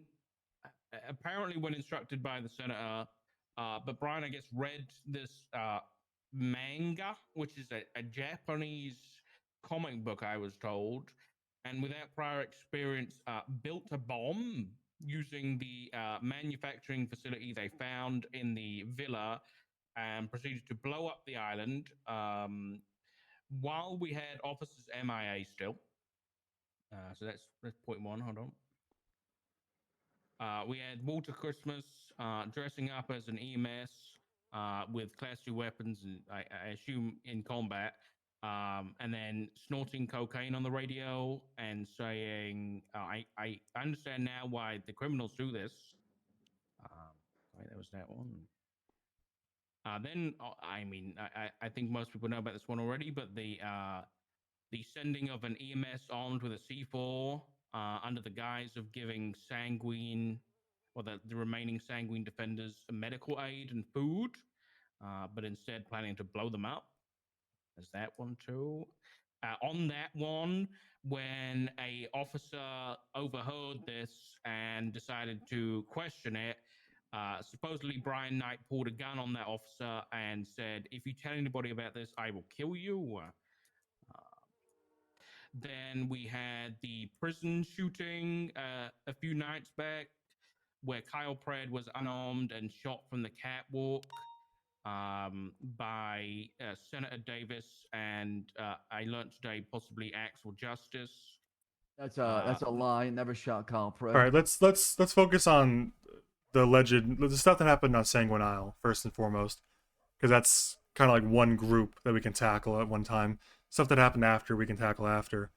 I know people are calling it war crimes, and we can debate the terminology all they want. People are going to call it what they're going to call it. So let's just move on with that argument already. First of all, we may be officers here in Los Santos, and before we went, we're officers, and now that we come back, we're officers.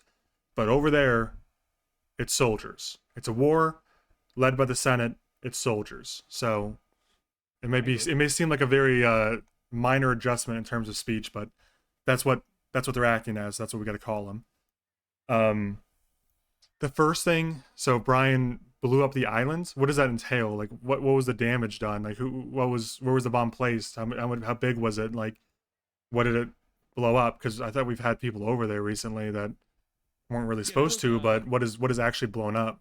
So what I got told, obviously, when I woke up from the hospital, is the bench was blown up. That's where the bomb was planted. Okay, well, that seems reasonable.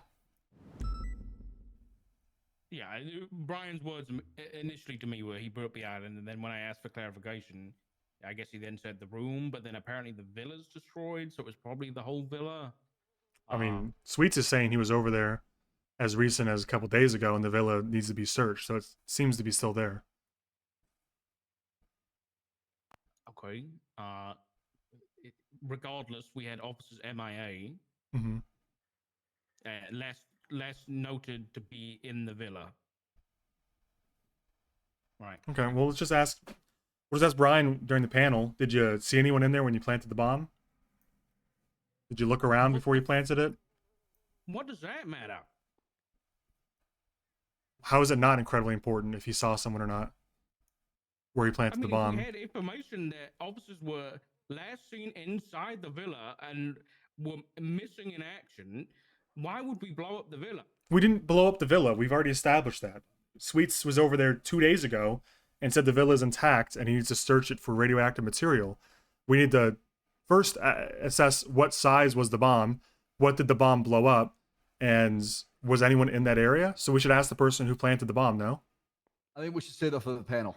Yeah, that's what I'm saying. I think we can speculate about this all we want, but until we know what the person saw who planted the bomb, it's kind of speculation at its most, right? Right. Okay. I'll carry on with the things that happened on Sanguine.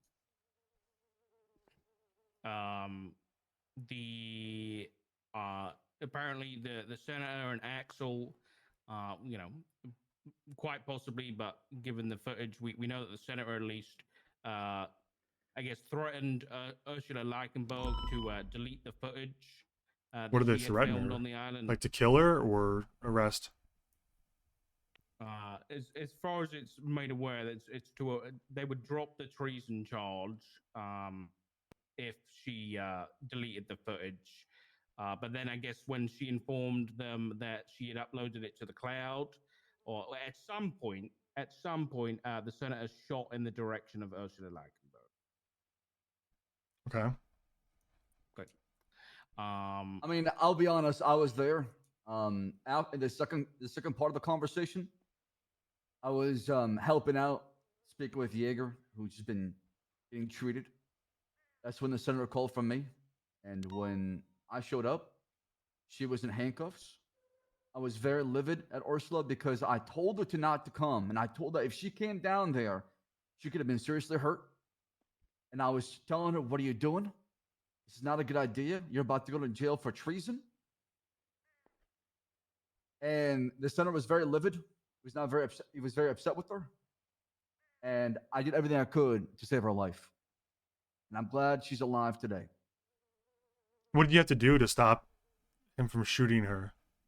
Just was he like gonna do it, or was it like a kind of like? I mean, okay, let me. The senator was. What I'm trying to get to is, was it like I'm gonna fucking kill her, and then he took out a gun and was like, I'm doing it, or is it like, man, I really want to kill her for doing that? Because I think everyone in this room would be behind bars if we talked about if we went to jail for trying to kill someone. You know, I've definitely said I want to kill Harvey Holden at least a dozen times this week alone, and if that puts me in jail, that puts me in jail. You know. Yeah, I mean, what really sucks about the whole thing is I tried to defend Ursula and save her life, but I got thrown in the same sentence with the senator. He was very livid. He was seeing blood. I pulled him aside. I said, "Listen, enough bloodshed has been had. There's no reason to do anything here. Let her go. We're not going to push for treason. Enough people have died. Enough people have been hurt." I think you should have pushed for treason. If she was there on the island disobeying direct orders from the state, the senator, high commands, commissioner, PD, EMS, doctors, every orifice, the state was saying, if you go over to that island, you will be charged with treason. It's beyond me why she didn't get charged with treason, to be honest. I don't care if she's trying to report the news. I don't care if she was objective. I don't care what she was trying to do. Going over there to report anything is, by definition, treasonous. By going over there, that's all it is. It's all it can be, and it's by the grace of God and the senator himself that he didn't charge her, because he could have. 1,000%. I And agree. I'm glad she's okay. There were definitely shots that were fired above her head, and that's the honest truth. He said, "Do you trust me?" I said, "I trust you. I just fought a war with a man. I've been there for 14 hours, hearing the sound of fucking drones going off, and we're just taking out 50 bodies out of the goddamn villa. So there was a lot going on, and all I wanted was for nobody to die anymore. Enough is enough. Enough bloodshed has been had, and it had to be stopped." Was she armed? She was cuffed. So you had to save a woman from being shot in handcuffs from the senator? Are we hearing that right now? I did everything I can to save her life. And that's No, all I have to you're say. such a hero, Axel. But why are we? I why Are am. we having to? Why are we having? I to am a save, war hero. Thank you. Why are we having to save from the senator? Why are we having to do that? Because the Senate is the law. That's why. No, it sounds like the Senate is a murderous, dictatorous bastard. And I'm gonna have a conversation with him because I do believe he's unhinged. I do believe that he has lost his mind slightly. I know that he means well and he wants to help out, but I feel like this conflict has definitely really affected him as a whole. I don't care. I'll be Okay. honest. Well, the senator is your boss's boss, and if you don't like it, then you should quit. That's how it is. I'm not gonna roll over and quit to a dictator. I'll be honest. Then we should come together and start pushing for legislations and laws within our city. So one can have Are absolute. you guys power. crazy? We're talking about a man who has absolute power over our entire department. This isn't a game of like, oh, maybe we can. If you want to start a movement, a public movement and protest, such as your right. But in this police department, we have bosses. And if you expect a deputy to listen to you without question, how can you say the same? How can you talk like this to a senator? How can you sit here and say, I question what the senator does, when you would be downright offended, and you are, about Brian himself, Dark? That's hypocritical. I don't care. Because when we go out and face the consequences, the senator's not going to be there. When those people get out of jail and start killing officers over and over and over again, it's not going to be the senator on the front line fucking taking the brunt of the damage. It's not. It's not, gonna but be it's us always been every that way. single And this is fucking the day. job we signed up for. There were people trying to kill us Cool, before we that have warded. the right to not and be there's gonna happy about that and try and do something about it. You can do what you want, but you can't speak ill about your superior officers. That's always been a rule in this police department. You can be frustrated, you cannot like the job, but the door has always been there. You're not here by force. The reality of the situation is we have bosses. That's my boss right there at the podium. He's your boss too. But his boss is saying do something. I'm not saying no, I'm saying when. If I don't have to like it, I can go home in my personal life and moan to my friends. I can go home and express my that I don't like it. But as long as I work here, I have to be okay with what I'm doing, or I should quit. Then I guess I I'm should not quit. sure. Okay. Good luck. Chief of Libby, Police, please. Elizabeth, come back over here.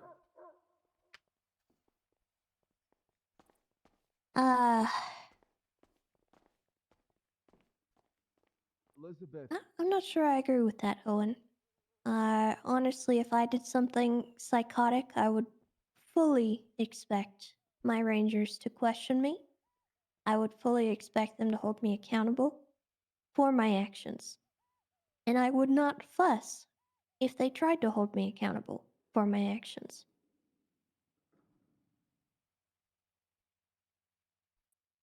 And I don't expect them to just up and quit if I start acting like a psychopath. I guess the question comes down to, do I think what he did was unreasonable? Do you think he was acting like a psychopath? And from what I've heard, I don't. I think shooting over the head of someone it's stupid. I wouldn't do it, but it's not to the point where I would be insubordinate. What about sending the EMS in with a bomb? I think we should have done more. I think we should have taken a fan and put chlorine gas down there. I think if it makes you feel better to send 100 soldiers in there to die to 7 of them, that's great, but I'm not doing that shit. I think we should have taken more extreme measures. We should have collapsed the entire villa on them and everybody down there. I think as long as holdouts are happening, we're talking about a war, right? If a holdout happens in Maze Bank Tower, we're acting as police officers, and our rules of engagement are different and separate. I think when a holdout happens in a war, what do you expect to happen? How many officers' lives are worth not breaking what is a moral rule to you? To me, not a single life. I wouldn't. So detected. I'm not going to sit here on my high horse and the high ground and say I think we should have sent 100 people in, 50 people in, 30 people in, 20 people in. Tell me what number you're okay with dying to get 7 people out of a holdout with Dark, and I'll tell you what I think. How many people are you willing to sacrifice? How many soldiers are you willing to send in to die to their death to get 7 people out of a holdout? What's Oh, the and number? I think you might be missing some information. Can I clarify? Absolutely. Okay. So what I was informed of, and this is directly from the EMS in question, Veronica Mars, when she was asked to volunteer, she was not given the information about what she was volunteering for. She was brought to the location. She was instructed that she was going under the guise that she would be giving them medical aid. But she would be given a block of C4 to bring in to the compound. Now,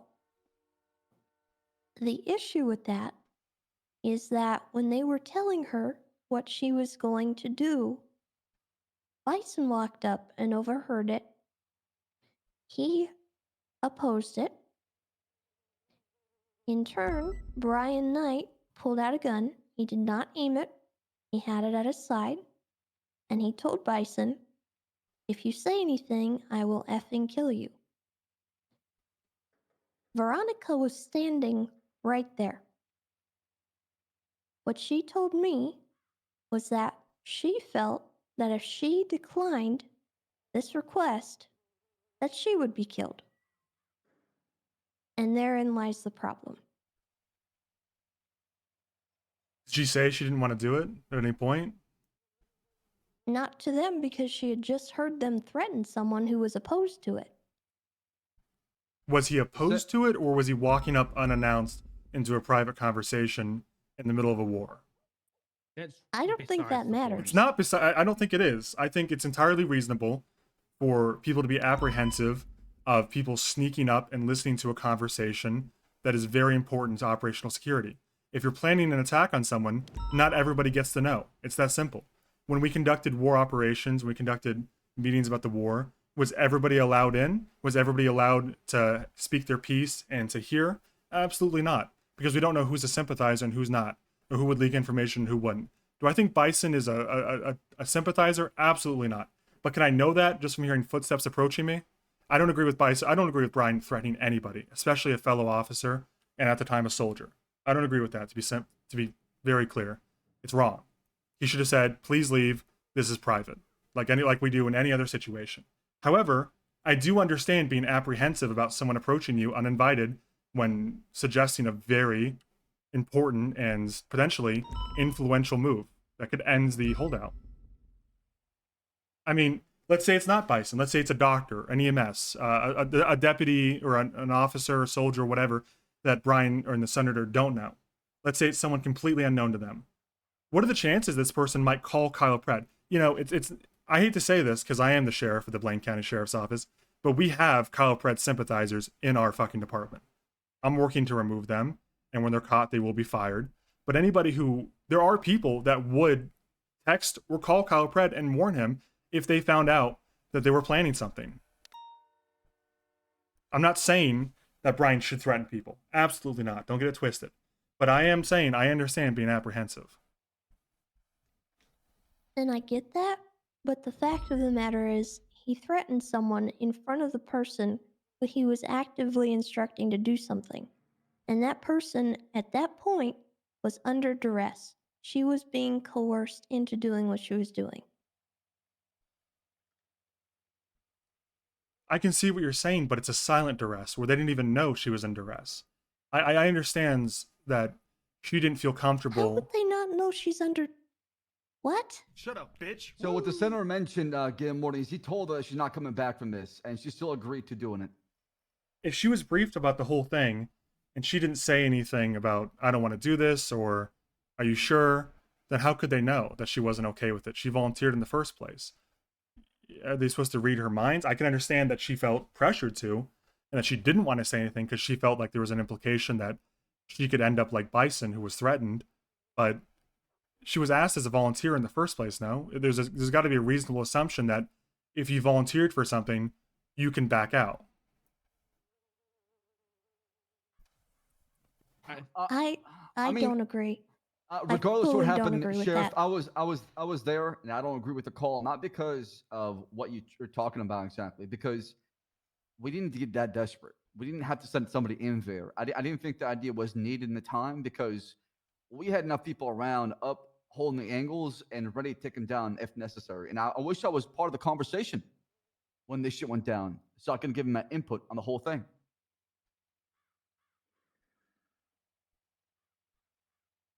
I wish I could have been there to suggest more extreme measures. I think the real tragedy is that we sent someone in at all.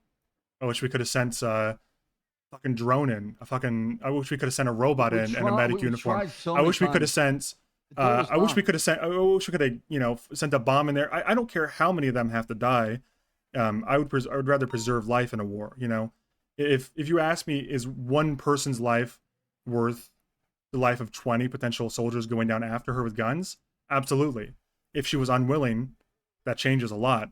But from what I'm hearing, it's a wartime scenario. It's a high pressure scenario where these situations, we're analyzing them from the safety of a conference room 1,000 miles away from where it happens. It's hard to imagine that they were as cognizant as, you know, that Brian and the senator were as cognizant of feelings and emotions as we are right now. I'm not saying they're blameless, but I'm saying it's hard to take everything into account when we're sitting here in a conference room in complete and utter safety, and they were in the middle of a war with combatants mere feet below them. I mean, I understand what you're saying completely, Sheriff. And I see that side completely. I see the other side of, you know, sending an EMS there as well, too. Bitch. The thing about it, it was war. And it is war. And I we will were in openly there say for 15 hours, and for the 4.5 hours at the villa, the constant shelling and the drones going off and the bombs exploding and the machine gun fire. It's hard to expect people to be completely 1,000% rational or to come up with the perfect plan and preserve the most life possible. There was a lot going on. We tried to make the best out of it. And a lot of people did a lot of different things that most of us maybe don't agree with, but it made a difference. And it's really easy to sit here now after the war and pick it apart and use the words of a literal terrorist against those that did it. I beg your pardon, I never spoke to any terrorists. I'm not saying you did. Who's the terrorist? Well, I know the terrorist's been pretty active in prison. I'm taking the word of an officer and an EMS. People who were directly involved. Absolutely, and I'm glad you are. I'm just saying, I know there's people in PD that are taking the word of a terrorist over words of officers, or words of soldiers, people that are on our side, people that aren't even giving the benefit of the doubt to the people that lead this police department. I mean, I've had a lot of people who should talk to me behind my back without even having a simple conversation with me at all. We're seeing things on Twitter, hearing people talk about what I did without even talking to me, understanding my perspective. It happens. I just wish people would just come to the source and talk to them. But I know not everybody's doing that. Some people are. The people that care about the truth, the people that care about the facts are doing that because they care. Other people, they just want to push a narrative because... At the time, people, I don't want any accusations of like rule breaking or whatever that shit is. Whoever I just bans. What are we doing here? If people want to talk about us and don't fucking accuse people breaking the rules in here. I don't care about that. I'll be honest. I mean, I don't. That's why I'm talking to you about it, right? That's why I'm just. If I really cared, I would have punished people by now, right? Yeah. Okay. I think we need to get back to the point this was brought up, which was what Brian and the senator did was a war crime, and I do not want a war criminal as a sergeant in our police department. I mean, like I said, we can define war crime all you want. We can call it immoral, whatever. The whole what is a war crime is going to get beaten to death in the next couple of days if it hasn't already. But sure, the way I see it, the way their uniform was described to me from Stubble, the medics were wearing blue camo, and they're not wearing a medic's uniform. They're wearing blue camo, which is closer to a Navy uniform, if anything. However, I know that there was an agreement made between the Sanguinian terrorists and the state's military force not to shoot medics. However, the way I see things, according to Stubble, the medics were shot at first. If I'm in a war and I shoot at the enemy side, I don't care what agreements are made. As soon as you fire a bullet at the medics, all bets are off. If we're in a war, and let's say, for example, it's a dark versus Svensson war. My side's wearing one color, your side's wearing another. We've decided not to shoot each other. As soon as one of my people shoots at yours, all agreements are off. All agreements are off. I cannot. It's crazy to expect people to uphold an agreement. Also, for the sake of the matter, these are Los Santos and San Andreas medics, not Sanguinian. There's no oath of, as far as I know, EMS don't even sign an oath of, what is it, like the doctor's oath? They don't sign that here. Anyway, my point is, we don't owe them any medical help at all. And once they breach the agreement and they start shooting at our medics, why would they ever expect us to hold that up on our end of the bargain? I know if I was a medic and I pledged to, be impartial and help both sides, as soon as the other side shot at me, I would be not helping them anymore. In fact, I'd pick up a gun. I mean, I even talked to the medic in the center to allow them to treat the opposition, because in the previous war, apparently, the Sandy Shore was one, and some of them got treason in the past for doing their job. I remember that. Yeah, the senator said, like, from pretty early on that the people of Sanguine would be getting treatment and they'd be provided and cared for, like, in 95. That was, like, a big thing. But as soon as you shoot at the medics, you have to know that agreement's off. And are you 100% positive that they shot at the medics prior to Walter false flagging? According Walter- to Stubble, that's what Stubble said, Yeah. and I listened 100%. Walter was I haven't heard Stubble some speak, point. so. Walter was some point after I went down, which was the connection of phase 1 and 2. So 2 to 3 hours into the fight. Phase 1, the north side of the island, there was a fishing village on the northeast. And originally there was Jenny Hall and 3 other EMS, all acting in EMS capacity in a Humvee, and they were picking up wounded officers, and they were bringing them from that battle over there all the way back to the triage at the airstrip.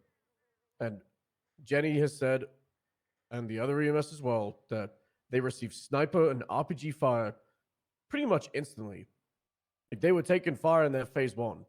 Now, the word I've got from Walter was he was involved in phase 3. I don't know if he was in phase 2, but it's something like a 3 or 4 hour gap. So how long would you estimate between the first salvo of shots at EMS and then fucking Walter arriving?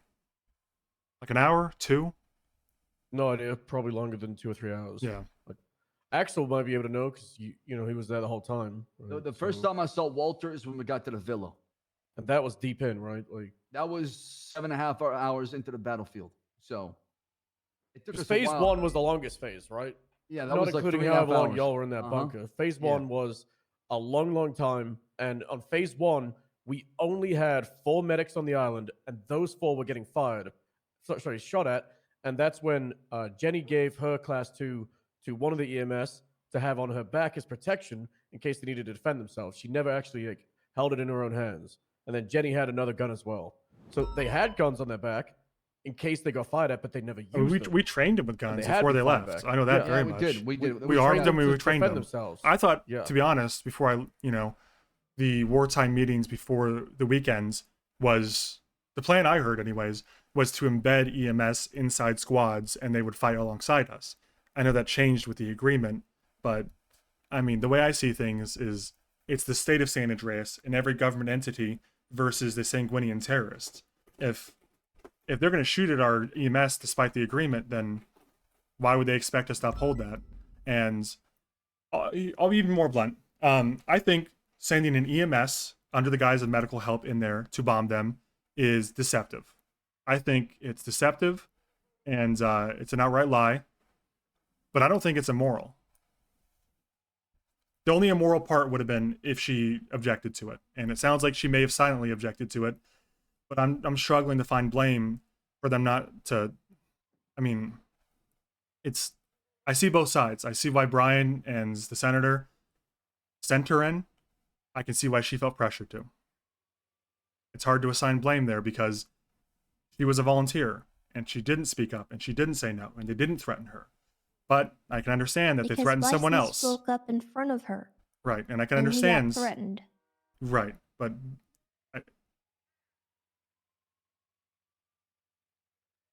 yeah, and that's where I'm at on that. I think we're at a disagreement there. But do I think? Okay, we've all been in holdouts, right? All of us, several times in Los Santos. Mm-hmm. For every 5 criminals hold up in a one-way, hallway, where they can shoot down the hallway, how many cops on average do you think have to die to get them out of that? I'd say for every 5 criminals, maybe 10, maybe 20 cops. Depends on the day. Depends on how good they are. Depends on how much ammo they have. I think sending one person in with a bomb, it's a mercy. To die. To die. But how many cops would have been sent in with guns to die? The alternative, Dark. We tried that before, so to give you some context. I mean, how many people need to go down that death funnel to make it okay to send one person with a bomb? How many dozens of cops need to go down that hallway and die to make it okay to send one person in with a bomb? How many dozens? Try 3 times a How many dozens need to go down there and die to make it okay to send one person with a bomb? If you think that he felt he didn't do anything wrong, the senator, then why do I have people from EMS telling me that he wanted to leave them behind when they were going to leave the island?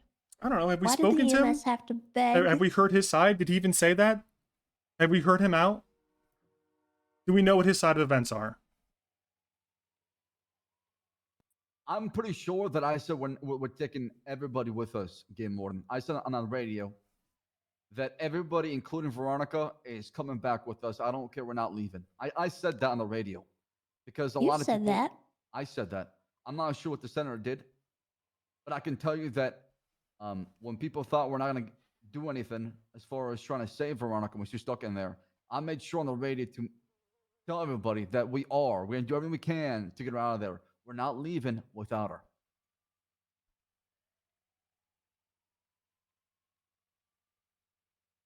Okay. The chief of EMS told me that when she was trying to get her medic back, she was told by the senator that they had gotten all the officers out and they didn't care about anyone else. I realize that you said something different, Axel, but the fact that the senator wanted to leave her there tells me something that he felt on his conscience was not right. I think that's a pretty bold assumption if you haven't even spoken to him, because the two We things just you've talked said so about that, far you're are right, both yeah. differently phrased. The first thing you said is he wanted to leave the EMS. The second thing is he said he got all the cops. Let's go. Those are two very different statements that have two different meanings. They're the same thing. And no, it's not. It's actually not. Believe it or not. Well, you're assuming his intention is to leave everybody who's not a cop, thereby intentionally leaving medics. There is also a possible assumption, one that doesn't carry so much of a sinister assumption, that maybe he just forgot, or maybe he thought they were already gotten. Maybe When he he was being asked assumed. specifically? Maybe he assumed only cops were down there. I think we should really talk to him and get his I think we should perspective on hear. things. I think we owe our boss's boss the benefit of the doubt to at least explain himself before we're ready to condemn him. And I think we owe the chief of EMS a conversation as well. Absolutely. And I had one with Veronica. I tried to get a hold of Kiki. I couldn't find her. And I told her exactly what happened, Game Warden, as far as my perspective. And I told him that I still don't agree with the fact that we sent the EMS in there. Hell, it should have been me. I wish it was me that was sent in there and did it instead of the EMS. Objectively, it doesn't matter who it is. I mean, I guess it does. I mean, I wouldn't trade the leader of the operation for a soldier. That's just, I hate to be so blunt, but that's tactics. You can't send the general in when you have a soldier ready to do the same, as long as both are consenting. What I'm trying to say is, I struggle to understand the perspective that it would have been better to send 50 cops into a funnel where we know we'll lose 30% of them or 40%, thus killing 15, 20 officers in the process, versus sending one willing participant. The big question seems to be, was she truly willing, and was Brian and the senator aware of that, and did they send her in against her will? That's the only moral objection I have. I think importantly here, at least from my perspective, is regardless of whether we want to consider this a war crime or whatnot, Brian Knight was complacent in putting a bomb on an EMS and sending them to die. That is a fact, and I do not want that as a part of PD. Yeah, you should just get him 2 bombs.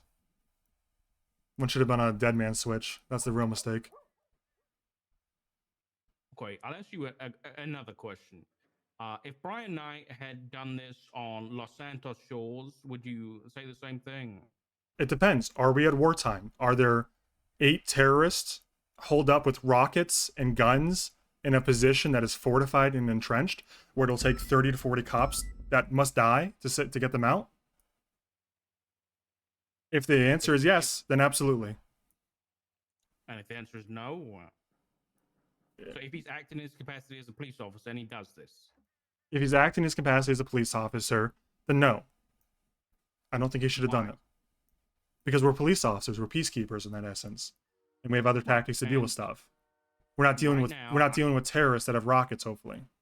yeah, that's fine. I'm not talking about him as a soldier. I'm talking about him as a police officer. Mm-hmm. And I do not feel that he is, given he made that decision and was complacent in it, I do not trust him as a police officer. Has he demonstrated that he wants to do the same as a police officer, or are we assuming that because he did it as a soldier, he'll do it as a police officer? Because I got bad news. What I did overseas, what Luca did, what Raven did, what Snow did, it was way worse than whatever bullshit this is. And I guess we shouldn't be cops either. Listen, if you don't want to be a cop, that's up to you. But No, I'm happy to be a cop, but I'm saying I think Brian, much like myself, can separate being a soldier and being a police officer until he's demonstrated the ability not to. I don't think we need to assume that he's broken now that he was a soldier and can't go back to civilian life. And that's a pretty bold assumption. Right, but it's not about civilian life. It's not about whether he's broken or not. It's the fact that he's done it once. And I've done worse. Do you want to fire me? Have I ever, despite all my time overseas, despite all I did, have I ever demonstrated the inability to be a police officer to you? No. Then why are we doing the same for Brian without giving them a chance? I guess for me, for me, when it go ahead. I need to get you a whole perspective here. So you're saying we as a police department should not consider anything they did over on the island as soldiers, as you say, as part of their employment as a police officer. You can consider it, but you can't fire him outright. You can consider what they did, but you shouldn't fire him before he has a chance to prove that he's broken. You know, if I don't care if he's broken or when's the not. last time Snow blew up a couple civilians with an Apache in Los Santos? The answer is never. But he did do that overseas. I saw him do it. Do I assume? Civilians? There were arms, but civilians. Yeah, armed civilians. Terrorists, you mean? I wish it was that black and white. What? The rules aren't that simple. We're police officers in Los Santos. The rules of engagements are pretty simple. If they have a gun at you, shoot them. I'm sorry. No. I think that us, as soldiers over there, should be held to a slightly higher standard than a bunch of terrorists in a hole. I agree we should be Personally. held to a higher standard. But what you do as a soldier, I'm not going to fire someone for. The rules of engagement are different. Like the senator said himself, if you find drugs on somebody and you want to do it, you have permission to do so if you think it'll help you, right? I'm not going to sit here and fire them for doing that now. That feels... You can't change the rules for the circumstances of a war and then change them back to fire them the next day. Nobody changed any rules. The senators, it was the Senate. Listen, I don't care. As far as I'm concerned, we can judge a person's ability and whether or not we want them as a police officer based on their actions, regardless whether those actions occurred at war or at home. The question the question seems to be. The thing about it though, Dark though, I mean, in the same kind of light, then we should have fired everyone in that room that clapped for no war crimes when the senator announced at the meeting. And Bison was there as well too, who cheered for it too. So should we fire everybody that has that kind of belief at the Did time? anybody actually do anything though? We're not about actions here. But you're talking about morals and principles and values, right? Isn't that fucked up to cheer for no war crimes? You want somebody Sort who of is fucked that? up. What? Yeah, it is, Cheering for but- no war crimes? Well, the phrasing is difficult here, Axel. But what he's saying is the senator announced there's no such thing as a war crime. Let's give it to him, and people cheer. Not like they were cheering that there were no war Okay. crimes successfully. Bison, amongst the many others, were cheering that the perspective that there was no way they would get charged with war crimes because they didn't exist prior to the war. That's the Okay, perspective. but we are comparing somebody cheering, which I agree is bad, to someone being complacent and placing a bomb on an EMS. That's what we're comparing right now. You can say EMS all you want, but at that time they're a soldier. When they've been shot at, they were carrying a weapon. They were a medic. You can call them a medic if you prefer, but I think calling it EMS is doing it a disservice. It's manipulating the language. Right, sure, but regardless, we're comparing apples and oranges. We're talking about people's actions overseas. And that's what makes that's what makes the whole thing, messy and complicated. Well, let me try a more direct analogy, war, if not that's a PD okay. war, right? Let me try a more direct analogy. During the war, our people who are, prior police officers, then soldiers, now police officers again, did things over there they would not be allowed to do over here, right? Many of them, almost all of them. They carried weapons they weren't supposed to. They used equipment in ways they weren't supposed to. They engaged in rules of engagements they weren't really meant to. I mean, we were behind the turrets of tanks, blowing people up just for carrying a weapon. Now, are we going to hold that against them over here? Who is the gunners of many of these weapons? Are we afraid that about their judgment now? Because now that they're a cop again? I think again we're comparing apples and oranges here. We had people who signed up for a war with armed combatants, and they Right. engaged in that war as expected. Throwing a bomb on a medic, it was not what was expected of them, right? Maybe not what you Even expected, but it's a war, Dark. People, this isn't.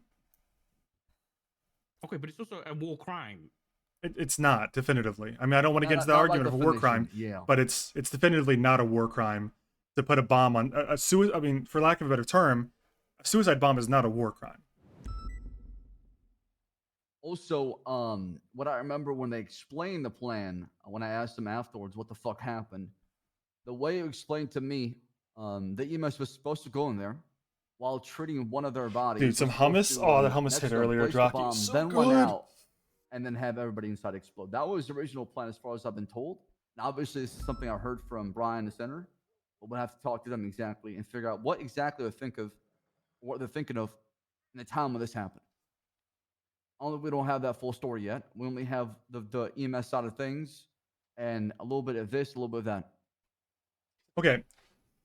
Well, I guess what I'm trying to illustrate, and we may be understanding each other at this point, but just disagreeing, which is fine. We should just wait to the panel and wait for the senator, because that's probably gonna.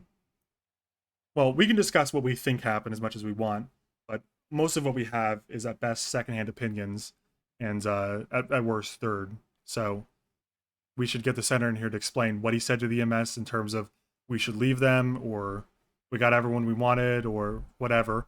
We should get Brian here to explain whether he thought the EMS was under pressure or was coerced or whatever. But as far as do I think Brian should be terminated for something he did at a wartime? No, because I think the standards of war are different. And because he adapted to the standards of war doesn't mean he won't unadapt when he comes back to Los Santos. That's an assumption that I'm not comfortable making to terminate someone. Listen, I'll be blunt. I don't like Brian. For 3 months ago, he confessed that he had murdered people in the name of the chief of police, Bobby Smith, and he gotten away with it. The statute of limitations had elapsed. He joked about killing Cody Sharp. He was proud of that. Do I like Brian? No. Do I think he's a good guy? Absolutely not. I think he's a giant piece of shit. But do I have a problem with what he did in this specific instance? I'm not so sure yet. I want to hear his side. There are a lot of people who have a problem with what he did. And have any of them spoken to him? And that's. I think some of them have, yes.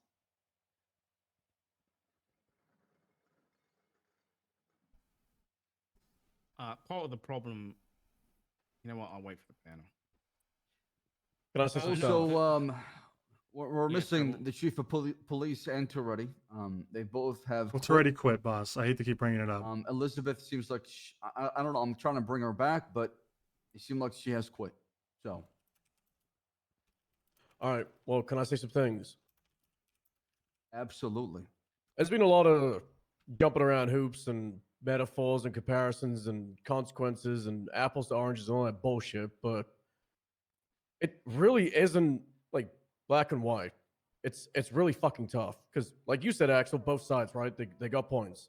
At the end of the day, Owen could say, yeah, a lot of the boys, they used to do a lot of fucked up shit way back. Thanks, Nidus. And I think it's very easy to disconnect wherever the NATO operations were, and it was far east or west. It was other side of the goddamn planet. But I think what makes this whole operation so much more like up close is it was a 3-minute boat ride, and it wasn't against random terrorists that we never met before. It was people fighting for Sanguine that are Thanks, citizens Senator of San Nidus. Andreas. I'm a big fan of your And senator, man. it I'll, was- we I'll weren't try to just get party using animals. soldiers. We Huge were fan of your using senator. medical personnel and EMS doctors and whatnot in that fight. We might have originally thought, let's put the medics in the squads, but then we said, let's put the medics outside of the fighting, and we'll have them established as medics that are not involved in the conflict. But I wasn't there. Owen wasn't there. Doc, you went down shortly after me, and Tessa, I don't believe you were there. Axel's the only person that can really say what happened.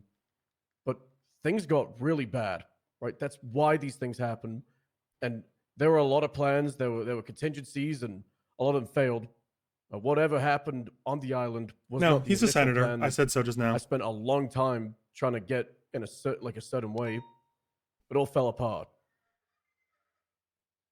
And I don't know. It's very easy to say, yes, Brian, he did a colossal fuck up and it was very wrong. And it's hard to keep him employed because it's like, yes, he's acting as a soldier, but he's still a sergeant in the PD. Because it's this weird gray area where the Senate decided to militarize the police department and send us over to do an operation on a foreign soil when that should have been the job of the military. We never should have been asked. Actually, you and the senator never should have come to me as an undersheriff and the leader of the HVTU and said, I need you to run an operation. We're going to militarize the PD. We're going to get a bunch of equipment and we're going to invade a foreign soil. This never should have happened. Yeah, I mean, I had Right? that conversation with Like, him. I mean, I didn't agree with the it at military time. should have done. You shouldn't have been on that island. I John the should have been. Nerdski. Bobby Boulderman should have making been. his war plan Right? PowerPoint. Bet But you the had reality transitions is, and effects that's what the and Senate everything. decided You to do. fucking little And nerd, here we John the are. bitchski. We're gonna pick up the fucking pieces, and it's a will we operating John as got members owned. of the PD in a military operation, or were we operating as soldiers of the military?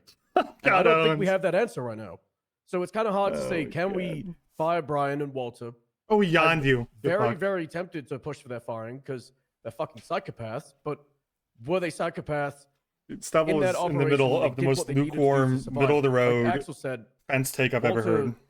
he changed the tide, but he saved a lot of lives.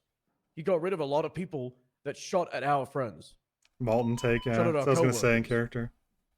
But it's like, did he do that as a soldier that was false flagging as an EMS? Or did he do that as an officer in a police operation that's false flagging as an EMS? Because like Owen said, half the things that they did over there, we'd never do here. It's not the Lost War where it's on San Andreas soil, it's somewhere else. So we have to do what Owen said and do that panel and hear those sides. And we need to, as High Command, decide what was this? Was this a PD operation where we were militarized, or was this a military operation? Because right now we have a lot of different opinions. That's just on the internal punishments on a few of our members. I'm not even going into the whole shit with the senator that we were talking about earlier. And the shit with the public that and the DOC. The entire government, as it's built up right now, is in a colossal shit show. And if we make any mistakes over the next few weeks, it could all crack and fall apart. I don't know if you've noticed, but instead of us being unified as San Andreas against the terrorists, it's kind of everybody going at each other. Yeah, they may be behind bars, but their tendrils are stretching between us. Yeah, I mean, not a lot of people are trying to heal the divide right now. In fact, they're trying to make it even bigger so they can conquer. When people are divided, when people are weak, they're not really strong and united. They can attack much easier. The way I see it is, they may have lost the war, but they're trying to win an information one. They're trying to break us apart. And I regret Reed leaving. I wish I hadn't been so confrontational, but I stand by what I said. The senator is our boss's boss. And if we don't like it, our recourse is to quit and protest, not undermine him. It's unprofessional. I don't agree with that. I'm gonna have to say, like, I kind of agree with Reed. Like, yes, the legislation says he's all the power, and the legislation says he can fire and do whatever the fuck he wants. But at the end of the day, if he's acting kind of like outside his purview as a sane person, then it's kind of our But responsibility. do you to think he everybody was below acting us, right? insane? I haven't seen any information that makes me think he's acting Well, we're only insane. talking about I things haven't on heard him San out. Andreas. Why was he on a rooftop with a machine gun and he gunned down unarmed people inside a gem park? I had a sergeant in the DOC do that. Didn't Axel just Somebody say threw that's a not what shoe at her. happens? Axel said that Axel? he didn't do that. Axel said he didn't. So shoot. no, the senator definitely shot Kyle Fred. Why? Okay. Because Kyle Fred said, "What are you gonna do up there? Sit there and shoot me?" And he Oh shot him. no. Yeah, he got got baited. definitely- He got baited 100%. I only shot the prisoner that I told, if you throw that shoe, because I was on the edge, he was trying to knock me off the edge. I'm gonna shoot you. And I warned him multiple times. He said, "Fuck you" for saying Queen. Threw the shoe in my face. I shot him. Oh, so you shot one too? Yes, Not that's Fred. the situation. In the same situation, yeah, because they're throwing shoes up there. Shot someone with some shoes. I mean, I we was about to have bring up how I preached fired a that. DOC sergeant for doing that. So that's. Yeah, that wasn't a very good point. Actually. I've shot someone for someone to shoot me in prison before, it was but it was during a Battle Falls, the riot, goddamn and I fucking wasn't on a ledge. roof. If I fell down there, they would have ate me. They would have fucking. Okay, all were ate me you for gonna sure. fall down? I was If on you the got edge, hit? yeah. Was there like a railing or anything? I got fucking whacked in my head, yeah. Was there a railing, Axel? I mean, there was, but I was on the edge of it because You stepped away from the railing. Do you think you Well- could have maybe like stepped back from the railing so you wouldn't have fallen in when you saw the shoe? What are you trying to say exactly? Like, I'm just thinking, if the threat is getting hit with a shoe and falling into prison and getting beaten up, wouldn't getting away from the railing just negate that entirely versus shooting the person? Yeah, that's some wishful thinking, Sheriff. Yeah. I mean, I'm not gonna lie. I've definitely shot a prisoner for throwing a shoe, but I was on the ground. It was during a breach in the showers, and it looked like a fucking tear gas grenade. So I think the situation needs a little bit of examining. If the senator's shooting people from a rooftop with a machine gun for simply speaking to him, that's something I don't agree with. But again, I'm gonna wait to hear it from him and question him on it before I'm willing to speak out against him, especially to subordinates. I mean, I've been seeing him since then. Ever since that incident happened, he told me to drop him off, and that's what I did. So I'm having a conversation with him one-on-one regarding everything, as far as what happened. So I'm hoping that it can lead to something good, because and all this bullshit has been going on. I think the most important thing is we need to learn from this and learn from either the mistakes or things that happen, so we can build a better government, in my opinion, in the future that is more well equipped to handle something like this if it happens. So people just don't turn on each other. I think I generally and then consider somebody has to fall on the sword for things to undersheriff get better. and sheriff about the same, and assistant chief and chief about the same. You can get technical, but I think they're about the same. The room's opinion on this. Did the senator, through his actions, attempt to murder Kyle Pred? I mean, Not I wasn't during looking. wartime, not on Sanguine. In Los Santos, did he try and kill Kyle Pred? That's a question you have to ask him. Well, He did we're say get a asking medical you. after. I am going to side with Dark here and say he's asking you directly. In your opinion, as a police officer, was it murder? You saw it happen, But right? he's not here, so we can't speak out against him. Who isn't here? The senator. No, No, but Dark is asking Axel if what he saw looked to be attempted murder. yes. If you want to go by the law, I would say yes. Right. So we have. This is. Listen, I really want to be on the same page as everyone, and so this is my perspective coming through here. We have a senator actively committing crimes in Los Santos. I don't think we're gonna be able to talk to him. Why? Why? What have you seen? Libby just texted me and said a senator just died to PD. 2 PD? What? Like, Oh, I guess? I don't know. I don't have What? context. I don't even know if it's him. Why is Cap Terranova saying 400, what's the status of Miss long Monroe? live the Senate? What the Oh, she fuck came. just Yeah, what happened? I think Leo attacked somebody, so he was shot down. Okay, what's the situation with the Is that a senator? report from 40 minutes ago? Senator in like quotation marks stabs Hale. Maybe Libby killed him. Sure. Are you talking about the city hall senator situation? It's a fake Possibly, senator. yes. I've been in a meeting. That was possibly You sure? a fake senator, and he got shot down Yeah. because he stabbed an officer and took somebody, an EMS Oh hostage, my and goodness, then people are tried to false escape. flagging The the vehicle senators given to him, and nowadays. they shot Holy him down. shit. Oh, for fuck's sake. All right, 10-4, thank you. thank you. Okay, apparently it was a. It's a fake senator. It's not Pumbig. Okay, so all right. Anyway. I thought it was unusual that a senator got attacked and didn't hop into a tank. Yeah. My point there being, if we have a senator committing crimes, at what point do we at least start questioning the guy? Listen, I'm understand happy to you- question him at this point. I'm on about In fact, if questioning I him were as there, I a- would have as tried a to arrest leader. him. I wanted to shoot him, but I'll be honest, he is the law by definition, legislation, and I would have been committing attempted murder myself, and I would have been thrown in You the don't have to prison. shoot him to place him under arrest, Axel. Well, when I saw him do that, I thought to could put myself, it how to do I document, stop right? him? How the fuck do I stop him? Because it says in the legislation, I mean- the Senate is the law. Yeah, that doesn't mean he can break the law. Well, when I I've been mean- told they've RPG'd and tanked people in the past Yeah, and got they- away with it. Rossi did take a tank to.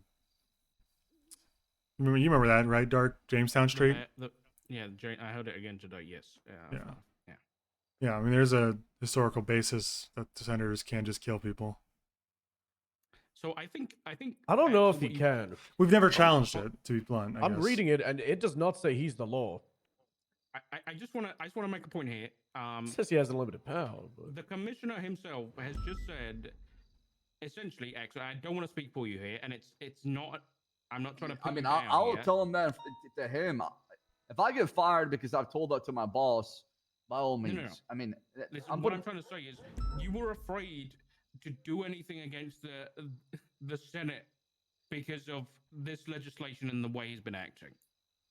So we have the commissioner of the police department who is afraid of the Senate and their actions because you were afraid that you could get killed by the Senate. I mean, I've read the legislation just now. I think Stubbs was going to say the same. There is nothing that exempts him from the law. It just says he can make the law and terminate any government employee at any point. You know. Yeah. He can make he could change the definition of murder to no longer include him, but as he hasn't done that, he is still subject to it. The way I read it.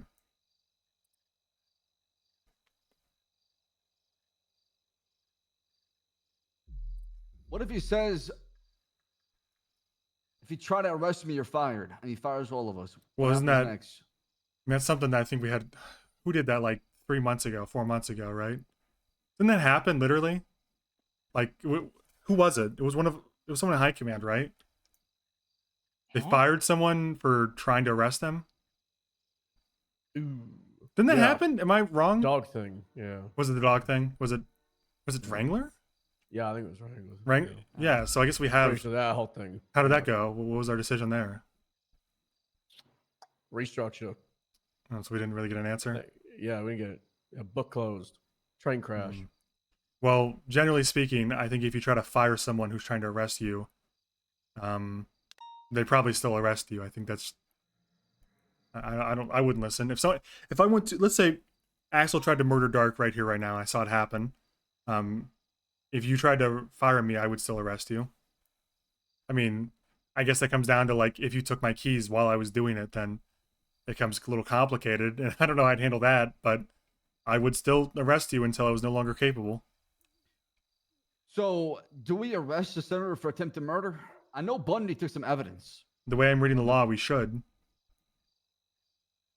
I'm basing this all off of what you said. It was Harvey that took the evidence. Yeah, he's got the Alright. report. Okay. Well, there's a report up. Even better. What is your report number? If you type in Pred, then it's typed like Pred gets shot. Investigative report, not incident. Like the key would be to get him in handcuffs so fast that he couldn't open the MDW and write a legislation to exempt himself before we got him, you know? Because if he did that, then technically, I mean, this sounds very childish and very like silly, like the rules are made up, but that would be what he's allowed to do. He's capable of, given his power. But as long as we prevented him from doing that, I don't know if there's a precedent for being able to speak stuff in the law. He'd have to write it down first. I don't know. I'm honestly just trying to feel this out as I'm talking. No, yeah, it's I think, to be honest, that the shooting was one of the first things I heard, and then the bomb situation, and then the Ursula situation. So, from my perspective, obviously, again, I haven't spoken to the guy, but from my perspective, from what I've heard, the senator is it's not a very professional word, but unhinged. So that's why I am judging more harshly any actions that officers took over there, because clearly the guy that sent us over there and was, I guess, leading over there was is either not in the right state of frame of mind or is just a psychopath. And so, I mean, it's not. I don't feel as comfortable saying that because he did something wrong, he always has been broken. I mean, I've known Pumbig or Senator Davis for more than a year, and he never seemed off to me. He seemed aggressive. He seemed brutish, brash, even very direct. But I've never considered him like unhinged or unstable until I heard he tried to murder someone over the weekend.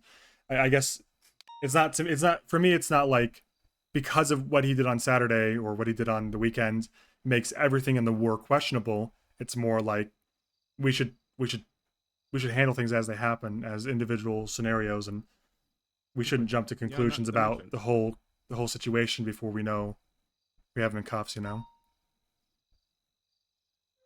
Yeah. I mean, we should have a conversation with him. And then, based on the report, the statements, everything, we push for a charge. Yeah. What happens if he mean, gets convicted? then he goes to jail for attempted murder, and then he gets back out again. And I assume he's still in his position. So Axel's about to get fired, and so are we. But it's what's right, I guess. I'm probably gonna lose my job doing this, but at least we're doing the right thing. He can't fire all of High Command, can he? He can, Yes, but I mean, he can, but he's got will he? supreme. He's got supreme power. But What's he like gonna I do? said, Fire every cop? we are David setting up to Goliath, and we're trying to do the right thing here. And he's gonna challenge everything. So if you try to take him down, if you're gonna swing your dick at the big boss, he's gonna swing just as hard as back. So get ready for that too. Well, if he truly is what I believe to be a rational person, he'll submit to the handcuffs or detainment. We don't have to handcuff him if he's compliant. And he'll be interviewed about it and either admit to it or plead out. And things can go civilly, potentially. Yeah. We should probably get Corinne involved, unless y'all don't feel like we can trust him in this matter. But I feel like you should know about this if we're going to proceed forward. The next time we're supposed to meet with the senator was supposed to be on Friday for the ceremony for the medals. What time is the ceremony? Not scheduled yet. Obviously, I got to talk to. Because I was looking at Ceremony needs to be after the scheduling. funerals. Yeah, I was trying to schedule the funerals for Friday. Funerals first. And then we should do a Sunday then, if that's the case, or maybe a day We where could do it like hours after, because I was looking at 4 Eastern for the SDSO funerals. I don't want to take away from the funeral. That's all, because I understand. Yeah. Unless you guys are okay with something like that. I mean, it's war related, I guess. It wouldn't be the worst. I wouldn't want to do it anywhere near it. I'd like to do the funerals and give an hour break at least until that, but we could just do it Monday. It's not a big deal. All right, then we'll push for Monday then being the ceremony. A lot of people will be given medals for their heroic effort, of course. And you what want to they arrest did. him at the ceremony? After he's done giving out the medals, probably, yeah. All right. What? I mean, listen, I have. I mean, what if we do just think- what if we approach this rationally and said, Senator Davis, we suspect you may have committed a crime, and one of us is a witness to it. We're issuing a warrant for your arrest. And just told him to come in and speak with us to handle it versus publicly ambushing him at a ceremony. I mean, if he shows up before that, absolutely, I'm all for it. I'm just telling you the next time we're supposed to meet. That was Well, I think the we should. scheduled time. I think if he's going to be the senator either way after he gets out of jail for 45 months or whatever, we should probably be as civil as possible with him and just say, here's our intent to arrest you. You've broken the law. And if he resists, then we have to do what we got to do. But hopefully he'll come quietly and we don't have to do it publicly.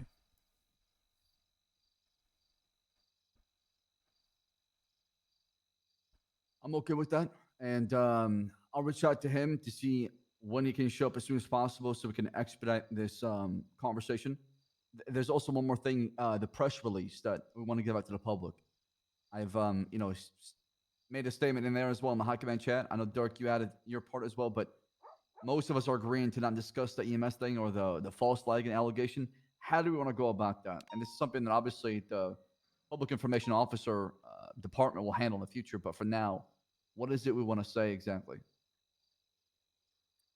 All I'm going to say is that if we address the EMS C4 thing in any capacity, we are lighting the city on fire. That's my opinion. I think that there are a lot of people who have a lot of opinions on this situation. A lot of rumors have gone around. And until something happens with the panel, I don't think we should address it publicly. Because anything that we say is going to get completely just blown up. I agree. I think our statement should be brief, acknowledge that there was a war, acknowledge our results of the war, that we acknowledge the good things that came from it at the very least, and say that hearings are ongoing for other stuff, and then leave it be. I think whether or not individually we agree or disagree with what happens, there's a lot more people out there that are going to be a lot more emotional than we are in this room, and that it's going to be, like Tessa said, an issue.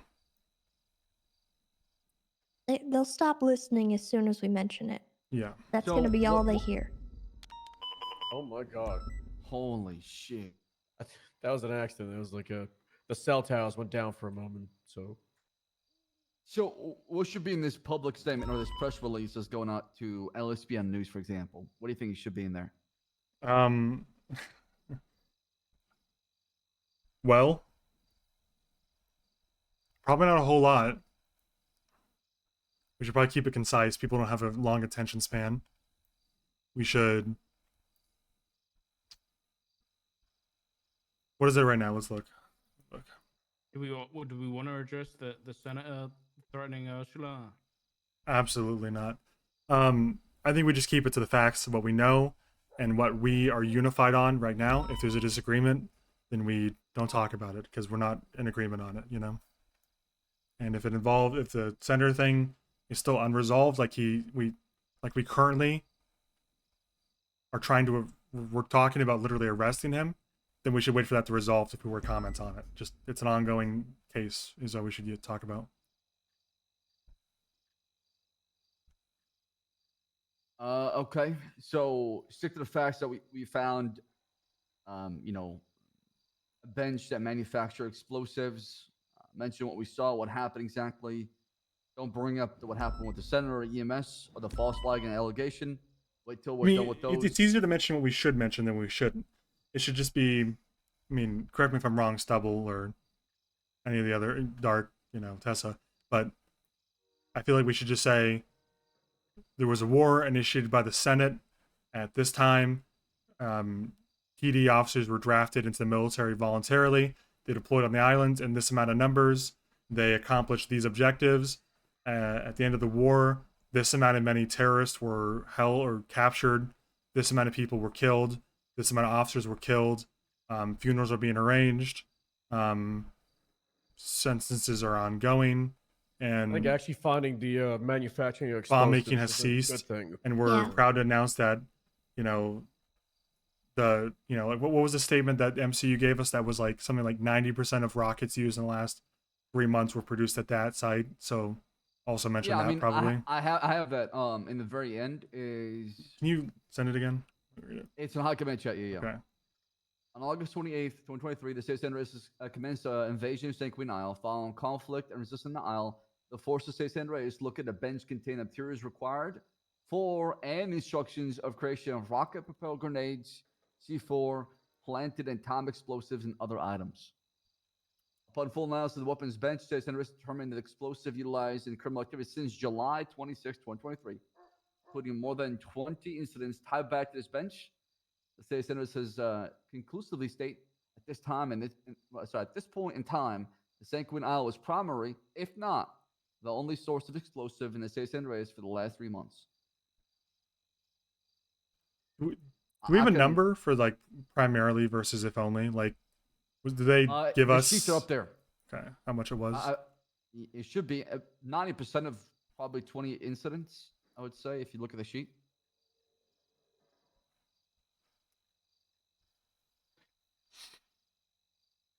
I worry that if we I like the fail picture. Sorry, just threw that picture in.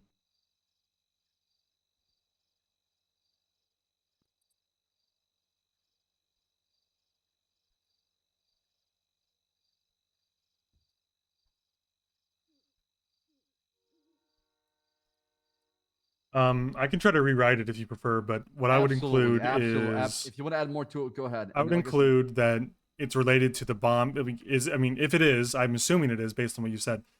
It's tied to the bombing of the courthouse, the apartments, like everything. We should directly name incidents, like a few of them at least, so people know that isn't just like, hey, these guys were making fucking rockets. No, these people were bombing the apartments, courthouses, hospitals. So there's a bit more of emphasis on what harm these people did and why we went over there. Yeah, I mean, if you want to add that in there, Owen, try to beef it up to give a better perspective as far as the PD side of things and to have it in better light / presentation, please go ahead. I just kind of wrote with Bundy together something, and then obviously half of it was going to be talking about the allegation with the EMS and what happened with Walter. I don't think that's. I think a lot of people just want to know why we actually went and goddamn did it. That's what a lot of the talks were before the operation was. We had it was like suddenly out of nowhere, sanguine enemy of the state. 1 day later, negotiation ever with the aircraft carrier. Now it's war. You guys didn't follow our demands, and everyone's like, why is this happening? And then obviously the FIB building, terrible. Everybody just got dismissed, belittled. That was a shit show.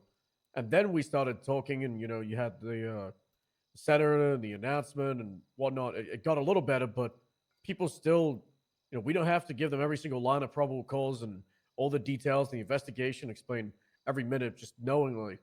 I mean, we should also include. It helps. We should also include like who was over there and why we suspect they were over there, right? Like we to my knowledge, we've arrested several different gangs over there. Trying to struggle with the names. I know Terrence Walker, so BBMC. Who else was it over there? Gulag Gang. Hybrid. My phone is on In silent. any case, the gangs, we can acknowledge like several gangs, some criminal organizations, whatever, came from Los Santos to fight for Sanguine Isle. And I mean, none of us would truly believe they were fighting for freedom or anything, right? Like we all know they were fighting for the bomb makers, the terrorists, right? Like, I mean, that's what I mean. Is that at least with acknowledged in this TJ. room? Yeah, he acknowledged that as well. That he wanted to keep his favors with Jaeger up as well. That was part of it. Yeah, I mean, we should put that in there. We should say that several criminal gangs known for their violence against police officers, joins the war on the side of the terrorists for hopefully better connections to the bomb makers. Like, shouldn't we include that? Like, these guys are not freedom fighters going, doing what they think is right. They're trying to get in good with literal bomb makers, right? Yeah. Hold on, I'm gonna write this. I'll try to. Yeah. If you can rank just it write up. it down if you can. I'm just looking at that the incidents that tie back to the bench as well as far as the manufacturer marker. I feel like if we don't acknowledge, a lot of people are very concerned, PD included, about the things that we did over there on Sanguine. If we don't acknowledge them, then that could cause issues too. And I'm not saying we have to say that we agree I'm or not disagree. saying we don't acknowledge them. I'm saying we don't acknowledge them yet. We don't even have an agreement on what's going on. And No, if we're not united on what's going on, and we don't have a solution, we should not be talking to the public. I put I it like in that. high That's command as good. well, so y'all can read it. But that's from the EMS that they just put out like an hour ago. Shit, it's a little small. I'll read it on my phone. Yeah, I It's gotta in place it on command my phone. if you want to read it on your phone. Oh, let me see. Okay, all right.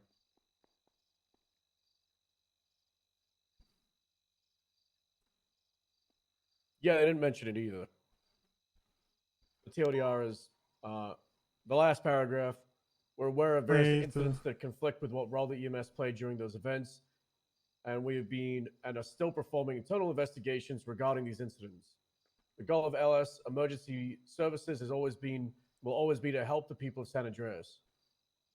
We know this may not be the answer for all your questions, however, due to these events still being under investigation, we are unable to disclose all information at this time.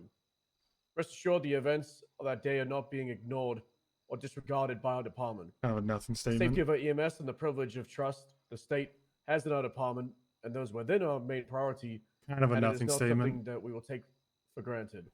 It's Thank kind you of all for your sad. patience Stuff and understanding happens. these confusing times. And then signed it.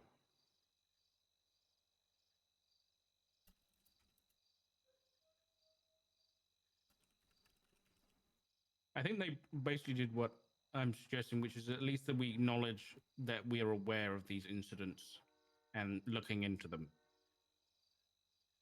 And if anyone asks us anything about them, we're saying, yes, we are aware and it's been looked into. I don't disagree with that at all, actually. That way, it's an ongoing investigation, which it is. Obviously, we're trying to figure out what's going on exactly. And I've been speaking to Walter and Brian, the senator, of course. I don't have an issue with that. What I was concerned about was how it was worded when it was initially presented, which was that, we took a strong stance on it and everything, and obviously we're not quite as strong in our stances when we're talking to everyone here. So, I think until we get a little bit more unified in what we're actually doing as a solution, I don't think we should go into any specifics. Yeah, I agree. But we can acknowledge it. Well said, Game Warden. I got a text message from the chief of police. She's not quitting. She's still going to be the chief of police. She just wanted a minute, and obviously she has her stance when it comes to this whole entire conversation regarding the conflict and the war, and she does not agree with most of it. That's what I've been told. But obviously, we need to come together and trying to find a way to heal the divide between us so we can get back on track and we can get back to doing the right thing. And that was the most important thing. I mean, if y'all have any questions, anything you want to bring up, any concerns, I'm more than happy to discuss them right here and talk about them so we can fix these problems and address them. Axel, I would like to. Well, okay. First of all, and I hope I'm not speaking out of turn here, Axel. But Axel, after a conversation the other day on accountability, has volunteered to have his own panel. Is that okay to say so? I mean, yeah. I mean, ask me anything you want. I mean, I'm not hiding anything. But if you feel like a panel is needed from me, go ahead. But if there's any false narrative, false accusations being made, of course I'm responding back to them. No, that's fair. Apologies. Tired. No. In a good okay, mode. Chief. Overreacted. You're good. Welcome back. One of the reasons that there's been some things thrown about yourself, Axel, but I feel like those things the room should be aware of. Do you want to be here when I say these things, or would you rather? I mean, yeah. If you be talking about me, Dirk, I want to hear them. Okay. Well, obviously that prison shooting with the shoe has come up today. That could be in question and contention, as we already asked you some questions about it, and clearly, it's not an easy cut and dry situation. Also, I mean, you don't charge me with attempted murder, Dirk. Go ahead. Okay. I did ask if you wanted to be here for this, and I mean, that's what you're implying, though, right? What questions you have about me shooting my gun? Whether or not it was excessive force. Excessive force? Yes.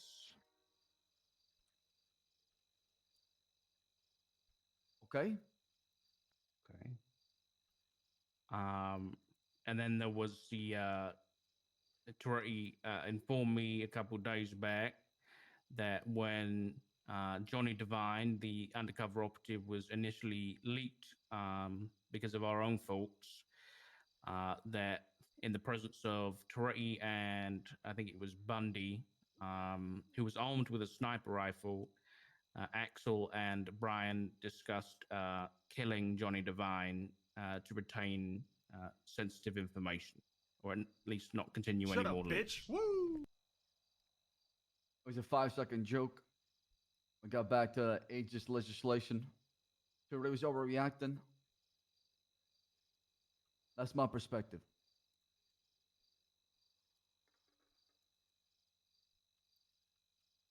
Okay. Who thinks the 2-1? Sorry, I looked at a lot of subs and missed them. I'm trying to write this statement right now. I'm listening. That I feel could be worthwhile in having a discussion, perhaps during a panel, as to whether those things were good or true, and your defense for those things, and whether or not you should be held accountable for those actions. That's all, and obviously it's voluntary, as you said. So I mean, we have everybody right here. Who you missing from this panel? We could do them on right now if you want. Get me out the way right away. I mean, how does everybody feel about that? Do we want to take some time to discuss it beforehand and do an investigation, or What is the accusation? I mean, we're all here. It's Yeah, I gonna mean, be a week or two until we do this again, I presume. So. I just stated both of them. Okay. What I'm was writing the the statement accusation? still, unfortunately. So. Excessive force? Excessive force for shooting on the rooftop, and then the criminal threats or conspiracy, if you want to paint that picture, for planning to, was it assassinate, kill, murder, snuff out Johnny Devine. We're the joke police now? Okay. Well, I'll just Well, say that's right your away. argument, right? That's your side. I don't think Bundy took it as a joke. Well, I didn't tell anything to Bundy. Bundy did not come over till afterwards when he had a conversation with Brian. I came in when all three were present, and I got an email from the director. And then they brought a bunch of ideas. We joked about it. We got back to the most important thing, which was getting him back alive using the ageist legislation. So, my phone is on silent. I don't feel comfortable punishing people for. I mean, I guess I didn't hear. What did you say about Divine? You're gonna kill him. You wanted to kill him. You planned to kill him. How severe were the plans? Did you make plans? Did you go and do it? Did you have the gun? Did you have a location? Did you know where he was? So that's the important stuff. Because if it's off the cuff, man, I could kill Divine right now. I've said worse this week. I talked that way about Harvey a lot. It's a joke. If someone heard it wrong, an apology is in order that someone was disturbed, but it's not. It doesn't it doesn't shock me that, you know, in a I mean, job such as this, that dark humor is around. I mean, I don't remember the exact details, but I don't remember even thinking too much about it. It was something that was kind of brought Thanks to up the in a tier 1 circle of guys. 4 people. Once again, appreciate it. And Jockey. then we just moved past it. Like I said, the reason why you bring it up, I just don't remember much about it than the fact it was a mere just joke. Who all heard it, by the way? Said Bundy? I was there, Bundy was there, Brian was there, and Toretti was there. Okay.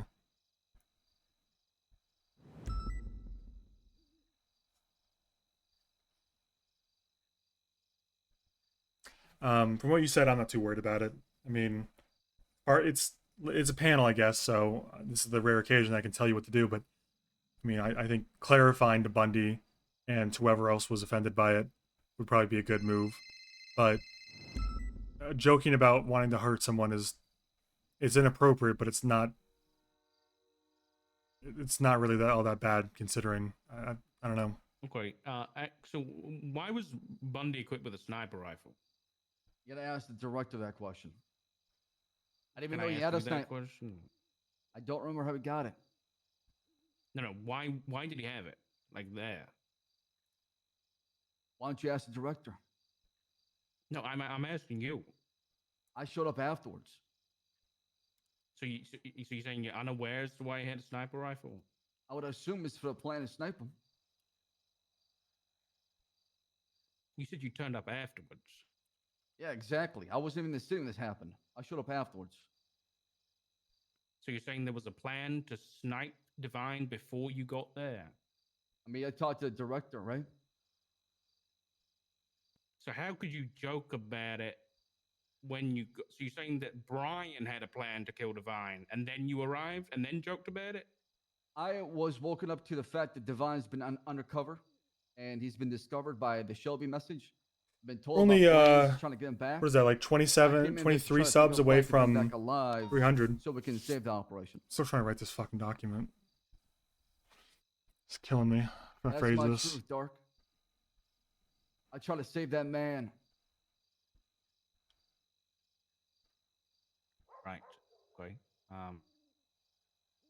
Hell week. Where were you at this? Ooh, thanks, Rolly, for the 3. Appreciate it. I think it was either the factory. What was that place? The scrapyard. The scrap, the Ross scrapyard, the Sandy scrapyard. Yeah, that's where we all met, the 4 of us. The Rust one, sorry.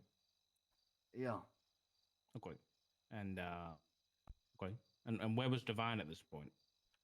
We didn't know. That's the problem.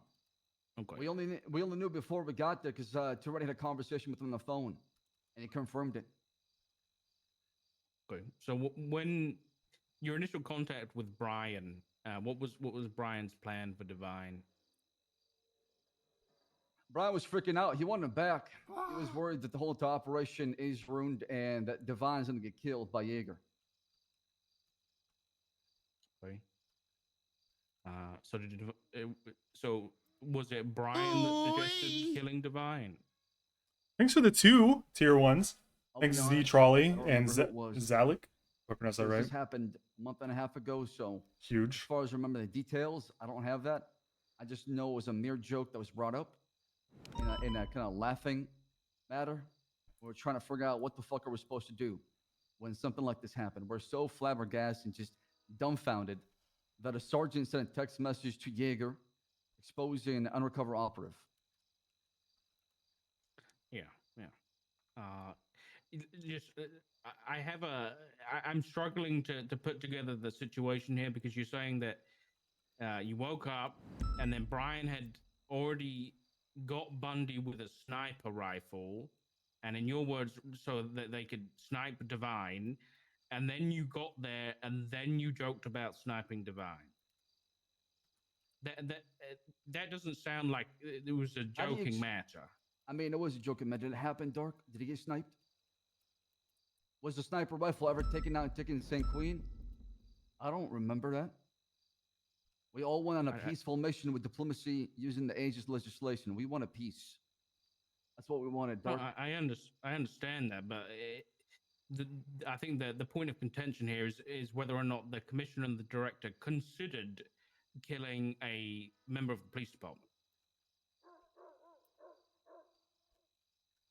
That's the worry here. There's no worry as far as that, because I can tell you I would never do something like that.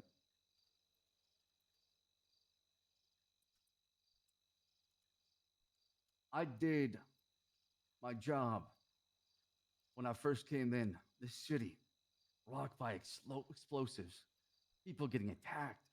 I saw Angel lose her fucking arm from a rocket. And I told myself, we got to go find the source. We got to put a stop to this. And that's what we did. There hasn't been any bombing the past week or so. There hasn't been any explosives or bombs going off.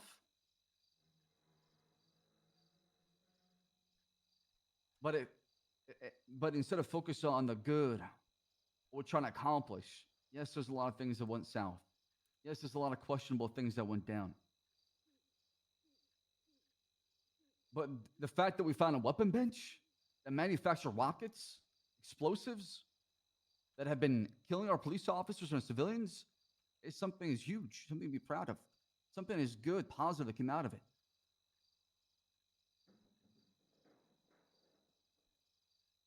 Yeah.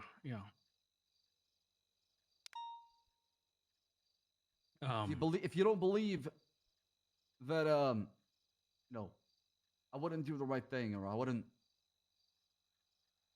have the best interest in the police department, then I'm more than happy to have a conversation one-on-one afterwards if you want. But I can assure you, my job here is to make sure that we move in the right direction. I have no idea what they said for the past 20 minutes Consequences. because I've just been writing this fucking statement for the public release. I'm ignoring it. Understand that. I'm trying to write the there's statement. also Yo, thanks for the tier 1, Quattro. conflict happening Thank in you. our streets. What a level 2 Just hype like all train. of us here pretty soon. Yeah, I figured I wouldn't We can mismatch with resolve our Dark own and problems as fast as Axel possible. yapping to each other. We can get back on track to deal with what's out there, what is coming, what is brewing, what's going to transpire. Ooh, in Decay, the thanks for coming the days. prime for the 44 Ooh. months. Thank you. There's another fight. Hey, listen, not to interrupt. Fuck. I think I've made my position pretty clear on the supposed threat. I don't take it all that seriously. I mean, the presence of the sniper rifle is curious, but we ended up using those on the aisle, so it's not that surprising to me. All in all, I do want to get opinions on the statement I wrote, just so I can look at it and glance at it. You don't have to do that now, but just so Take a look. you know, it's done at some point before we leave, because it's gonna be hard to get us all in the same room again.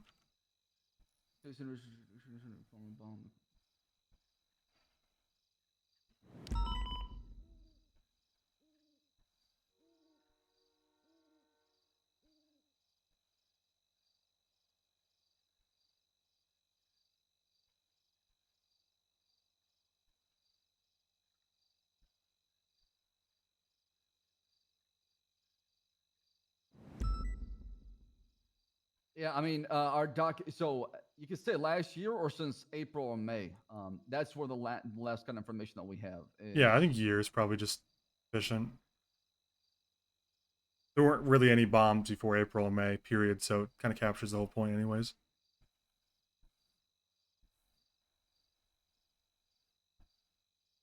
It looks good to me. If everybody's good with it, I can. Well, I don't want to put it out yet. I want like everyone to have a chance to read it fully, and I'm sure I made a couple spelling or grammar mistakes because I just wrote it, so I'll probably edit it. But I want to make sure that like the major beats don't go against what Tessa was saying in regards to like releasing info or whatever.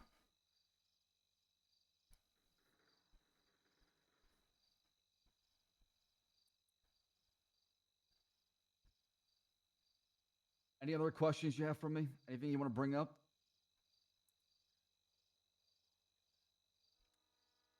Well, that was about the threat, right? We didn't really talk about the rooftop rumble at the prison.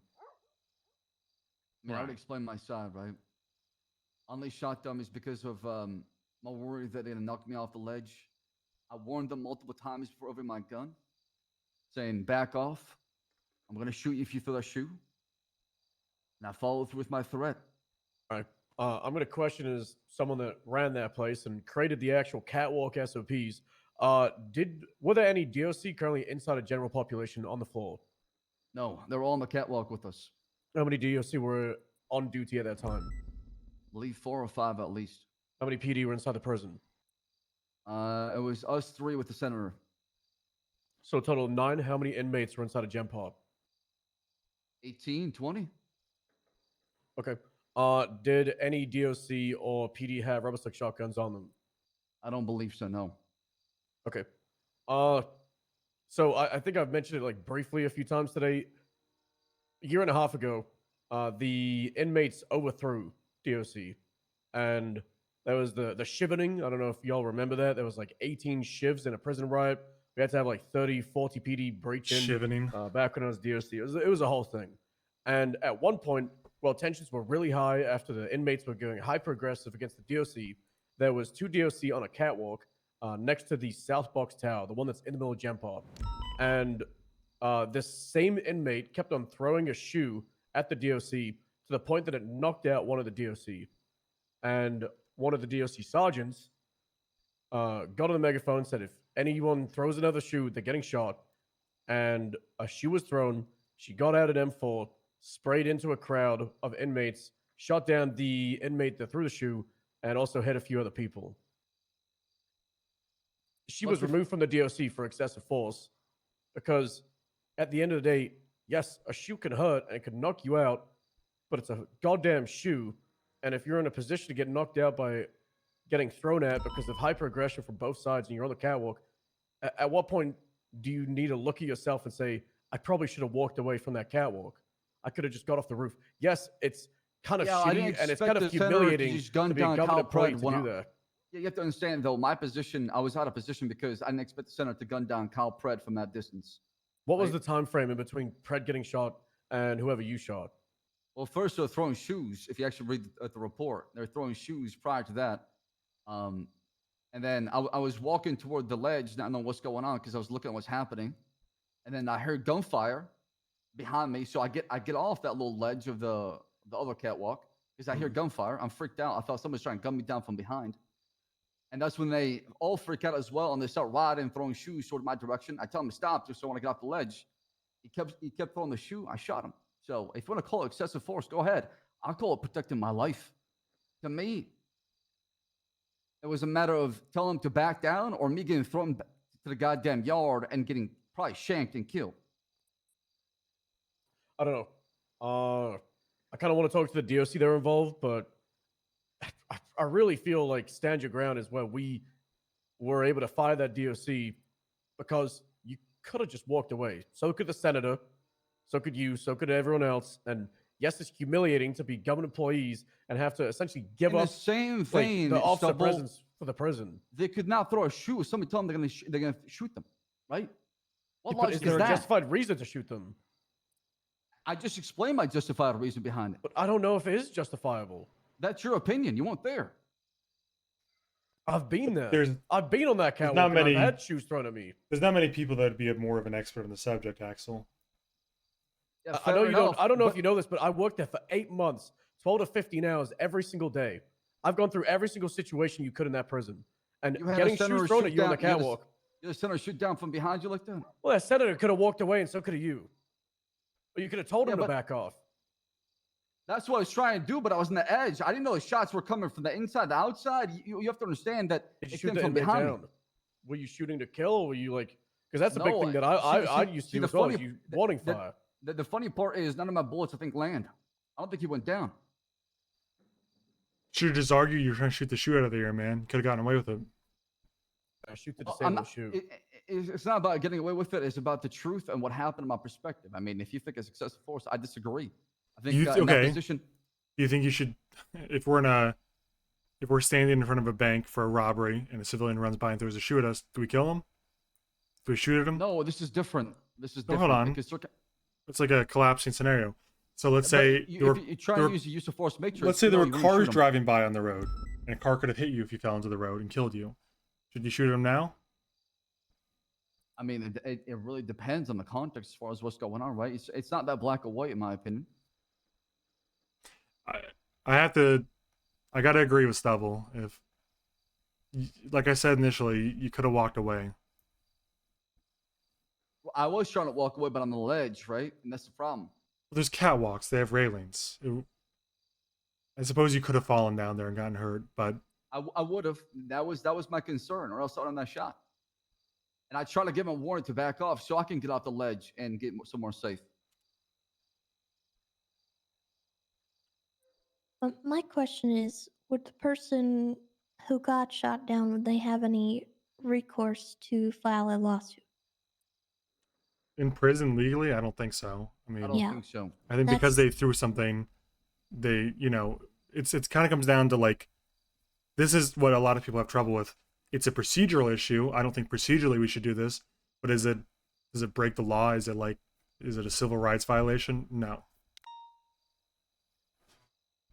It is a bit problematic if, we're sitting here feeling a bit like he overstepped, right? Mhm. Would we be able to maybe open that door for them to file a lawsuit? I mean, they can file a lawsuit all they Well, want. I'll happily fight it in court. Our punitive action doesn't justify any amount of lawsuits. I mean, we also wouldn't make it public, so they, whatever happens, wouldn't leave this room. If Axel submitted to the panel and the panel agreed that he should be suspended for a day or given strike points, then hopefully, if no one else, we can trust the 6 people in this room to make sure it doesn't leave this room, and whatever happens is private, and it wouldn't open us up to a lawsuit because, first of all, they don't know, and second, I don't think the court should consider punitive action as a measure of evidence anyways. I mean, go ahead, vote on something. You want me gone? You want me suspended? You want me strike? Go ahead. I'm waiting. I just think if we saw another cop do this and a deputy, it's the same thing I'm going to say in the Shelby hearing. If it was anybody else, there wouldn't be a panel. You'd have probably a day suspension. I mean, I'll take a day suspension if you think that's fair. I'll take whatever short course you want. I'm not trying to shy away from consequences.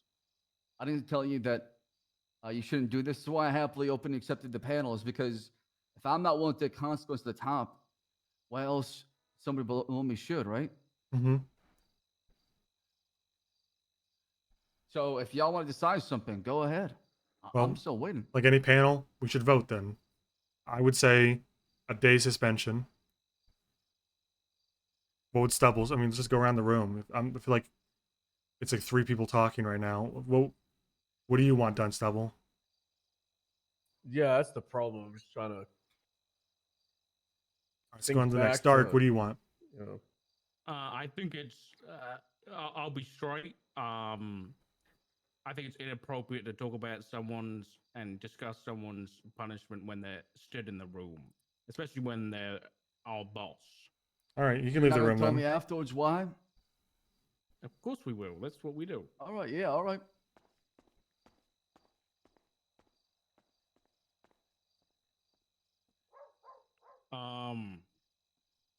Listen, okay. When it comes to the excessive force, I think it was absolutely excessive. I think minimum 24-hour suspension is worthy, if not more. I mean, I don't know. I think he put himself in that situation and then opened himself up to get hit with a shoe, and then used that to shoot somebody. I don't think it's the first time we've seen a police officer do something similar. And it doesn't surprise me in this situation, especially when the senator, his boss, had just shot someone who was unarmed. I don't want to speculate, but he certainly might have felt, I don't know, like he should do that, or he could do that, or this is what we're doing now. I don't know, but it's certainly not a path I'd want our commissioner to go down. When it comes to the sniper rifle situation, I mean, I wasn't all that convinced. I will, like you said, jokes happen. But when he brought up the fact that the sniper was already there and the plan had already been discussed about killing Divine. What was the plan though? Was the plan like we should go do it, or was the plan like, all right, we got the boat, let's go? I mean, this is the thing. He said that the Bundy was there with the sniper. This is why I did ask. Did we want to delay the panel or anything? Because I do want to speak to Bundy about The context is that that's Bundy's sniper rifle. That Bundy had that from a prior incident. I don't know why he didn't say that, but that's not like that wasn't requisitioned from the war. The war happened a week after this incident. That was Bundy's sniper rifle he had from home, I guess. I don't fucking know. Right, but no one asked him to bring that. You don't know that. I do know that it's Bundy's sniper rifle, yeah.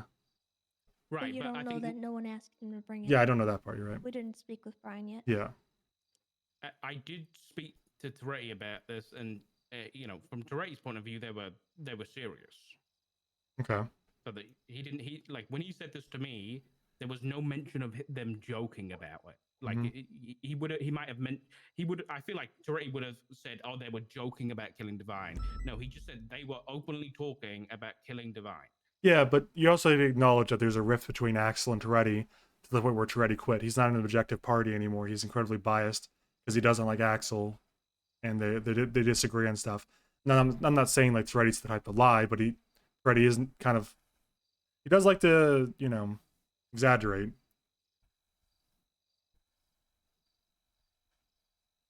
Okay. But yeah, like I was trying to get out.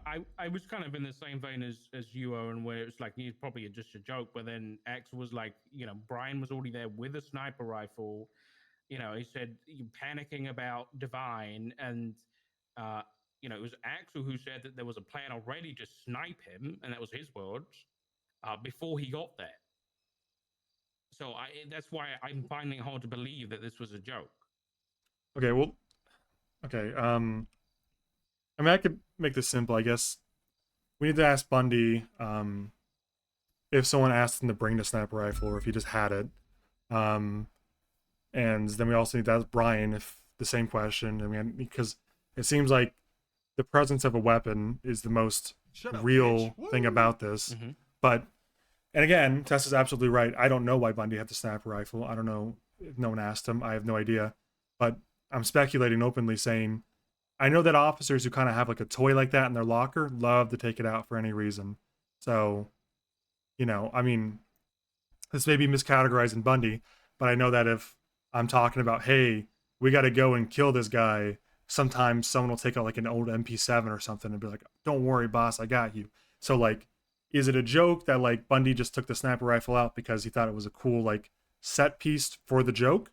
Or was someone like, hey, Bundy, do you have a sniper rifle? Can you go get that? We need to kill this guy. Sure. That's kind of an important piece of context towards, is it a joke or not? I think we need a bit more information on this particular incident. Well, I can call Brian right now and ask him. I have his phone number. I don't know if he's still awake, but if you want me to, if you're comfortable with that, I could just ask him straight up. Or we could wait for the panel. That just delays the decision on Axel. Sure, you can phone him. Go ahead. All right. And try and get in contact with Bundy.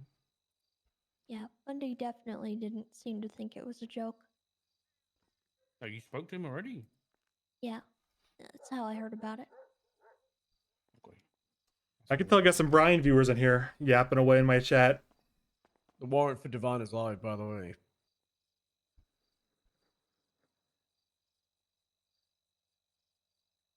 I can tell. The way you guys type is not very secret.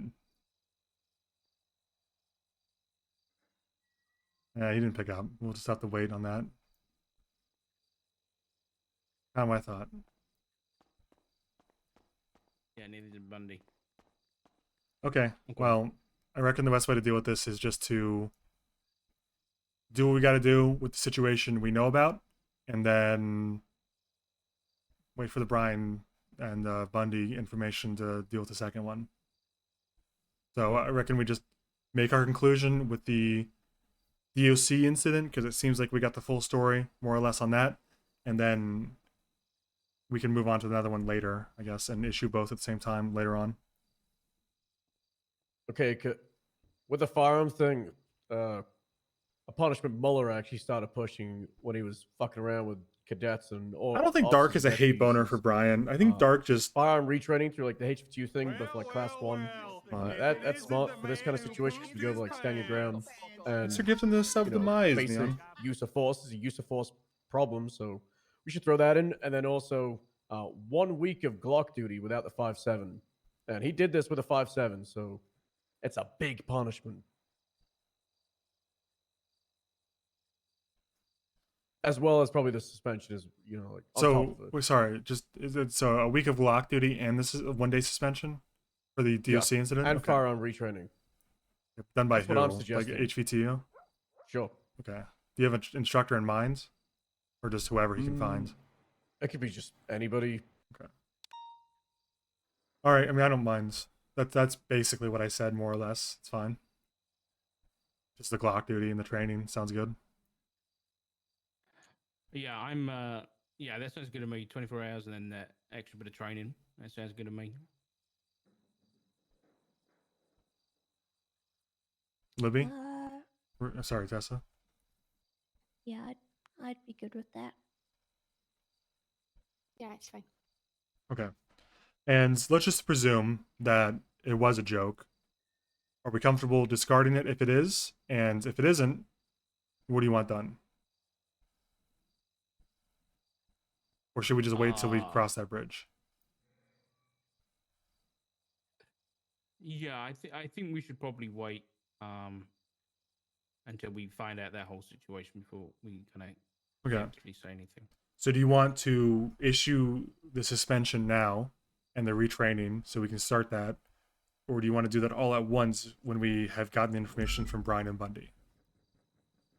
Obviously, all at once, considering we kind of need to be a unified high command this week, and Yeah. there's a lot still to go through. Okay. Yeah. Does that sound agreeable? Yeah. Sounds good to me. Yeah, I'm good with that. Okay. And we could probably just tell them to come back in, I guess, and we can just tell them, we'll just let you know we got to talk to Brian and Bundy. Yes. And I'm sorry for being confrontational earlier, Libby. I'm sorry. It's fine.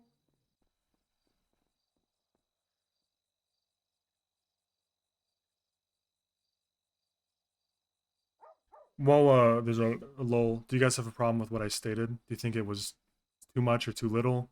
Doesn't cover anything? Doesn't cover enough? The statement for the press release. Exactly. I think it summarizes it pretty well. And it touches on everything that it needs to, without being extremely detailed, which I think is what the public needs. We don't need to tell them everything explicitly. Just give them, you know, a reason for what happened. All right. Because up until now, they haven't had one, you know? Yeah, I think it's a bit. I think even our own officers could benefit a lot from knowing why we did it and what we got out of it. So the conclusion is we need to talk to Bundy and Brian to determine the severity of your alleged joke. So we'll do that at a later date, hopefully this week, and let you know we've concluded the DOC incident and have a recommendation in mind. But as we're needed more than ever as a unified high command, we'll wait to issue that until we know about both incidents, so it can be done at once. So for now, nothing, and then in the coming days, How as is we that talk to fair Brian to and me? Bundy. Well, nothing's happening to you right now, sir. But I've given you the opportunity to decide on something right now, right? Right. Should we not have the full context going into that decision? Yeah, I mean, yeah, sure, but We called them both, they So just we didn't kinda pick up. It's just a simple availability thing where we can't get Brian's perspective. I mean, to be blunt, others don't mind me saying this, we don't know how severe it was, and like, I mean, do you mind if I say what exactly I'm trying to get at? You guys? I mean, I've No, given you Dark. I'm guys asking the- Dark and Oh. Reed and Stubble and Tessa. I mean, yeah, we can be transparent about the decision. Transparently, the real question with the joke is, why did Bundy have a sniper rifle? That's my question, anyways. Was he told to go get that? Did he just have that? Did Brian tell him to go get it? Did you tell him to go get it? Was it just kind of like something that he had? Because I think he does just have a sniper rifle, and Bundy didn't seem to think it was a joke at all. But the question is, did someone tell him to get that? Like, was that an active movement towards the assassination, or did he just bring it out to like help the joke or something? That's what we're I trying to thought figure Dark out. spoke with Toretti and explained that side of things. No. I don't think so. So what did No, Toretti tell you? Toretti, what Toretti told me was that you and Brian were discussing killing Divine. Okay, what did he say exactly? What was the discussion? We were having a discussion about just PD stuff in general, really. Yeah, but what did Toretti say exactly though? That's pretty much it. I can't tell you verbatim. So he but cannot that- provide exact details what he said, but he said it was discussed. I don't understand. How does that make any sense? when we were discussing everything regarding the Sanguine situation, Toretti told me that when Divine got leaked, you and Brian were openly discussing murdering him. Yeah, but how does that? Okay, what do we say exactly then? Killing him. Okay, I mean, sure. Okay, I get what you're saying. If you want us to get an exact quote from Toretti, we can do so. Yeah. Until y'all have made up your mind, I'm going to be taking a step back from High Command in general, because I am not going to be the commissioner of police department if you don't feel confidence in me, if you don't trust me. So you're quitting too? I'm not quitting. I'm not going to have something being held over my head for the next week or so till we meet. It's not going to be now. If you decide now, or I'm going to take a step back because I don't think I can operate as a commissioner of police department. I'm sorry. Are you you're threatening to step down unless we suspend you right now? No, I've given the opportunity. But like you understand how insane that is. You're threatening to step down unless we suspend you. So you're going to suspend yourself unless we do it? I don't. But you're not hearing what I'm saying. I don't feel confident leading a police department is not believing me. Well, I got bad news. It's not just the people in this room were probably your biggest believers out there.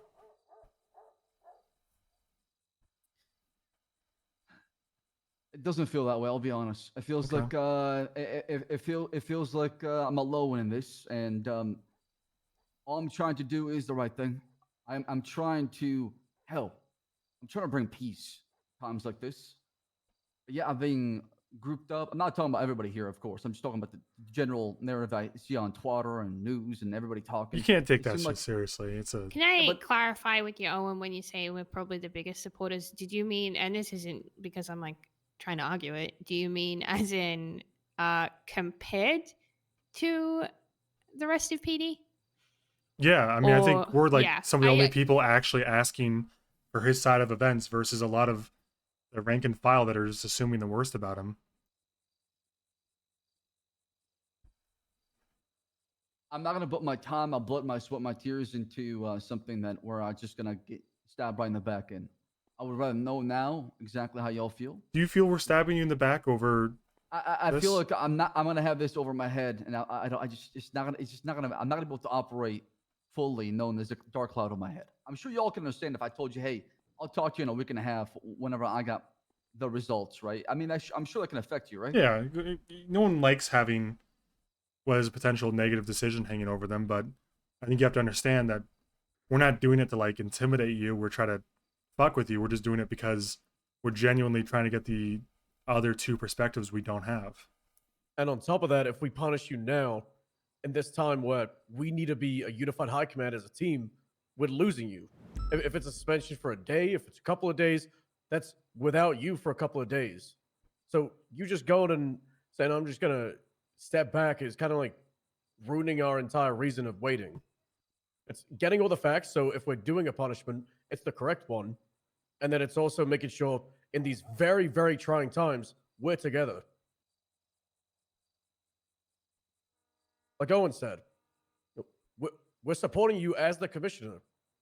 We are high command together. But we're also holding you accountable. That's the main. I mean, which is what you want. It's not like we're stabbing you. Listen, if we thought you were some kind of loose cannon, I do want you to hold accountable. It's not about that. It's the fact that I don't know when the accountability will come. If that makes any sense, right? So it's hard. We're telling you it'll come like tomorrow. We're just waiting to get word from Bundy and Brian. Like as soon as I presume, as soon as any of us speak to them and get their side, we come to an agreement. Fine. till you come to an agreement, I'm gonna be, No, no, we withdrawn have back. an agreement. We literally have come to an agreement that we know how we feel about this. We just need to know the one piece of information, and then that decides things for us. Then I'll be gone for 1 day if that's the case. That's Like I okay said, if that's what you want to do. I mean, for the sake of just the integrity of the investigation, the whole thing, I'd just rather be There's no away need for from that, it. sir. Well, that's how I feel, and I'm a man of principle. I believe in that. I Not can't explain because- enough that we're not. It's not that we don't believe in you. It's that we're holding you accountable, and I think we And I wouldn't. want We you to hold wouldn't. me We wouldn't. accountable. We wouldn't hold you accountable if we felt like you were some kind of loose cannon we couldn't work with. If we thought you were someone we couldn't work with, we wouldn't even bother trying to hold you accountable. Because you know what I'm saying, like. And how about this? I'll make it easier for you. I'll suspend myself until the investigation is complete. Even if it was gonna be like a, all right, you know what? I think I'm digging a hole. I'm just gonna leave it. I'm just. That's how I see things. Just like how we suspended officers in the past pending investigation. Okay. I think it's only fair to do so with me, right? And I'm taking that path to show accountability and responsibility, and the fact I'm willing to accept consequences. I just. For Is me, I this would a rather be Silas away Grammar? from it. Can I just ask her? Is this? Have you been talking to Silas?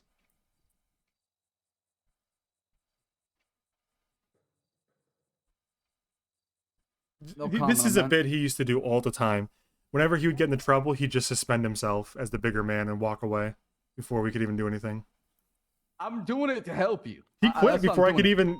The panel finished. He literally quit before I even like knew what I was gonna do. This is a total Silas moment, man. Well, I didn't know Silas that much. Only met him at the. God, you would have loved him, I barbecue. guess. No, I met him at the barbecue. Remember, you introduced him to me. You told me about the fact that this guy was the LT of the SDSO. Well, he was before the restructure. Yeah, I was the captain though. Yeah. But I do believe that is the right choice. I'm going to suspend myself until this investigation is complete. Whenever y'all are ready to give me the news, let me know and I'll be around. Okay. Before you suspend yourself, I asked everyone else how they felt about the statement. Are you on board with that? Yes, Okay. I think you've done a really good job with it. I don't see much of a grammar issue in it as well, too. And who wants to send that to Ursula, the LSBN News? I mean, I don't know how You wanna everyone do else that one? feels, but considering Ursula was like borderline treasonous, I'm not sure I want to give her like premier access. There's not really any other formalized news service, but That's I the would problem. We like have a monopoly on to. news. I would like to try to give this to every news agency at once, if there are any other ones. So maybe a better way to do this would be like, I don't know if we can put out an official statement or I don't like twatter, but some kind of way to like say, hey, if you're interested in doing news, we're gonna release a statement. Anyone who's in the news can use this as a quote or something.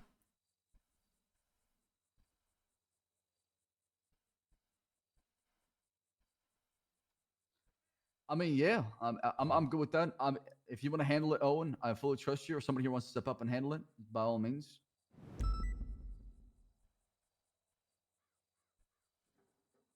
Okay.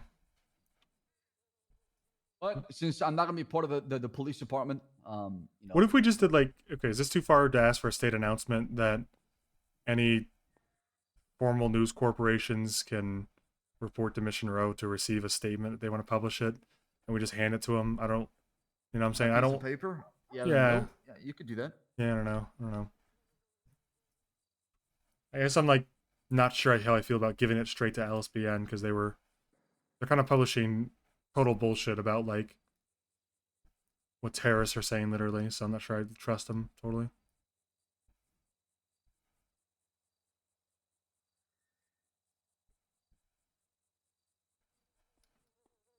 We could have Moose Knuckles publish it.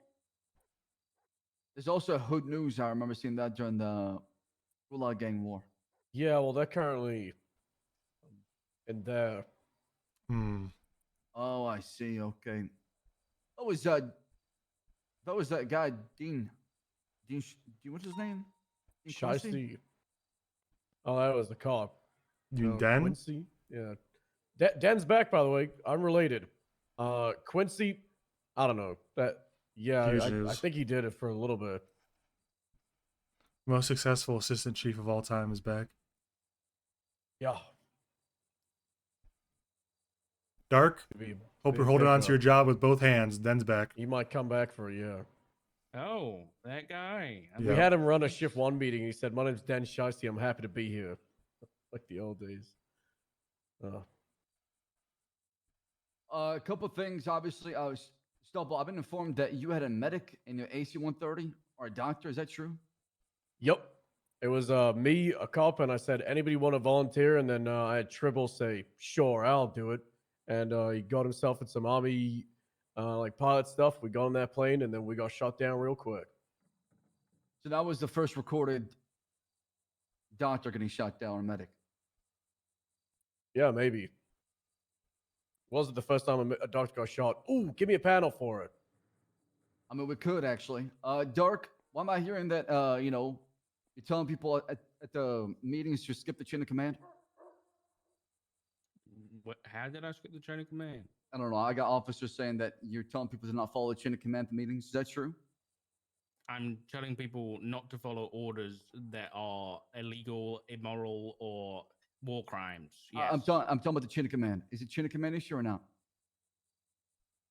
I just explained. I said you do not have to follow the chain of command if you are asked to do something illegal or something that if you don't want to do something, basically you don't have to do it. That's what I told them. Okay. Doesn't mean they have to keep their job, but No, I mean, like I said, I trust you. If that you said it, I trust you. It should be it for me. I'm just confirming what these people are telling me.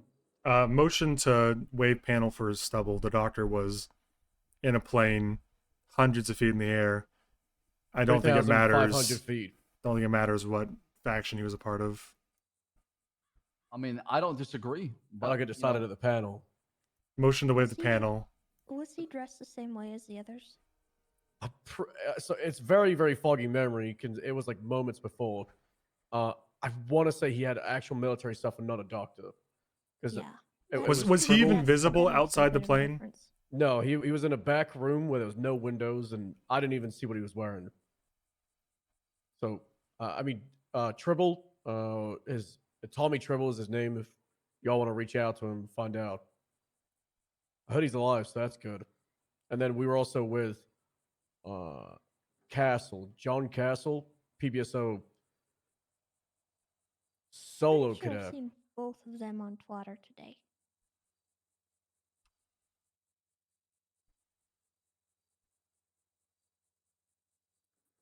Yeah. You see a guy in black. Already just joined the Angels. Everyone say congrats. No way. What is this man doing? Well, this is what like Lexi lost tweeting, so probably not true. John Castle guy really likes retweeting stuff, huh?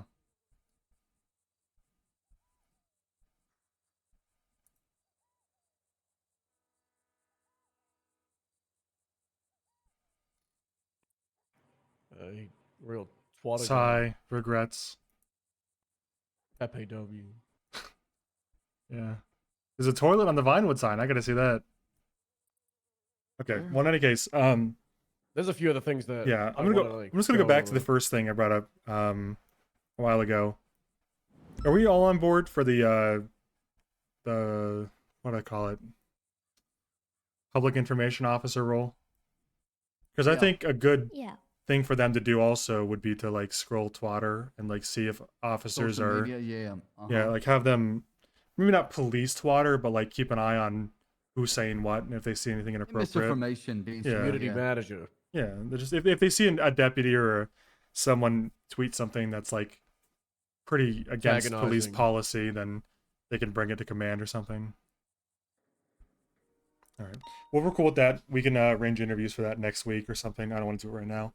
We got a lot going on with funerals and panels and shit. Also, when is the Brian Walter Bison triple panel? Well, that's what I kind of wanted to find out. I think they're mostly free. Walter's only free after 7 p.m. Eastern. Okay. Yeah, so I can try and contact him to see if we can get anything early on that.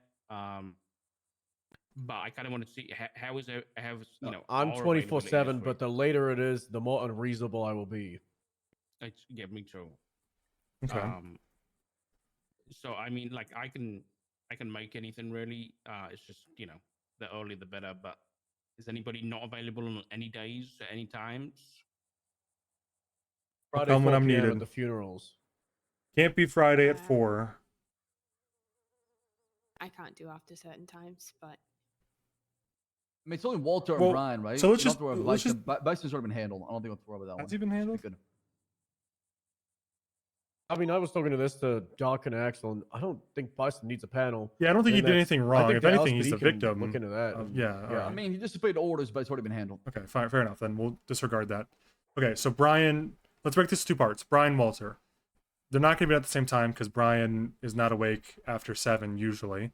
So let's just do Brian like tomorrow or the next day fairly early. We could even do before Tsunami because I know Brian's kind of early and that works for the most because Stubble, Dark, and Reed all prefer early. So what's the earliest you can do, Tessa and Axel? Or the earliest you're comfortable with? Before Tsunami is a tall order for me. Okay, we could do at Tsunami and just disregard the meeting. I can do before and after Tsunami. It doesn't we matter. do like an hour after Tsunami because I just. That would Yeah, be wasn't that the well, best waking time? up Is that good for everybody everyone? was- We'll just do that then. Yeah. Brian tomorrow or the next day. Let's do the next day so there's much time to. We can do tomorrow. You guys care? I'm good with that. Yeah, tomorrow should work. Yeah. Tomorrow after Tsunami, an hour after Tsunami. So we'll let Brian know, or I'll let him know, I guess. Yeah, I can do it. This is Okay, fine. perfect. Tomorrow after Tsunami, an hour after Tsunami, Brian. And then for his Walter, 7 is a tough time for most of y'all, so. How late can he do? I wonder, because, like, it might wrap around to the point where, like, you know, I could wake up early or some shit. But he you does know? like shift 3. Yeah, yeah. I Like wonder. What's the that's gonna fuck Tessa, dude. How late are you up, Tessa, usually? Pretty late. We're talking like 4 or 5 a.m. I am a degen, so shift 3 should not be an issue. What's the latest you're comfortable with? Top of your head. Probably like 5 a.m. Pacific time. Okay. Is that so 5 a.m.? That's like what? Fucking bad at translating. Honestly, like 9 or 10. It's pretty 8 decent for a.m. myself and Eastern. Doc. Are you comfortable with that? On the other side, Dark and Reed? I can do Yeah. anytime 1 hour after Tsunami during shift 3. So that's probably perfect for me. 1 hour after Yeah, that should be Tsunami, fine. so that's Yeah. 2 a.m. Anytime I Eastern? can show up to, I should be good for me. Let's do that. Let's do 2 plenty of time, a.m. you guys. Eastern on like. Well, let's not do it tomorrow because that's gonna fuck everything up. Confusing because it's like the day of now.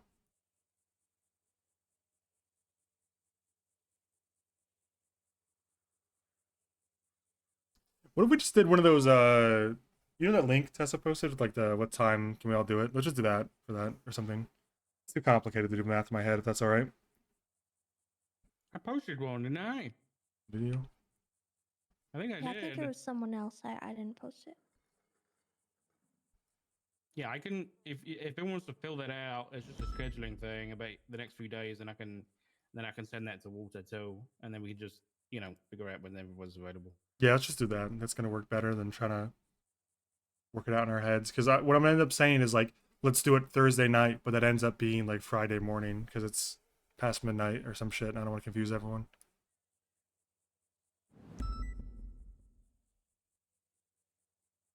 Whatever time y'all decide on, I'll show up to it. I'm gonna begin my suspension. Let me know when y'all need me. I'll show up these high command panels, but I won't be on duty. Okay. Good luck. Thank you, Commissioner. All right, see you, man. Nothing else to go over. He's being We such a. should maybe talk about. I'm gonna say it, he's being. being a real diva about this whole thing. Yeah, I mean, he said Trey was being dramatic about him doing the same thing that he's doing now. Yeah, total hypocrite for that.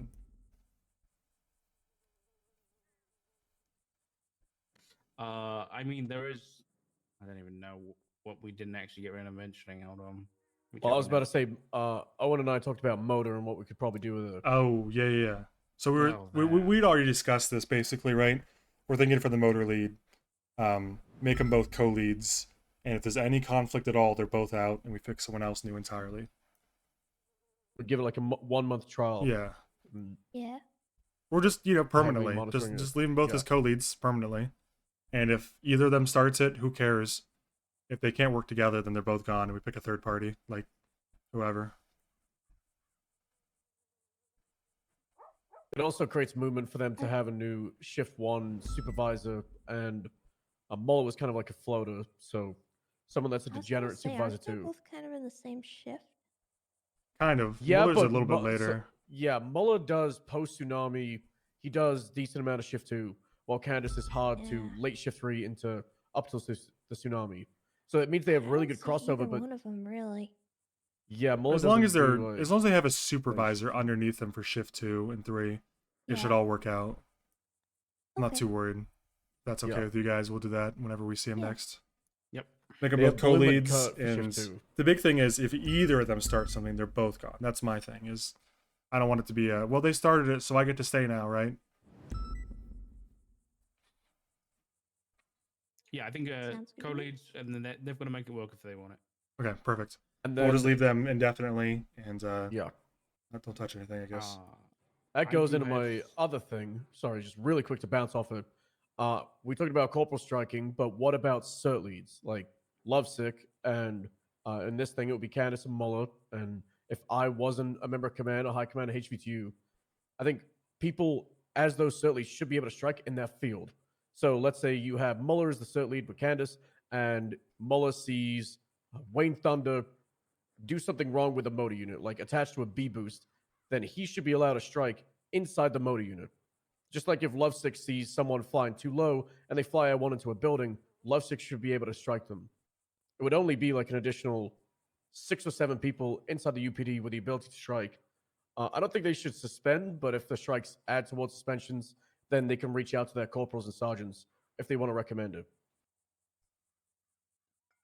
Yeah, I mean, I have no issue from it. I mean, they're supposed to be, respectable members of the police department anyway. You should be responsible. So, Yeah, they come to the command meetings. They have, a lot of access. They're essentially command of that cert, or high command of it.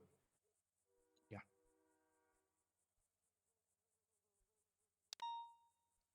Yes, or have you got any objections to that cert lead's been able to strike?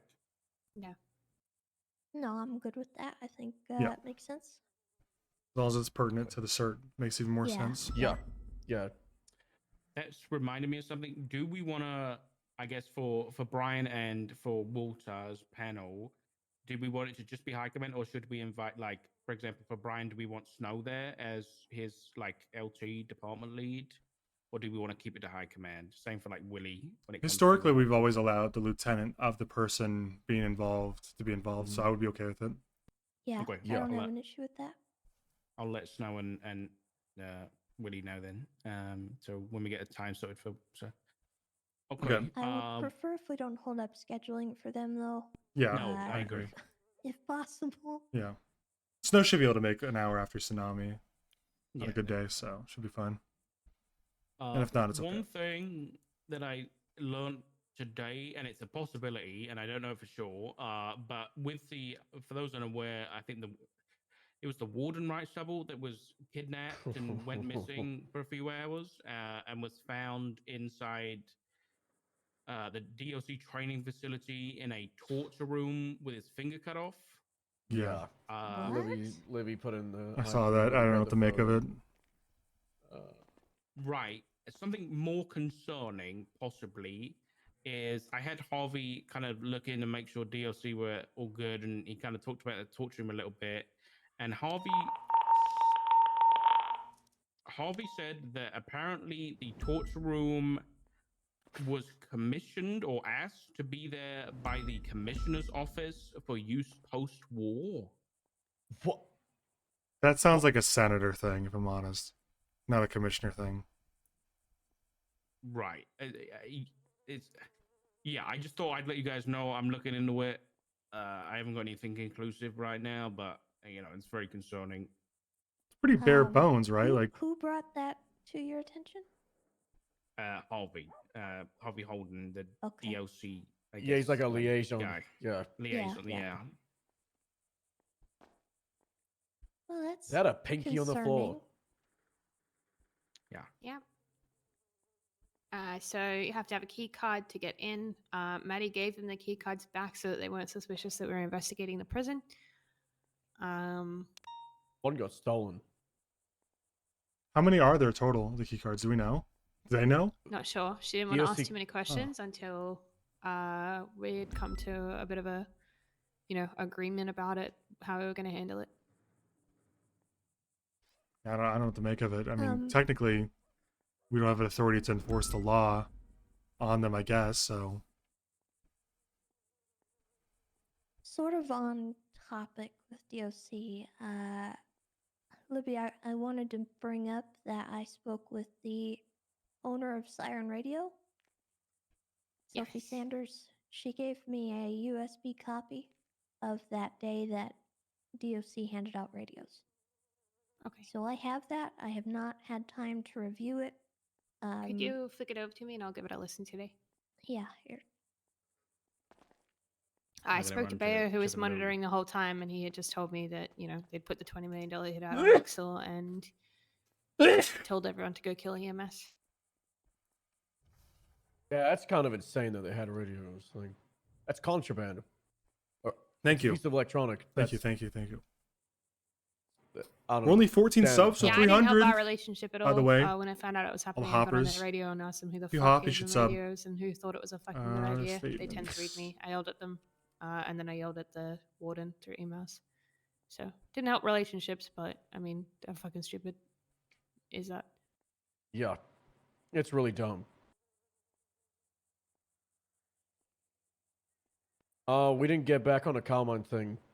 Crane's gonna come You're knocking. prime tomorrow? Yippee! Apparently, Aaron Carter had him in cuffs and was told by Oxlong to put him in for treason for 30 years. I don't know if Thanks, any Nicole judges actually Hannah. signed off on it. 'cause I Got don't think they one. needed Thank to, you, right? thank you. Just no due process. Thanks for the hopping. Thanks for the subbing. It's kind of like our own doing. I can email Oxlon. I do need to go though. I have something that I need to Yeah, do. fair enough. All right. All I don't right. know. Well, I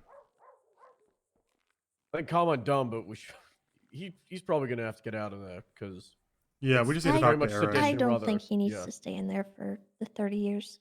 Yeah. I do want Aaron. I know that there's a complaint that we already let someone out without talking to Aaron, so I we texted should Aaron. yeah, get her Yeah, keep her in the POV loop. first. Thanks for gifting us out the Buddha hands, Quattro. Appreciate it. Yep. All right, get out of here. Take as much food as you want. It's just gonna rot. Where's the food? It's on the table. On the table. Yeah. Oh. You get rid of it. It's Nope. It's just that's behind the planter. It's on our side of the table. Food table. Oh, It's moving. excuse me. The whole time they didn't know. Just sitting there. Yeah, it was all our food. Well, thank you. Yeah. All right. See you guys tomorrow. Yeah. See, who needs the ADA? I knew you guys could just climb up the stairs if you wanted to. Well, I got the railing for a reason, huh? Yeah. Is this your truck, by the way? I don't know who the fuck this is. Yeah, it is. Oh, it is? It's a contender. You're not, like, joining the car boys or anything, right? No, I want to use this against them. Truck unit. I still believe in the dream. You need to start talking about it more. Been talking about it a back lot, into I thought. existence. I don't know. I haven't heard anyone talk about it in weeks. Yeah. Problem is we don't have a truck, and so there's not much to talk about anymore. Yeah. Don't worry. I'm sure we'll get a truck soon. With I'm the hoping. PBSO projector and Yeah. the Tahoe and Yep. S Plus on the Explorer and the And you can put your little wheelchair back there. Look at that. Yeah, just throw it up to. Yeah. All right. If you need me, know how to reach me. Yep.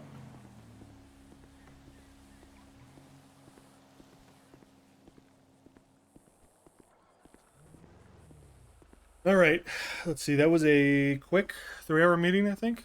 Just about. Just 2 hours 45 minutes. I think we got a lot done.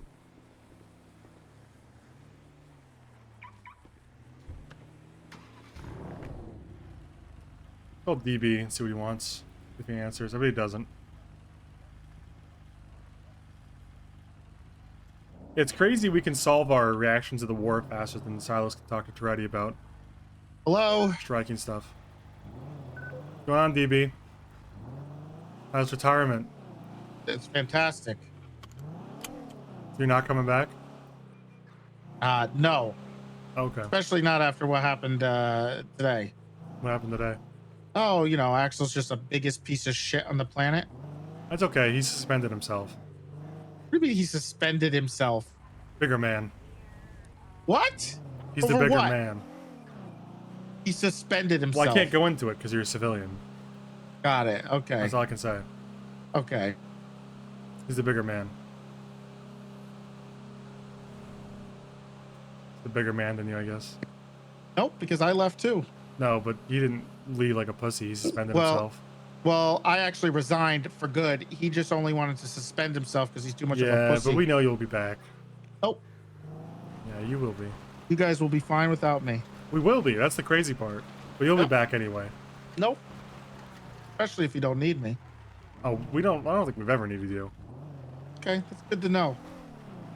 What did you want? Nothing anymore. I gotta go and deal with some stuff. People who actually. Yeah, you gotta deal with the gardening. The hell is this through line?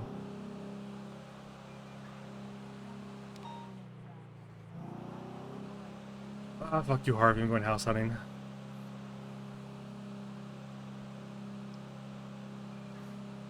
What is the situation on Channel 5 even?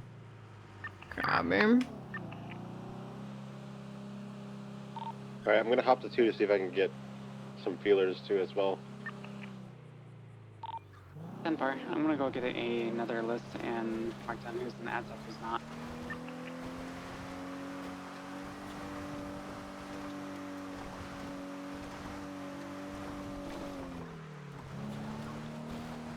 I think there's probably only one house up here, so odds are not great.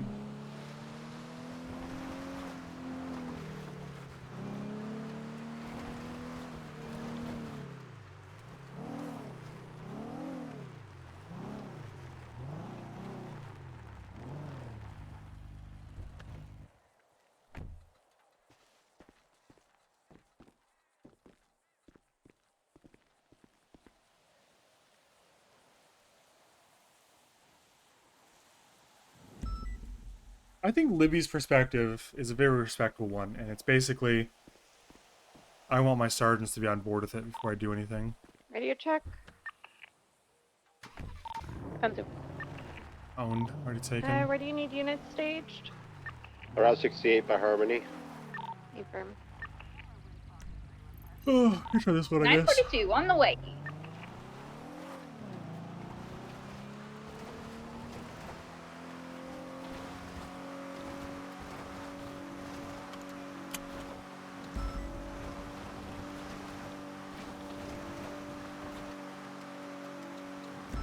I don't think this is gonna be a house. I think it's just a barn.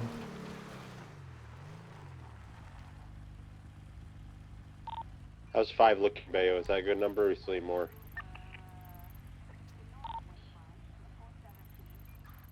It depends if we're expecting another meat grinder, then 15 sounds better than 5. How old do you think you are? If we disable 7 thank you, and 6, there Moonchild, will for the be no 5. meat grinder. But it's pretty close to 300. Except for whoever's in 4, but it's gonna be a different story. Not really any houses out here. Where is AdSec? Yes. Copy. Which Do we of know these how many is houses? in AdSec right now? Give me 1 minute. I'll give an accurate count and who should be there.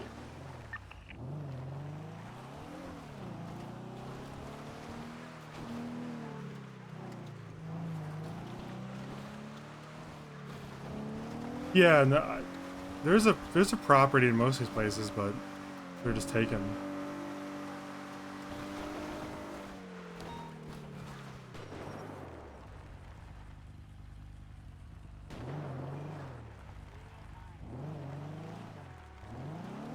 So killing the cows for slaughter. Yeah, the thing though is, Perennial, that house is already there. Like, it's like it wasn't like a house you could buy, but it was a house. You know what I'm saying?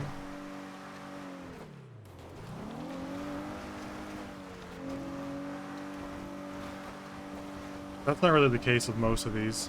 There's like one over there on Joshua that was pretty good. With most of the other ones, you just can't buy.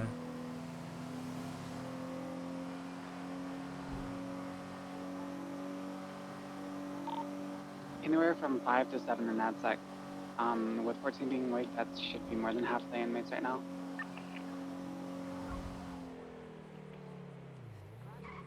What are your thoughts, Bayo? You did on it.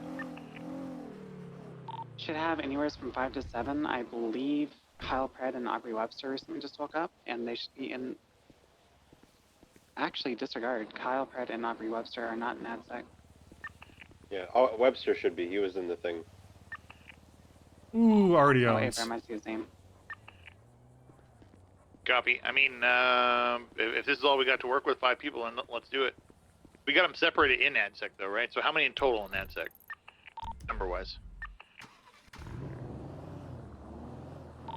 There was 8 sent to AdSec until Thursday. I believe the only ones that are not awake right now are Marty Banks and possibly Larry Knox. Yeah, it's just a farm. Copy. Okay, well, Harvey, it's up to you. However you want to run this. We'll help where we can. I think as long as we get 6 and 7, we'll do the first half. We'll have to play it by ear if we want to hit. Check these places. Copy. Well, Harvey, what's your main target here? Just Kane's phone? My main target is to dwindle their numbers as best as possible. Then we definitely hit AdSec.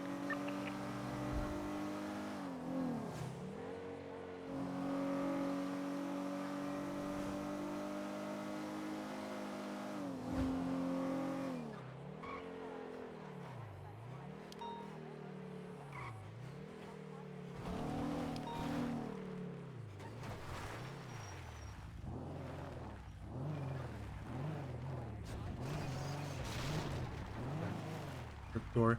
I think one of these is like Bundy's house or something.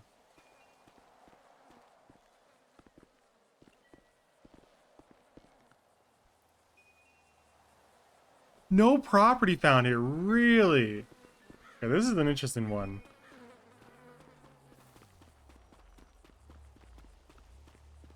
Through the back door?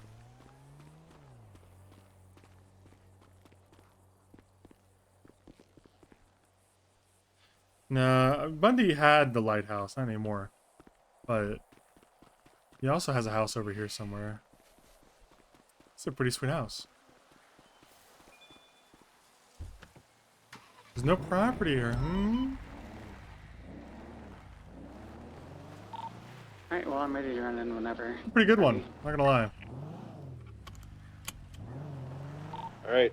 It's not owned because it's not a house. Not officially a house. Let me try up here on the hill. I know this is a radio You want us tower. rolling in the front gate on rafters, or where you want us? I want you to help the two backup units clear, and I'll watch for the Yeah. rafters. Radio. Copy. So we need those units to start rolling in. They're staged. Alright, they're coming in. They're aware of the plan. Yeah, as soon as they get here, we'll roll in and we'll start by cafeteria. How are the doors looking? Just lock 6, moving to 7. Some trailers here. The trailer park. I think this is Bundy's house. I'm pretty sure. This one right here. 7 is locked, on my way out. Someone make it a house without being a dev? I don't believe so, no.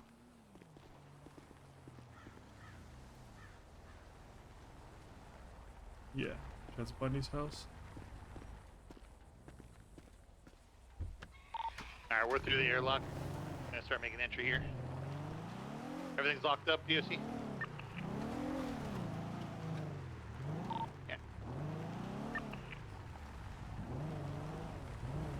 Either way, it's owned, unfortunately.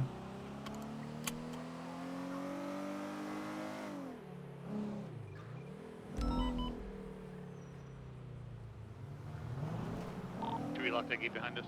Imagine being We're a gonna get Bundy everybody in neighbor. Cuffs, correct, Harvey? You want everyone in cuffs or inside everyone in everybody? cuffs. Everyone in cuffs into the or in the outside of your eater. Copy. I'll wait for 13 to get back on that channel. You know, I feel like the Heikman meeting went pretty well. Glad Reed didn't quit after all. And Diaper Baby's still throwing his fit, which is good.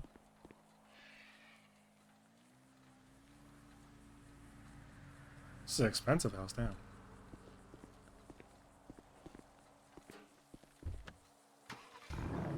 You know, the only real tragedy with that command meeting is that Axel tried to martyr himself for some bizarre reason and suspended himself. But I think that might be because he wants to play hardcore WoW or something.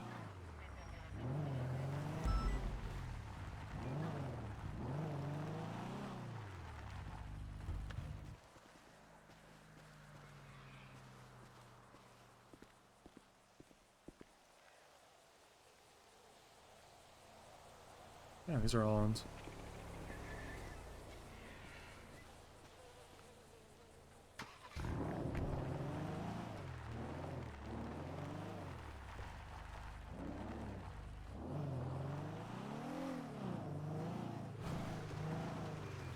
That's a shithole.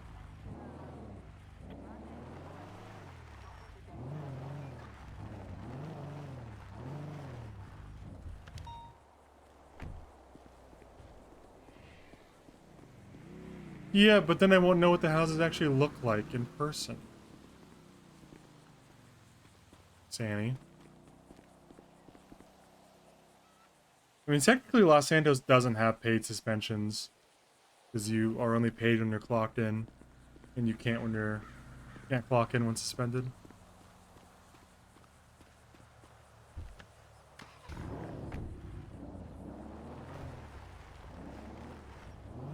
Crane might have been rebuilding houses, but since there's only like 7 houses up here, it's likely they got taken instantly.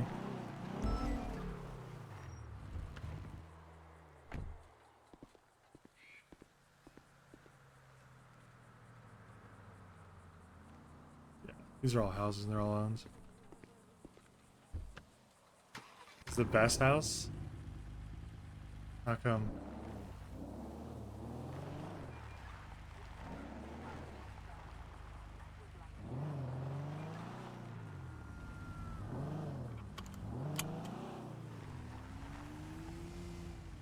But I hate house. I don't really think there's much else out here. I'd be going too far west. I don't see any little squares.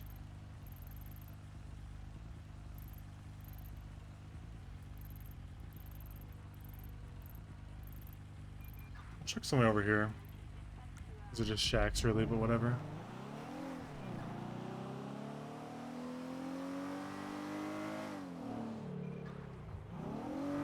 The little squares are buildings in any case. Not necessarily houses, but just structures.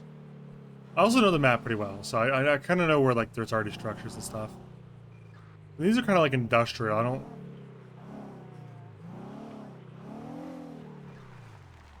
Yeah, these aren't really housing. I got bad news, Trudgeoner. You don't know Sab as well as you thought. He is on Hardcore WoW as recent as yesterday. Come here, little guy.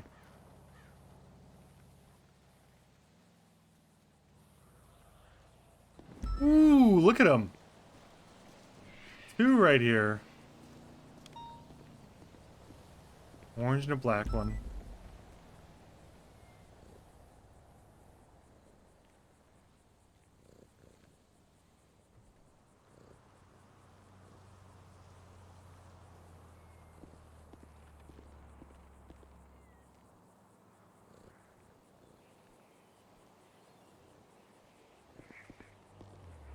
What store is this?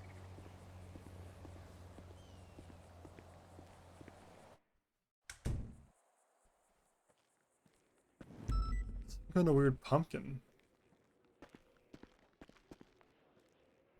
It's a farming store.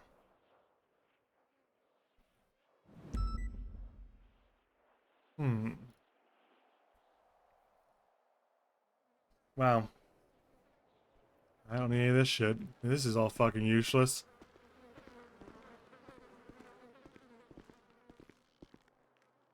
Cool little setup, but I don't need any of that crap.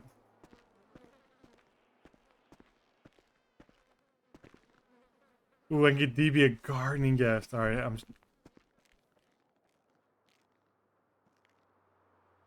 $700 for some of this shit? You gotta be fucking me.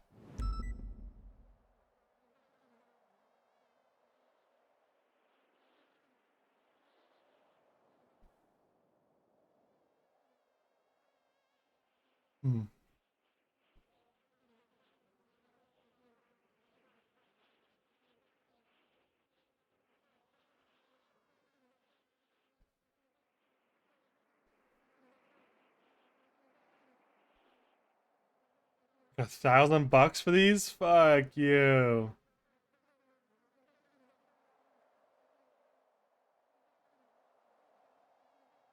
I'll buy him a produce basket. See if he's still there at the house.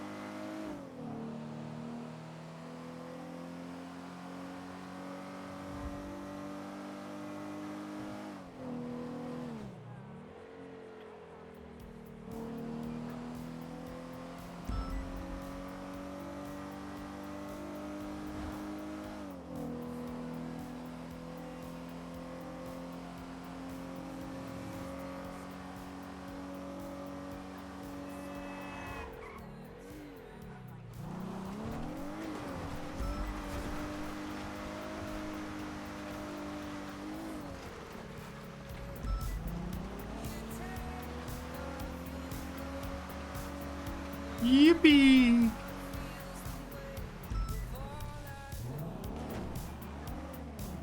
I remember this used to be a super popular getaway.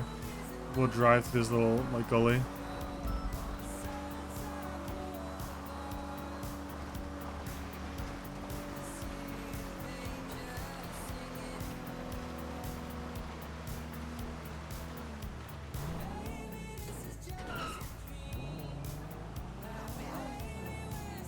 What's your opinion on the... Okay, nice. It's a new fascination. I used to like Danny Phantom. I haven't seen it in years.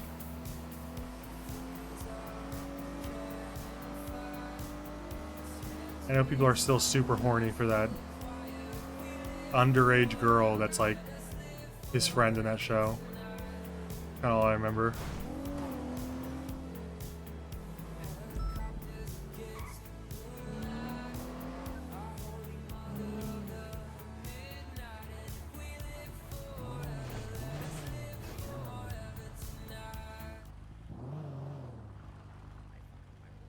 Bygones be bygones. How's it going? Can I help you? Yeah, I came to give you something. Oh, okay. I just don't want the drama behind the sauna. I'm just kidding, I'm just kidding. Imagine if I just came over to flip you off. I gave you a little produce basket. Oh. Yeah. Thank you. You see my point, right? Well, Yeah, Okay, by the get my way, garden here. I understand there being a lot about the drama. Bobby's funeral's on Friday, probably. Okay, I will be there. And Snow's probably gonna do, you know, I get you on that. a back-to-back duel you don't like ceremony. I like the sauna for my own I'll be there. personal use. Okay. Of course. All right. Is Silas the commissioner? Yeah. That'll be a fun little thing for Silas, right?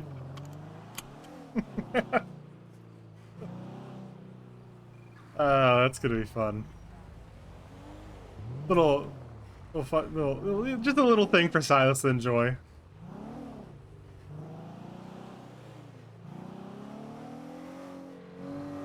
A little hee hee, haha.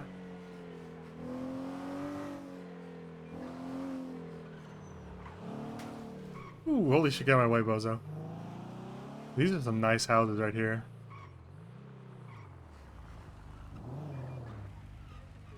I bet all these are taken.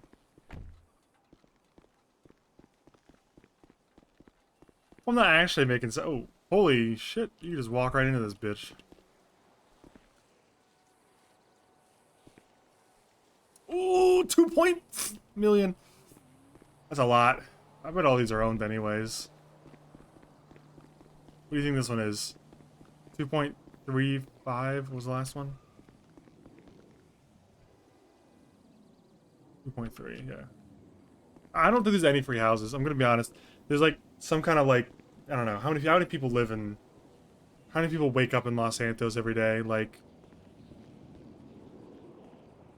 a couple thousand total every week. It's probably like less than a couple hundred, like maybe 100 houses total or something. And there's so many millionaires. Yeah.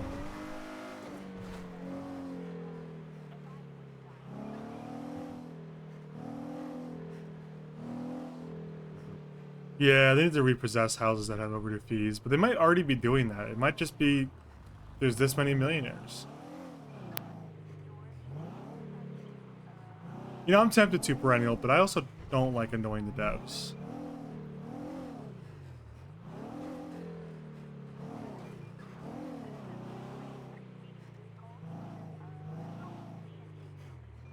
You have to tell me more about the squatters' right thing. That sounds pretty lucrative.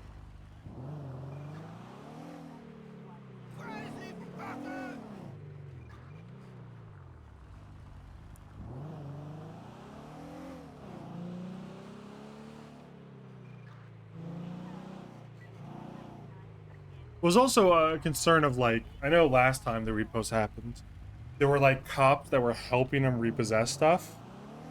And those cops kind of like bought stuff after he repoed them. And it was like, a lot of people complained that it wasn't fair because cops kind of like got first dibs because they were helping them repo. But I don't want any, you know, I try very hard to keep Svensson between the lines, especially as high commands. Even though it's not always that easy.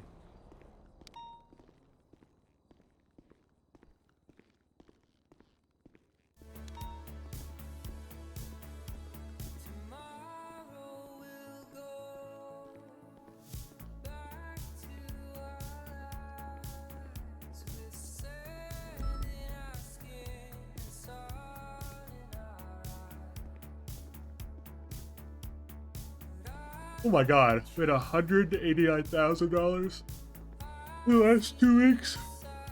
Oh, fuck, I'm yachted. God damn, that was a lot of money though. Wait, did I lose? Why did they go down $400,000? Was that negative money?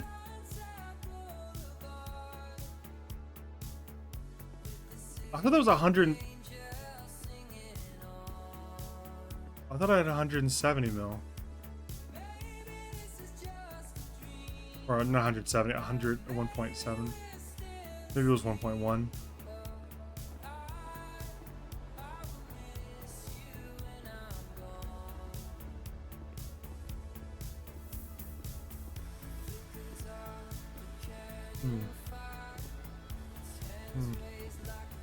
It's okay, it's from the deer.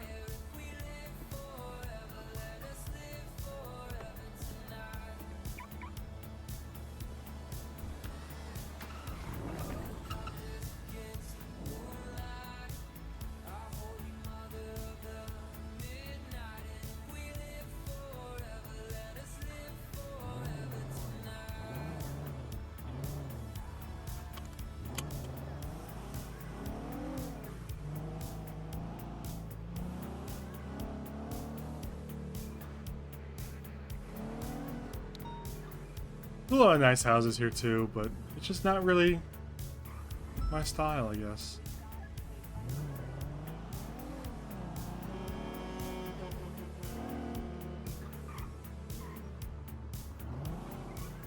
Ugh, not a city boy. I like the suburbs, personally.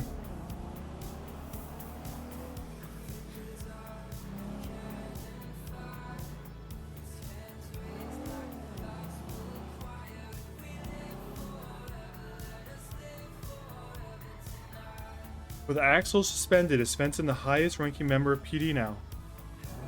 Technically me and Libby are tied, yeah. But that's normally the case when Axel isn't around anyways. And Tessa, of course.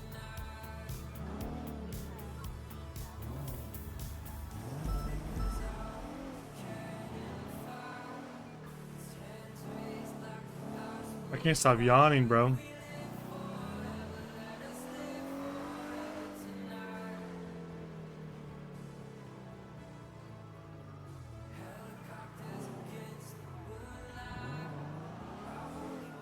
On 3. 1, 2, 3. Thank you, Quattro, for gifting 7, taking us all the way up to 300. Huge, dude. Absolutely huge. I gotta admit, I'm really tired because I was at the lake on fucking Sunday, and I could feel every muscle in my body sore as hell. Within like, as soon as I got off the boat and started climbing up the hill, I knew I was fucking cooked. Just dying. And today, it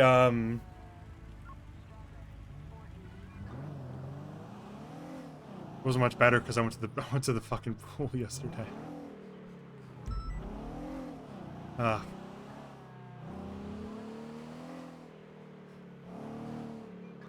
might go back again today. You know what? I might go work out again today. I'm thinking about it. I know I got the Brian hearing tomorrow, so I'm kind of conscious of like how much longer I want to spend on stream. And you know what? I just talked myself into it. It's been a lovely stream. Thank you all for coming. Thank you so much for the support. Thank you so much for the subs and follows. I am going to end after 6.5 hours, and I'm going to go to the gym and the pool and keep up my streak of activity. And I'll be live tomorrow at the same time as today for the Brian panel, which I'm sure will go incredibly smoothly. And I had a good time. I think it was a productive day in terms of roleplay and productivity and high commands. I need to somehow figure out how to get this statement to... Hold on, before I go off.